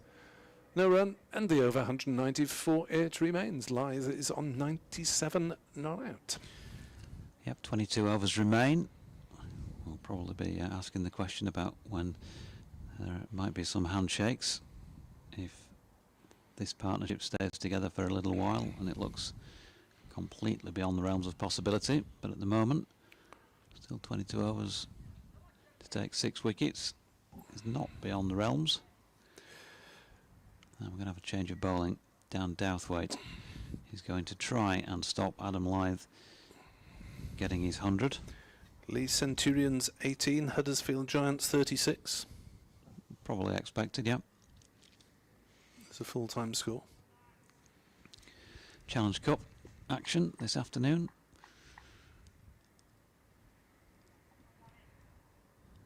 Can't remember what the draw said that Huddersfield would play in the next round. They drew it last night after a couple of the fixtures. St Helens will be very warm favourites to win that, having knocked out the team from the other side of the Emerald stand yesterday. But there's other good teams left in it. Wigan being one, big St Helens rivals. Here's Douthwaite coming in from the Kirkstall Lane end to Lyth. And they've sort of fiddled about with the field here. Bit of an in-out. They're giving him a single backward of square on both sides of the wicket, and square on both sides of the wicket. But if he's going to take on the drive, he's going to have to hit it past men who are in more orthodox one-saving positions. Van Hoogten is a little bit deeper than that, but anyway, we'll see what Douthwaite dishes up here. He tightens Adam Lyth up, but he still manages to open the face and run it out to Hogan, who's parading around on the Western Terrace boundaries. It has been for quite a bit of this Yorkshire innings. So Lyth edges his way onto 98. Yorkshire 191 for 4. It's going to be Tattersall back on strike, which draws a little bit more bottling up of the field. Just the 2 men now on the boundary edge. Down at fine and third. Corden is replenished with 3. There's a point, a mid-wicket. Carlson at a wideish mid-off come extra cover, and a mid-on as Douthwaite's in, and he gets that wrong. A little bit of in-swing. Tattersall clips it off his legs nicely. Races away down to fine leg, who can't reel it in. So 4 to Johnny Tattersall to get him off the mark. And that takes Yorkshire to 195 for 4.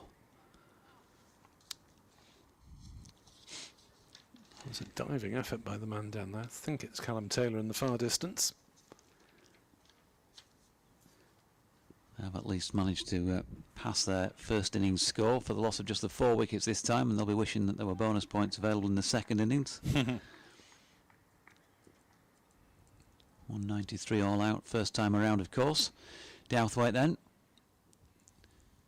Into Tattersall, who again is able to flick it off his legs, but a little squarer this time, which reaches Callum Taylor,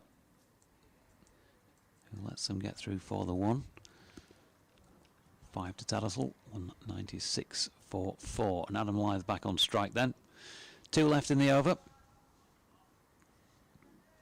Field resets, back to 2 slips here. Bit of attack and defence about it. Douthwaite, number 88, the white sweatband on his lower left arm. And this one is short of length. Adam Lyth, as often is the case, tucks the front leg up and flicks it round the corner down to fine leg for another single. 1 shy of another first-class century. But he's not going to get it in this over, because we have 1 ball remaining, and that has brought his partner Johnny Tattersall back onto strike.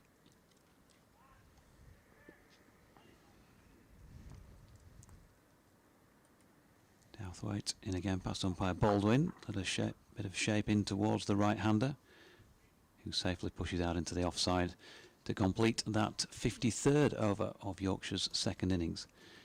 So they're 197 for 4, requiring another 182 to win from 21 overs. Glamorgan want the 6 wickets. Favourite is very firmly still the draw, which hasn't always been the case today, of course. Glamorgan had an hour batting before they decided to pull up stumps, after both Billy Root and Chris Cook had got their centuries. And that took a fair bit of time out of the game in terms of trying to win it from a Glamorgan perspective. And then, having got behind on the over 8,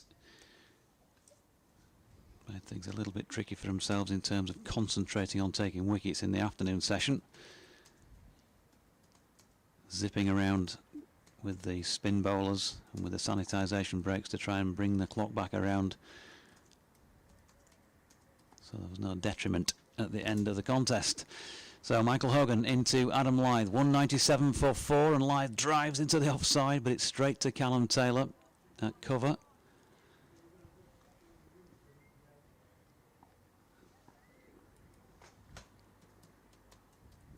So on the brink.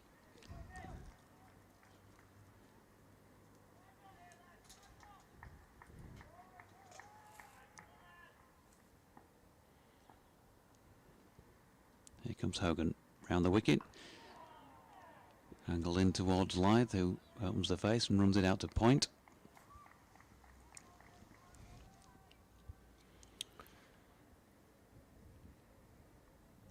Yes, like Billy Root this morning, he'll get there in singles if necessary.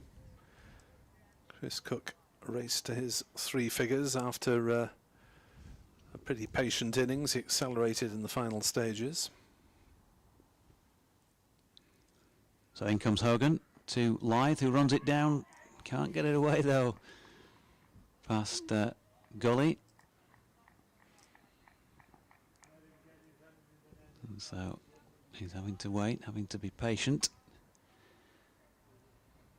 to tick off another ton.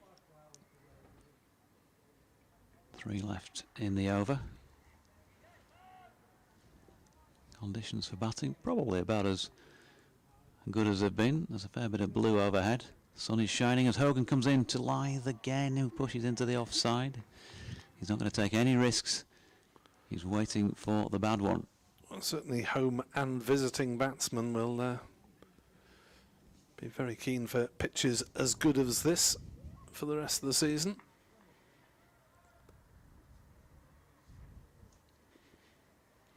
Yeah, played well.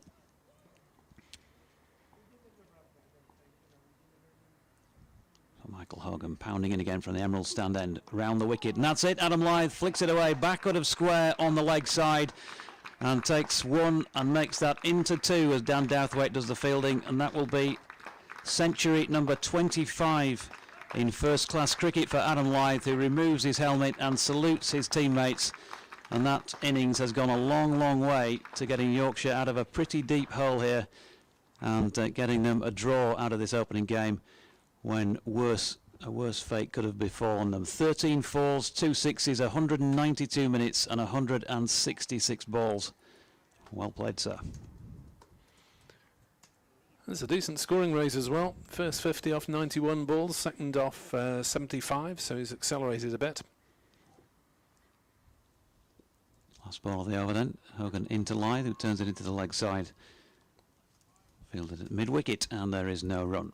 So 54 gone, 20 remaining. And when he got 52 first innings, there was still that thing hanging over him, wasn't there, of not going on when he got a good start, something that we've all talked about, he's talked about. But with his second opportunity, he looks like a man who's started the season in very good form, and he has at least seen it through for a second time. And that, who knows, come the end of this season, come the end of this group, I should say, could prove to be a very important rearguard action. The draw has ensued at Chelmsford, where both sides got big first innings totals. Worcestershire all out 475, 15 runs behind, Essex 28 for one. Second innings off they go. Draw looks likely at Trent Bridge as well, as Douthwaite is in from the Kirkstall Lane end and bowls, and sharp delivery that Tassel does well to keep out. Trent Bridge knots 194 for 4, needing further 202 against Durham. Draw time surely there. Also at Edgbaston, where they're off the field because of the elements. Warwickshire 7 for 0, needing a further 206, so running out of time there. As Douthwaite is into bowl, and Tassel on the back foot defensive, plays calmly on the onside, and there's no run. Gloucestershire are closing in on victory against Surrey, 167 for 2, needing just another 61 to win. Chris Dent, the opener, 59 not out. Graham Van Buren, 84 not out. So looks like the Shire will be off with a win. Douthwaite into Tassel, who drives, doesn't quite time it. Douthwaite sprawls to his right to field in his follow-through and prevent any danger of a single. So we're one of only 3 matches still underway, but that's not surprising considering that we're into the final session on the 4th day with the sun shining and Yorkshire on 199 for 4. Tassel on 5 on strike. Douthwaite bowls down leg side, trying to tempt the keeper into a hook, but has no success. And the ball goes through to the visiting keeper, Chris Cook. 199 for 4 here on BBC Sport Online and on the Yorkshire CCC website. So Billy Root will certainly remember his 4 days back at home. As Douthwaite appeals for an LBW, looked to be going down leg. I think there was a slight air of desperation about that one because there wasn't much response from behind the wicket, and Tassel was shaping to play it through mid-wicket. I should also mention, by the way, Adam Lyth has passed 11,000 first-class runs during this knock. A stat came out from the PCA that David Lloyd has passed 5,000 runs in all formats at first team level. Seemed a somewhat unusual one, but well done to David. Douthwaite bowls outside off. Shoulders arms does Tattersall. 199 for 4. Maiden over. Douthwaite 1 for 33. Off 8. Hogan 12 overs 2 for 29, and we're maybe around about 25 minutes away from the conclusion of this match. He said hopefully with a 4-hour drive back down the road. Well, no, I meant that Glamorgan would take 6 wickets. No. Yeah, it gets to that stage, doesn't it, on the final afternoon, if neither side are really quite close enough to win it, and it's one of those 180 more runs or 6 wickets in 19 overs. It's just out of reach for both of them.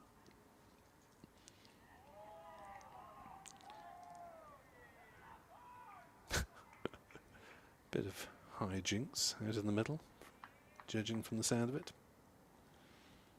So Hogan, right arm over the wicket, bounces Adam Lyth first up.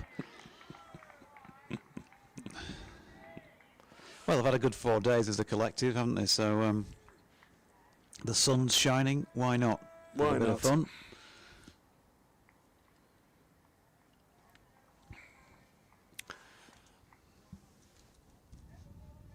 And outdoor pubs and restaurants are only a fortnight away in Wales.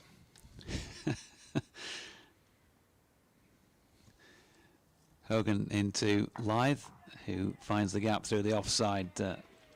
He really is playing well, and Callum Taylor's chasing that one down, reeled it in just short of the rope out on the eastern side boundary to the ground, and he'll pick up 2.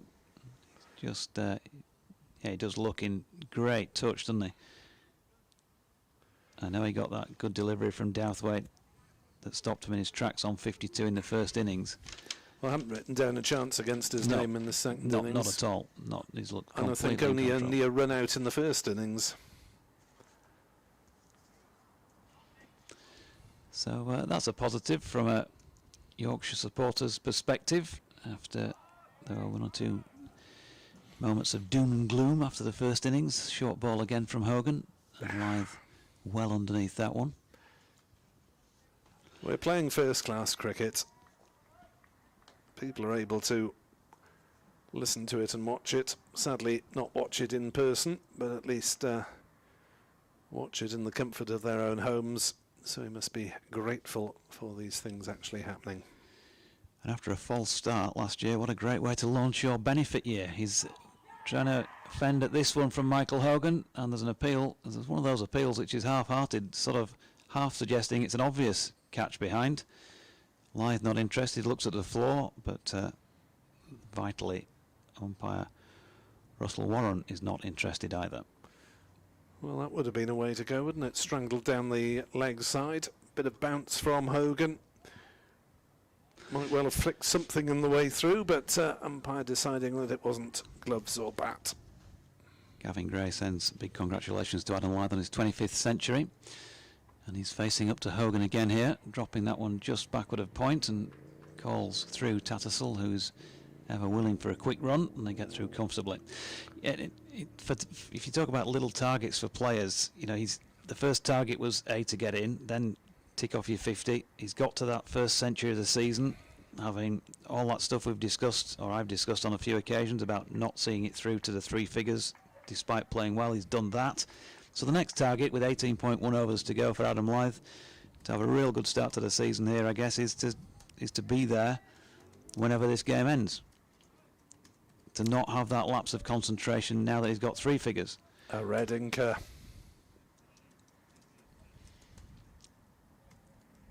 Might get a good delivery, entitled to receive one of them. But I think next thing is don't give it away. Tattersall on strike though. Hogan coming around the wicket, and that one starts outside leg and then straightens, which gives Chris Cook a bit of a dive. Was up to the task though, the Glamorgan skipper. He's been tidy behind the stumps. Nearly always is. It's a moot point as to where Chris Cook is best used, because he could well be batting 5 or even 4 if he didn't have the gloves, but that's a bit too much of a demand. There's the option of Tom Cullen coming in to the lower middle order and Cook batting further up, but it's a question of getting the balance of the side right, I guess. And batting high up, keeping and captaining in T20 cricket, I'm not quite sure how he does it.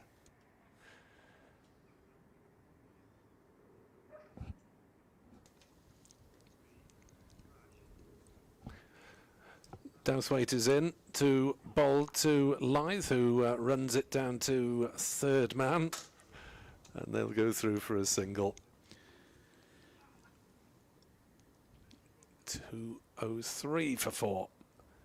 Lyth is 105. The victory target nominally is 379, but despite some optimistic noises from home members of the press box at the tea interval, that's never really transpired. Couldn't really see that.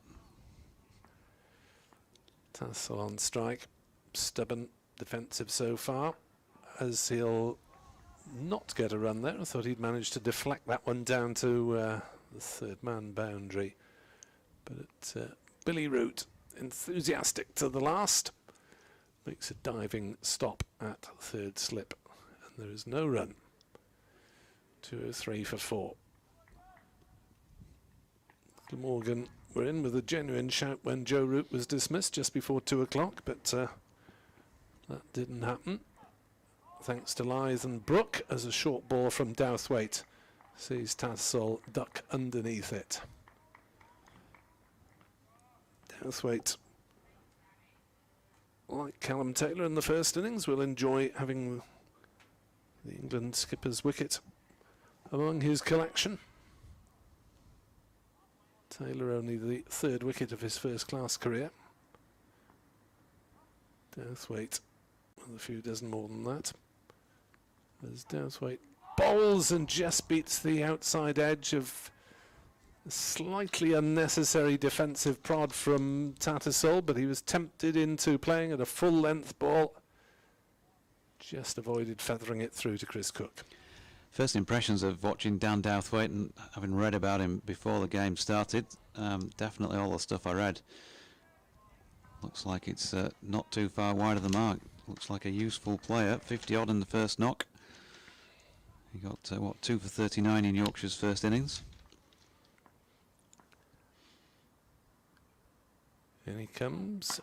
Full length ball, and he appeals for a run out, but that ball driven straight back by Tassel. Lyth, though, had turned and made his ground fairly comfortably, as he got a fingernail onto it, onto the stumps. Yeah. Well, Dowthwaite is one of those players who's going to do great things with bat and ball, and also look a bit average with bat and ball at times, if you get my meaning. Hits a very long ball, as we saw his muscly innings coming when the side were in trouble, as he comes in with the ball to bowl to Tattersall, and it's turned down towards fine leg for a single. 204 for 4. Can also look as though he's got his feet in a bit of a mess against the spinners at times with the ball. Maybe 1 or 2 many hittable deliveries, but has also got the knack of taking vital wickets as well. So I think Glamorgan believe that there's plenty to build his talent on over the next few years, because they've handed him a 3-year extension on top of this season, which is a real long-term job in the world of county cricket these days. Yeah, and that doesn't surprise me at all, having watched him play. I think, yeah, there's room for improvement, but he's certainly got the basics there. He's not slow with the ball. He's bowled a few decent short balls. We've seen him bowl getting some aerial movement and some movement off the pitch. and then that, as you say, I think we'll describe it as exciting style with the bat when it comes off. So he's in the game, isn't he? That's what, you know, he's got more than the one angle. Meanwhile, it is back with the spin angle of Callum Taylor, taking over at the Emerald stand end, the football stand as it formerly known. Dot ball first up, Tattersall playing into the leg side. And this next delivery, straightish. Tattersall makes enough room to get it away backward of square and get through for one. He's on to 7, 205 for 4. 16.4 overs officially remaining in the contest. We'll see, with handshakes being taken elsewhere around the country. Chris Cook just wanting Michael Hogan to be on the precise blade of grass that he wants him on at deep square leg. Cook's next delivery though is at the other side of the wicket and Lyth blocks it. Taylor, by the way, has switched to bowling around the wicket, and he does so again. Oh dear me, beats everything. Lyth, the stumps, Chris Cook, and now the boundary rope. Bottom in edge. fact, I'm saying he beat everything. Yeah, it's been signalled as 4, so Adam Lyth must have got some contact on the bottom of the bat on it. Must have been a hair's breadth from the outside of the off stump.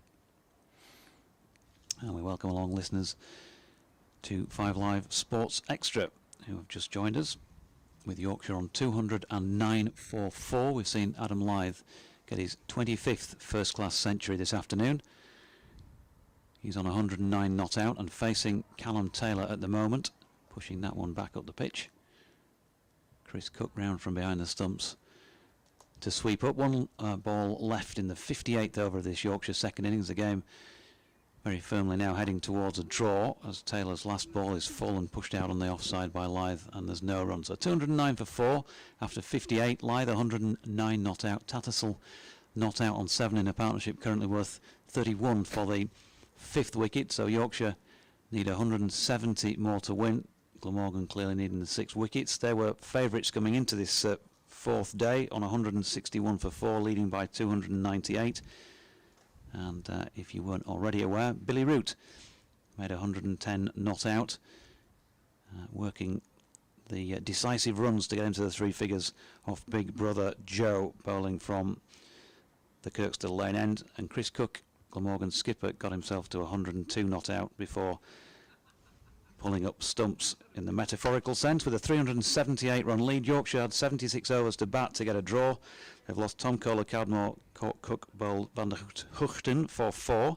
Lowton LBW to Hogan for 9. Root caught Balburney, bowled Douthwaite for 13. And then more recently Brook caught Root, bowled Hogan for 60.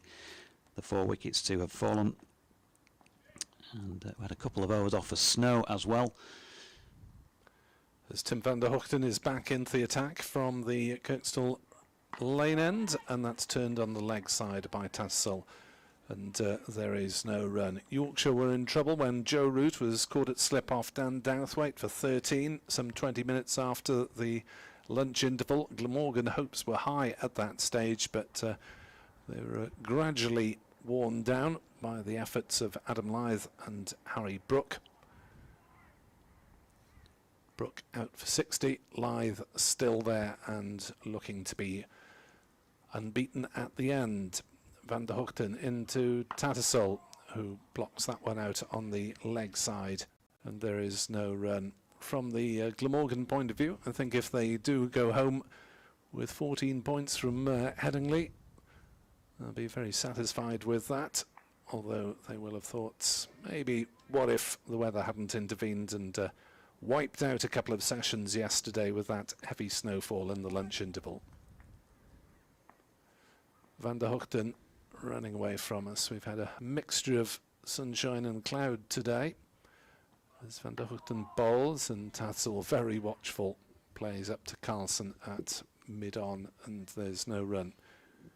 looking a little bit grey away to our right, above the western terrace, which we hope will be occupied before too long.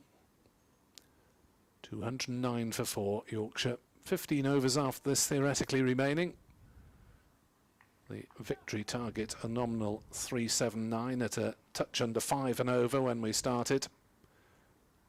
Van der Hoogten bowls and Tassel just dabs that one down into the gully, and there's no run. But Glamorgan have had the better of more of this game than Yorkshire, I think it's fair to say, after recovering from 7 for 132 in the first innings, getting to over a 300, decent lead on first innings, building on that after another temporary wobble at the top of the order.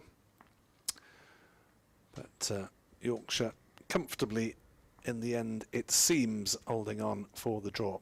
Van der Hoogten is in to bowl outside off stump, despite the cries of the infield.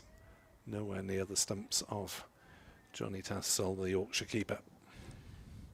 The other two games, of course, in the Group 3, both already ended in draws. So it looks like 3 draws to kick off the competition from this angle. Yorkshire have got a couple of decisions to make with no Matthew Fisher and Ben Coe due to those injuries for the trip down to Canterbury to start on Thursday. Gary Balance will be back. You would think David Willey will probably play. Van der Hoogten in, bowls, driven by Tassel. He's got one away at last. It's through the leg side, not quite timed. They'll jog through for an easy couple of runs as Callum Taylor retrieves from near the mid-wicket boundary. 211 for 4, and you get the feeling that we're only minutes away from a draw. I'm told that news of the arrangements for matches next Saturday to coincide with the funeral of His Royal Highness Prince Philip, the Duke of Edinburgh, will be announced at 5 o'clock by the England and Wales Cricket Board. So if we are still with you, we'll be able to give you that. So Callum Taylor's going to continue from the Emerald stand end. And in he comes then. Right arm around the wicket to the left-handed Adam Lyth, who lays his bat on that one. Lovely languid style and pushes it out into the covers. And picks up an easy 1. He moves on to 110 as a result. Bringing his partner Johnny Tattersall back on strike. Not out on 9. Partnership worth 34. All these things, I suppose, merely academic and for the record purposes now, as this next delivery pushed squarish on the offside by Tattersall, and there's no run. Mid on, mid off, straight mid wicket. Short extra cover, short leg in place, a point, and a 45 on the leg side as this next Taylor delivery is turned to short leg, but after the bounce. There's also a man set back pretty much behind short leg on the boundary. The eastern side of the ground, Taylor in. Tattersall opens the face and runs it straight out into the extra cover region, and there's no run.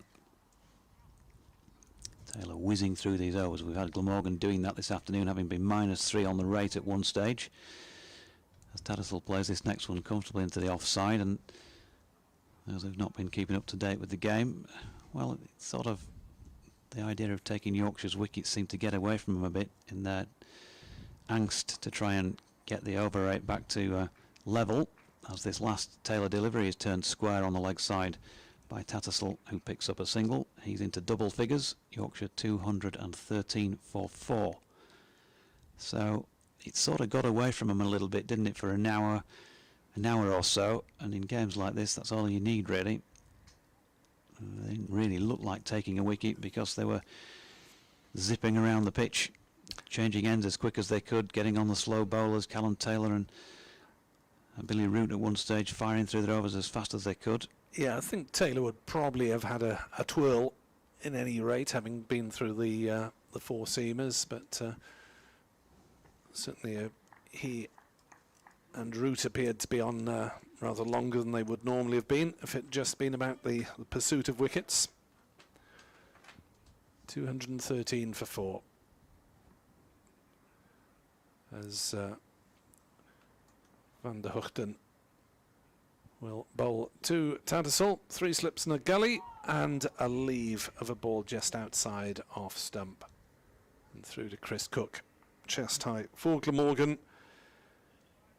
Well, Van der Hoogten and Hogan, their opening bowlers, firmly back in the groove. Dan Dowthwaite chipping in with the wicket of Joe Root. Jamie McIlroy not as tight as he was in the first innings when he looked really promising on debut. And no wickets for the spinners second time round. As this is defended by Tattersall out on the offside, and there is no run.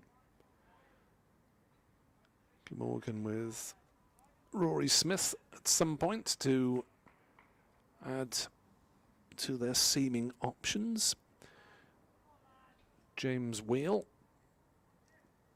was in the squad here today. Their recent signing having been with Durham and Leicestershire on loan last season. As Van der Hoogten is in to bowl a shortish delivery that Tattersall just ducks underneath.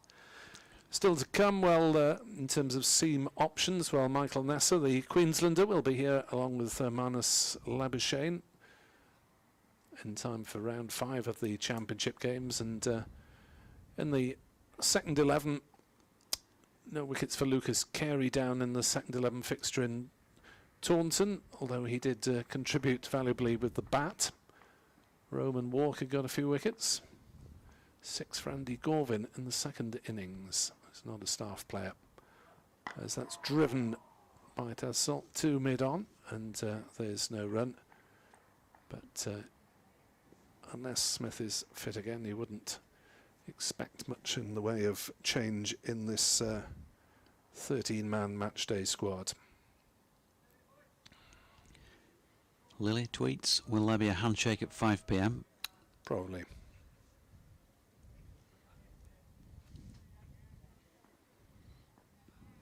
Could be into the last couple of overs of this game. Van der Hoogten to Tattersall, who defends. He's quite a stoic player in defence, isn't he, Tattersall? There's no doubt that he is playing his shots dead bat, with no danger of being caught off a frivolous drive at this late stage of proceedings. No.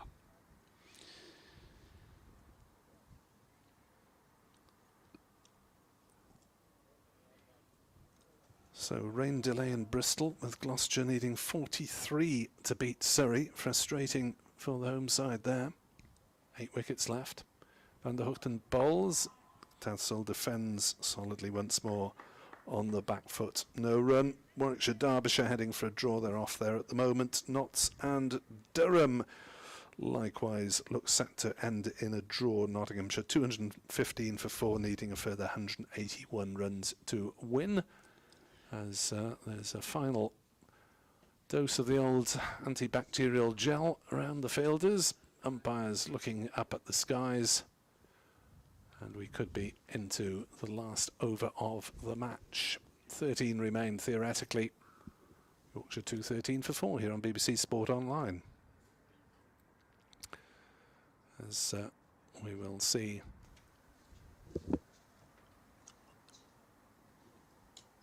potentially the final over of the match, delivered by Callum Taylor.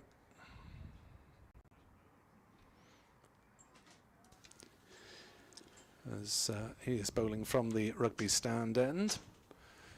He's bowling to Adam Lyth on 110, sorry. And he comes then around the wicket. Lyth just easily pushing forward into the offside. No run. Ray says thanks very much for the commentary and banter over the last 4 days. Glamorgan will need more runs from the top 3 to compete. Yorkshire hamstrung. 2 seamers down in the 3rd dig and Lyth good in the 4th. Losing 2 sessions always possible in winter. Jokingly.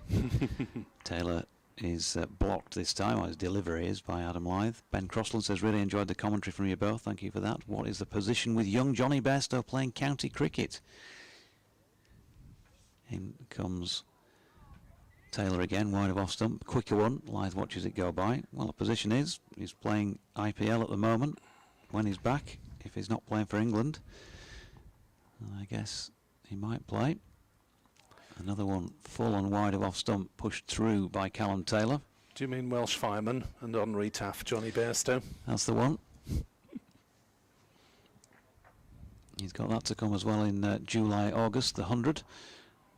As the next full-length delivery from Taylor is blocked again by Adam Lyth.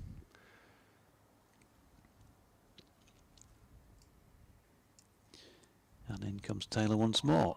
And with an open face Lyth, I say open face, it might have been more like an edge towards the shoulder of the bat from the ooze from the Glamorgan fielders. Either way, Douthwaite fields it for the concession of 1, taking Lyth on to Nelson.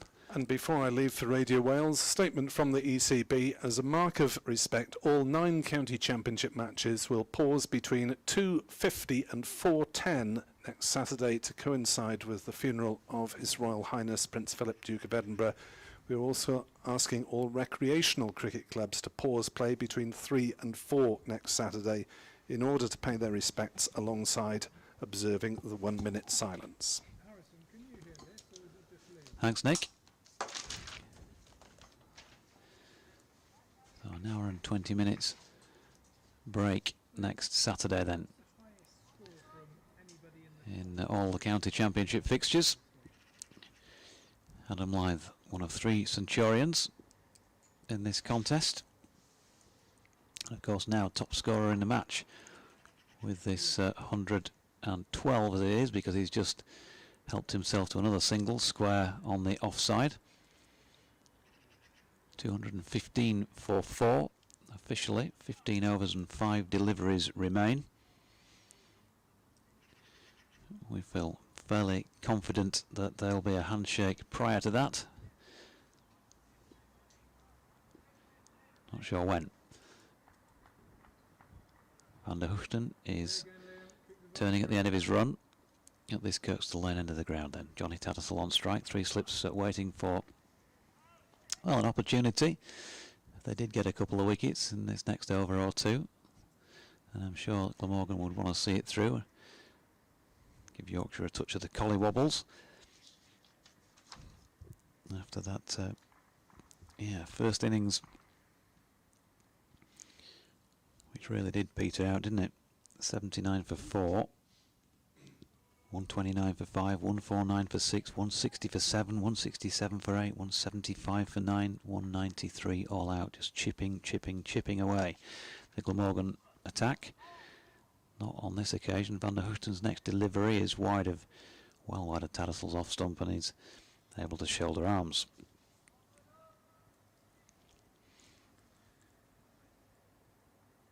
Not been a lot of peripheral picture painting to do again today, with nobody in the ground barring those who have to be. So a blanket of white seating opposite us in the Emerald stand, and slightly away to the left, and plenty of blue either side, east and west, as Van der Hoogten's next delivery is turned into the leg side by Johnny Tattersall. Once again, no run.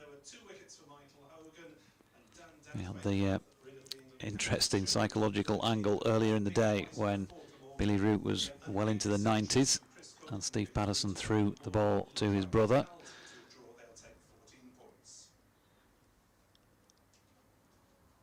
Nothing more important than sibling rivalry. Billy came out on top on this occasion. Short ball here from Van der Hoogten, and Johnny Tattersall well underneath that ducking. It's a little bit leaden overhead. We can see some fluffy white clouds away to the left, the southeastern side of the ground, down over the city centre. A bit of blue sky out there, but away to the west and the south, it is mainly grey. Why are we still going? We're not entirely sure. Still 15 overs officially remaining.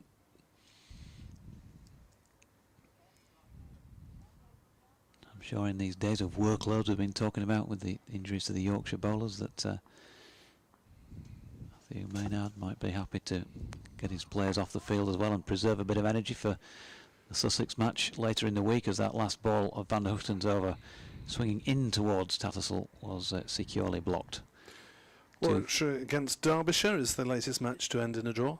Sorry. Gloucestershire will be very keen to try and get back out there with only 43 to win and 8 wickets left against Surrey. Indeed, they are due to restart at 5:20 local time, that is in Bristol. Obviously the BBC has to put, being read worldwide, has to put local time on things, but it feels a bit superfluous, as if the West Country is on a different time zone to the rest of England and Wales. Callum Taylor then, right arm off spin, defended by Lyth out on the leg side, and there is no run. 215 for 4, but these two have batted through 15 overs by now, as Lyth props forward and defends out on the leg side once more.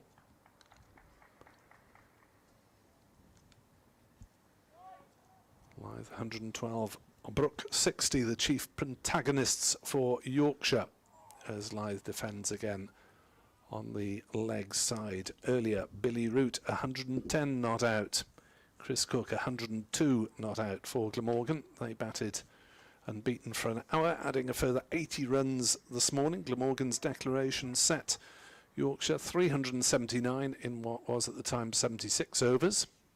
As Taylor bowls and Lyth steers it nicely out into the deep, and the offside takes a single down to the point boundary. It's fielded by Balbirnie, who spent most of the game in the slips, but David Lloyd is the only slip for the spinner. 216 for 4 in the early evening. Not quite gloom, but it certainly got darker.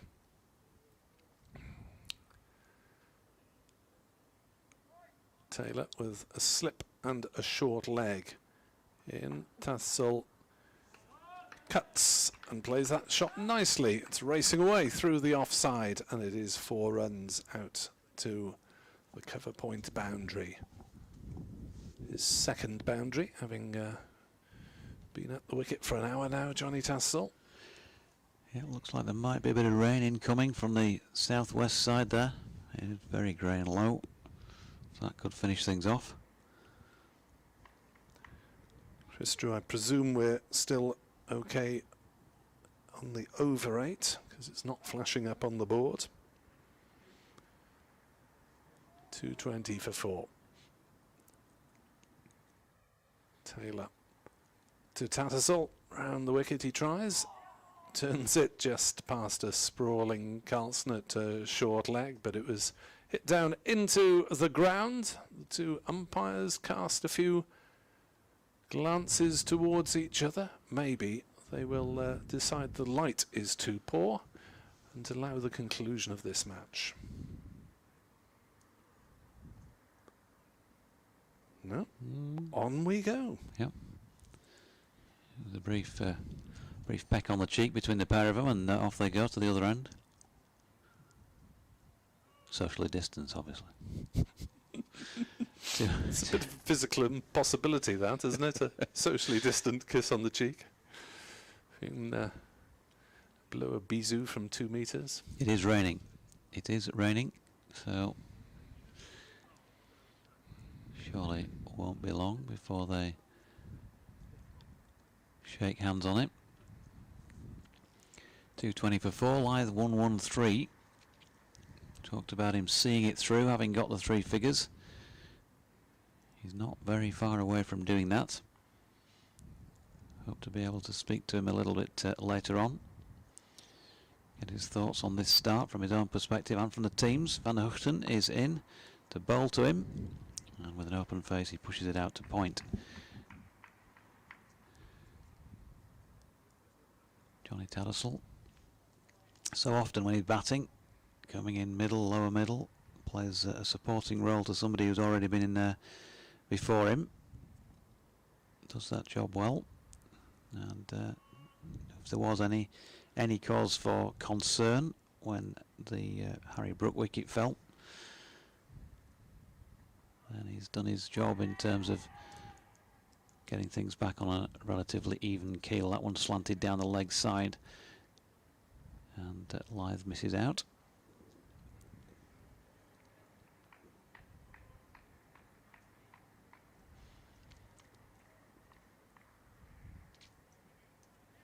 Very much an end of match feel about this match now. Hands in pockets. There's still a little bit of chit chat going on. Doesn't feel quite as enthusiastic as it did at a number of points previously in the contest. Van der Hoogten's next delivery sees Lyth pushing just in front of square on the offside and picking up another one. 1-1-4 to him and 1-4 to his batting partner Tattersall, who's back on strike, and it's 2-2-1 for 4. Van der Hoogten 1 for 35 into his midway through his 13th over now. He's bowled 4 maidens. Not been a lot of success for the tweakers in the contest. Don Best gone wicketless. Callum Taylor's bowled 18 overs, 4 maidens, none for 60 in this Yorkshire second innings. Van der Hoogten coming in to bowl to Tattersall, who shoulders arms to that one. Taylor had 2 for 16, didn't he, first time around? Yep. One of them memorably Joe Root. The other possibly less memorably Dwan Olafia, with all due respect. Oh, not the with all due respect. Oh. I'm not likely to have to interview him.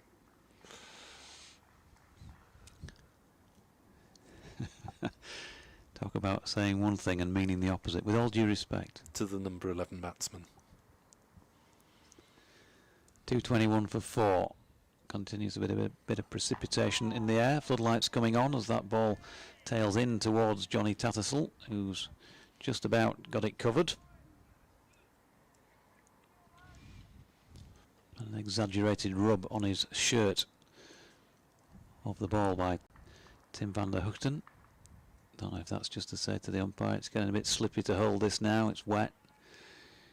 We'd really rather get back down the M5.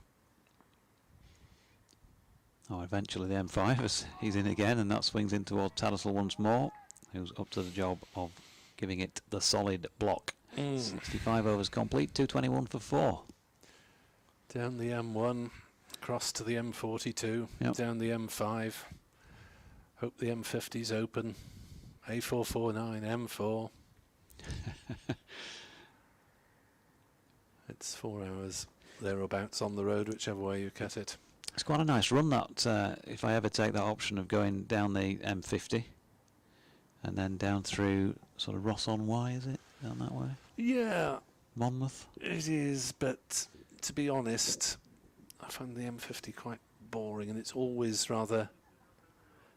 late at night and I'm tired when I'm heading that way. So you say boring as if there are interesting motorways around. I say boring. There are no service stations for a start. Callum Taylor bowls, and that's forced away off the back foot by Lyth. Picks up a single out to the cover boundary. And there aren't really any sort of points of interest. There's, I think, one bridge over a river, and that's about it. But particularly when you're tired, it's there's not much to look out for. 222 for 4, double Nelson. Start hopping. Taylor bowls, Tattersall defends to short leg, no run.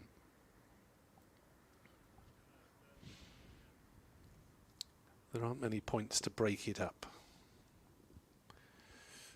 Taylor bowls, Tattersall gets a single down towards backward square, 223 for 4. I know from doing racing stuff on the racing circuit, I've never been to Ludlow races, but to get to it from Leeds, the lads in the press room all say, you just don't want to do that trip. It just takes forever to get down that last bit, whatever that last bit is. I'm guessing from somewhere around the Chester area and down. As Taylor bowls and Lyth defends back down the pitch. 115 not out. Red blob next to his name on the scoreboard to denote batsman on strike as he pushes forward defensively, and he'll want the red ink in the scorebook. I think most scorers still keep a manual version as well as the electronic one, as that's played gently along the ground to short third man. End of the Taylor over. He's bowled 19 overs, 4 maidens, 0 for 62. Is that the end of the match? Adam Lyth punching gloves with Chris Cook. There we are. That is indeed match drawn here at Headingley, with Yorkshire finishing on 223 for 4. Lyth 115 not out. Tattersall 15 not out. And Glamorgan's most successful bowler, Michael Hogan, with 2 for 32. Well, it's been a good 4 days. It has.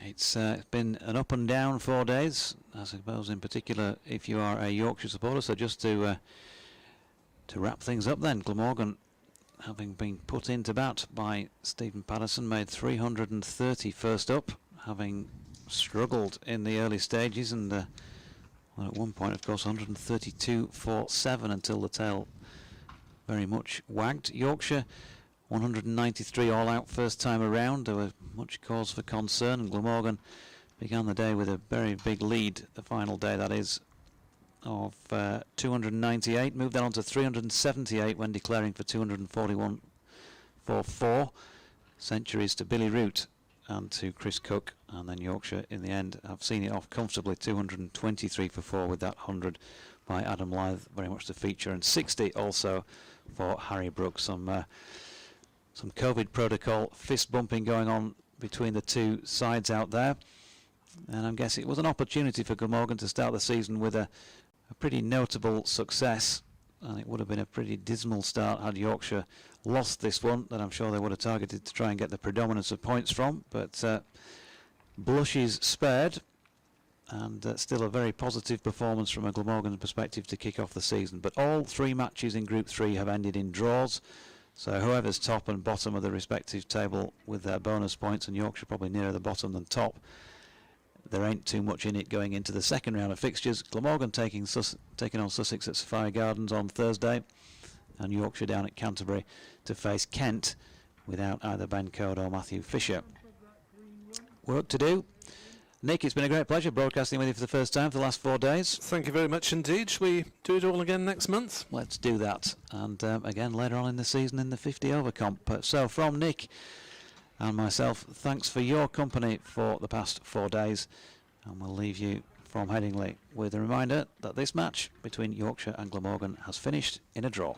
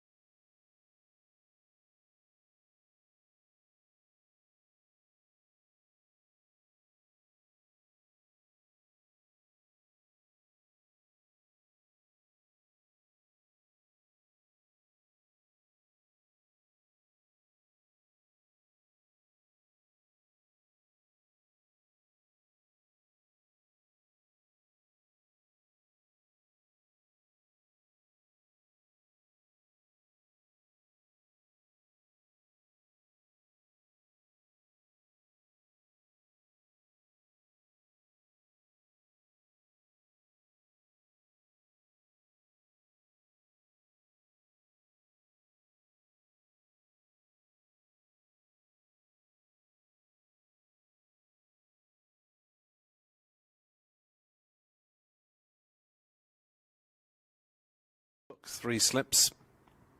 Cook hooks and will get runs through mid-wicket. He will get 4 of them. Nicely middled towards us to bowl to Cook, who lays into that one and flashes it through the offside for 4. Applause from over the wickets and tries to York Chris Cook, who meets the ball just on the full and plays a nice drive. Didn't try and overhit the ball. Best wheels the arm back again. Comes in past umpire Paul Baldwin, and well, what was going on there? Patterson to Cook, who forces nicely into the gap on the offside, racing away for 4. That's a retrieval rather than a chase. Ouch. And I've never been back.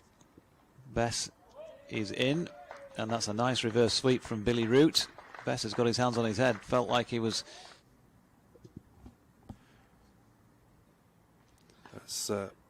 This one is pushed forward, out on the onside, and that is a half century for Billy Root. There would be an element of being more robust in that respect.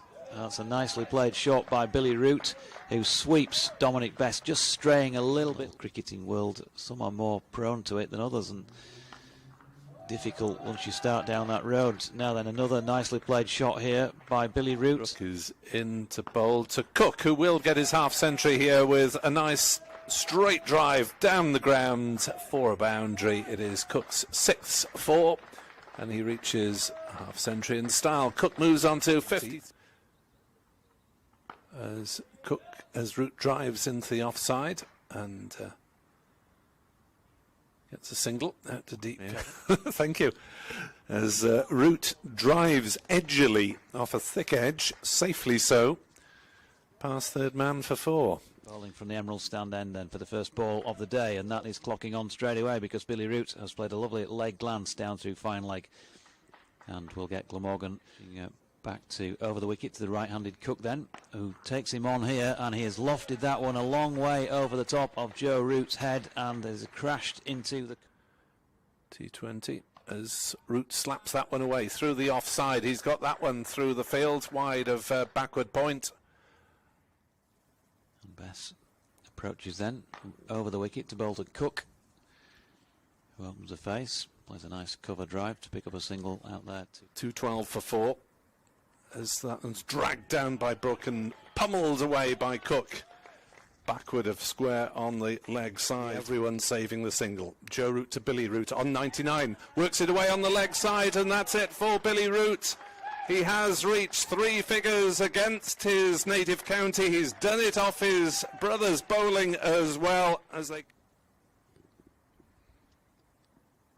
Bess into Root, who has gone big here across the northeastern side of the ground, and before.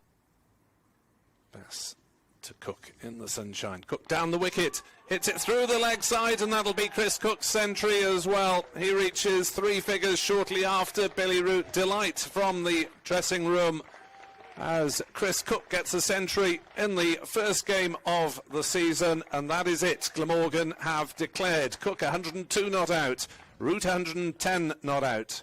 Chris Cook's century included 8 4s and 1 6. It came off 213 balls. It is a record 5th wicket stand for Glamorgan again. Unity in a very close, staggered line-up in the cordon. Good delivery here. Big appeal from Van der Hoogten, and he has gone. Kohler Cadmore's feathered one through to Chris Cook, and the first Yorkshire wicket of their second innings is down, and it's Tom Kohler Cadmore caught Cook. The single, just fine leg out as Hogan bowls. And there's a big appeal, and he's given. Loughton has gone. He stares at the umpire in disbelief, but he'll have to make his way back to the pavilion. And Sussex, I think, in successive games. Short ball pulled by Joe Root into a huge yawning gap through mid-wicket and crosses as Douthwaite runs in. Good delivery, and he's got Joe Root caught at first slip with a ball that, I don't know if it really got up as much as the batsman maybe thought, but it was more about his line and length. And he's got a thickish outside edge straight in, bowls, and Brook turns this one wristily on the leg side, and we'll get 4 runs for it as Douthwaite charges off in pursuit but can't get it. Lots of outside facilities ready for tomorrow. Short ball here from Douthwaite, pulled by Harry Brook. Is that going to go all the way? No, but it's going to go all the way for 4. Tussle. This one is thrown wide of off stump, and Brook gets quite a bit on this and diverts it away down through third man. 4th. As that one's flicked off his legs by Lyth, and there is no deep mid wicket.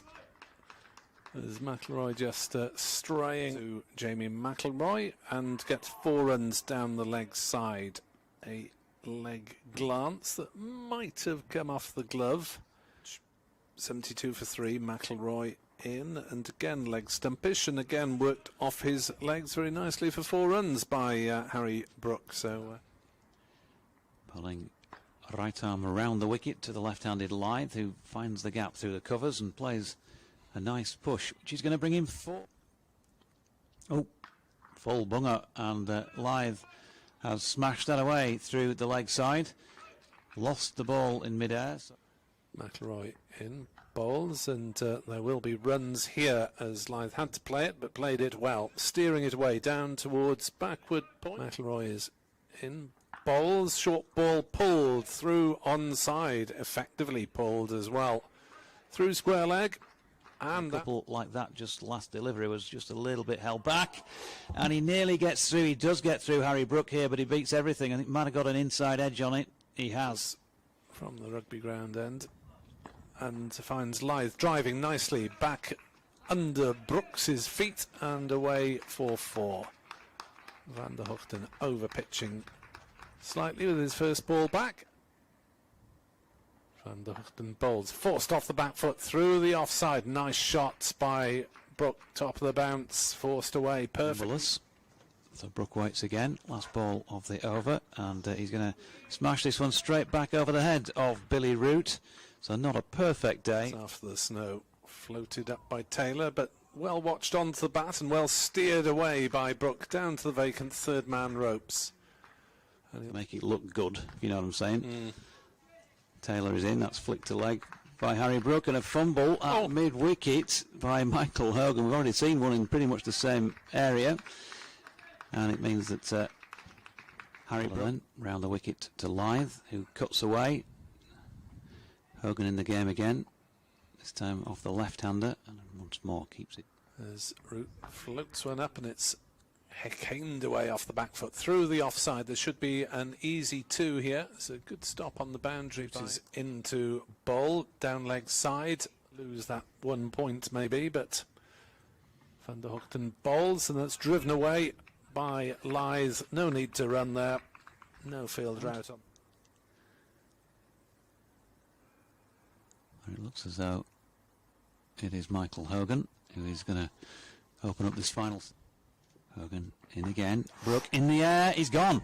He's hit that one straight to cover, and the man of the moment, Billy Root, takes a catch as the ball was dying on him, and he just had to lean forward and clasp it before it. 6 in a ring as he floats that one up, and it's driven through the onside, and he'll get 4 runs for it. Well, Adam Lyth, I said floating his is in, running away from us and bowling another full toss that is duly dispatched by Lyth through the leg side for cover, and a mid on as Douthwaite's in, and he gets that wrong. A little bit of in swing. Tattersall clips it off his legs nicely, races away down to fine leg, who pounding in again from the Emerald stand end round the wicket, and that's it. Adam Lyth flicks it away backward of square on the leg side, and takes 1 and makes that into 2 as Dan Douthwaite does the fielding, and that will be century number 25, rather than his 25th century. And he's facing up to Hogan again here, dropping that one just backward of point, and calls through Tattersall, who's ever willing, and he does so again. Oh dear me, beats everything. Lyth, the stumps, Chris Cook, and now the boundary rope. Bottom edge, short leg in. Tattersall cuts and plays that shot nicely. It's racing away through the offside, and it is 4 runs.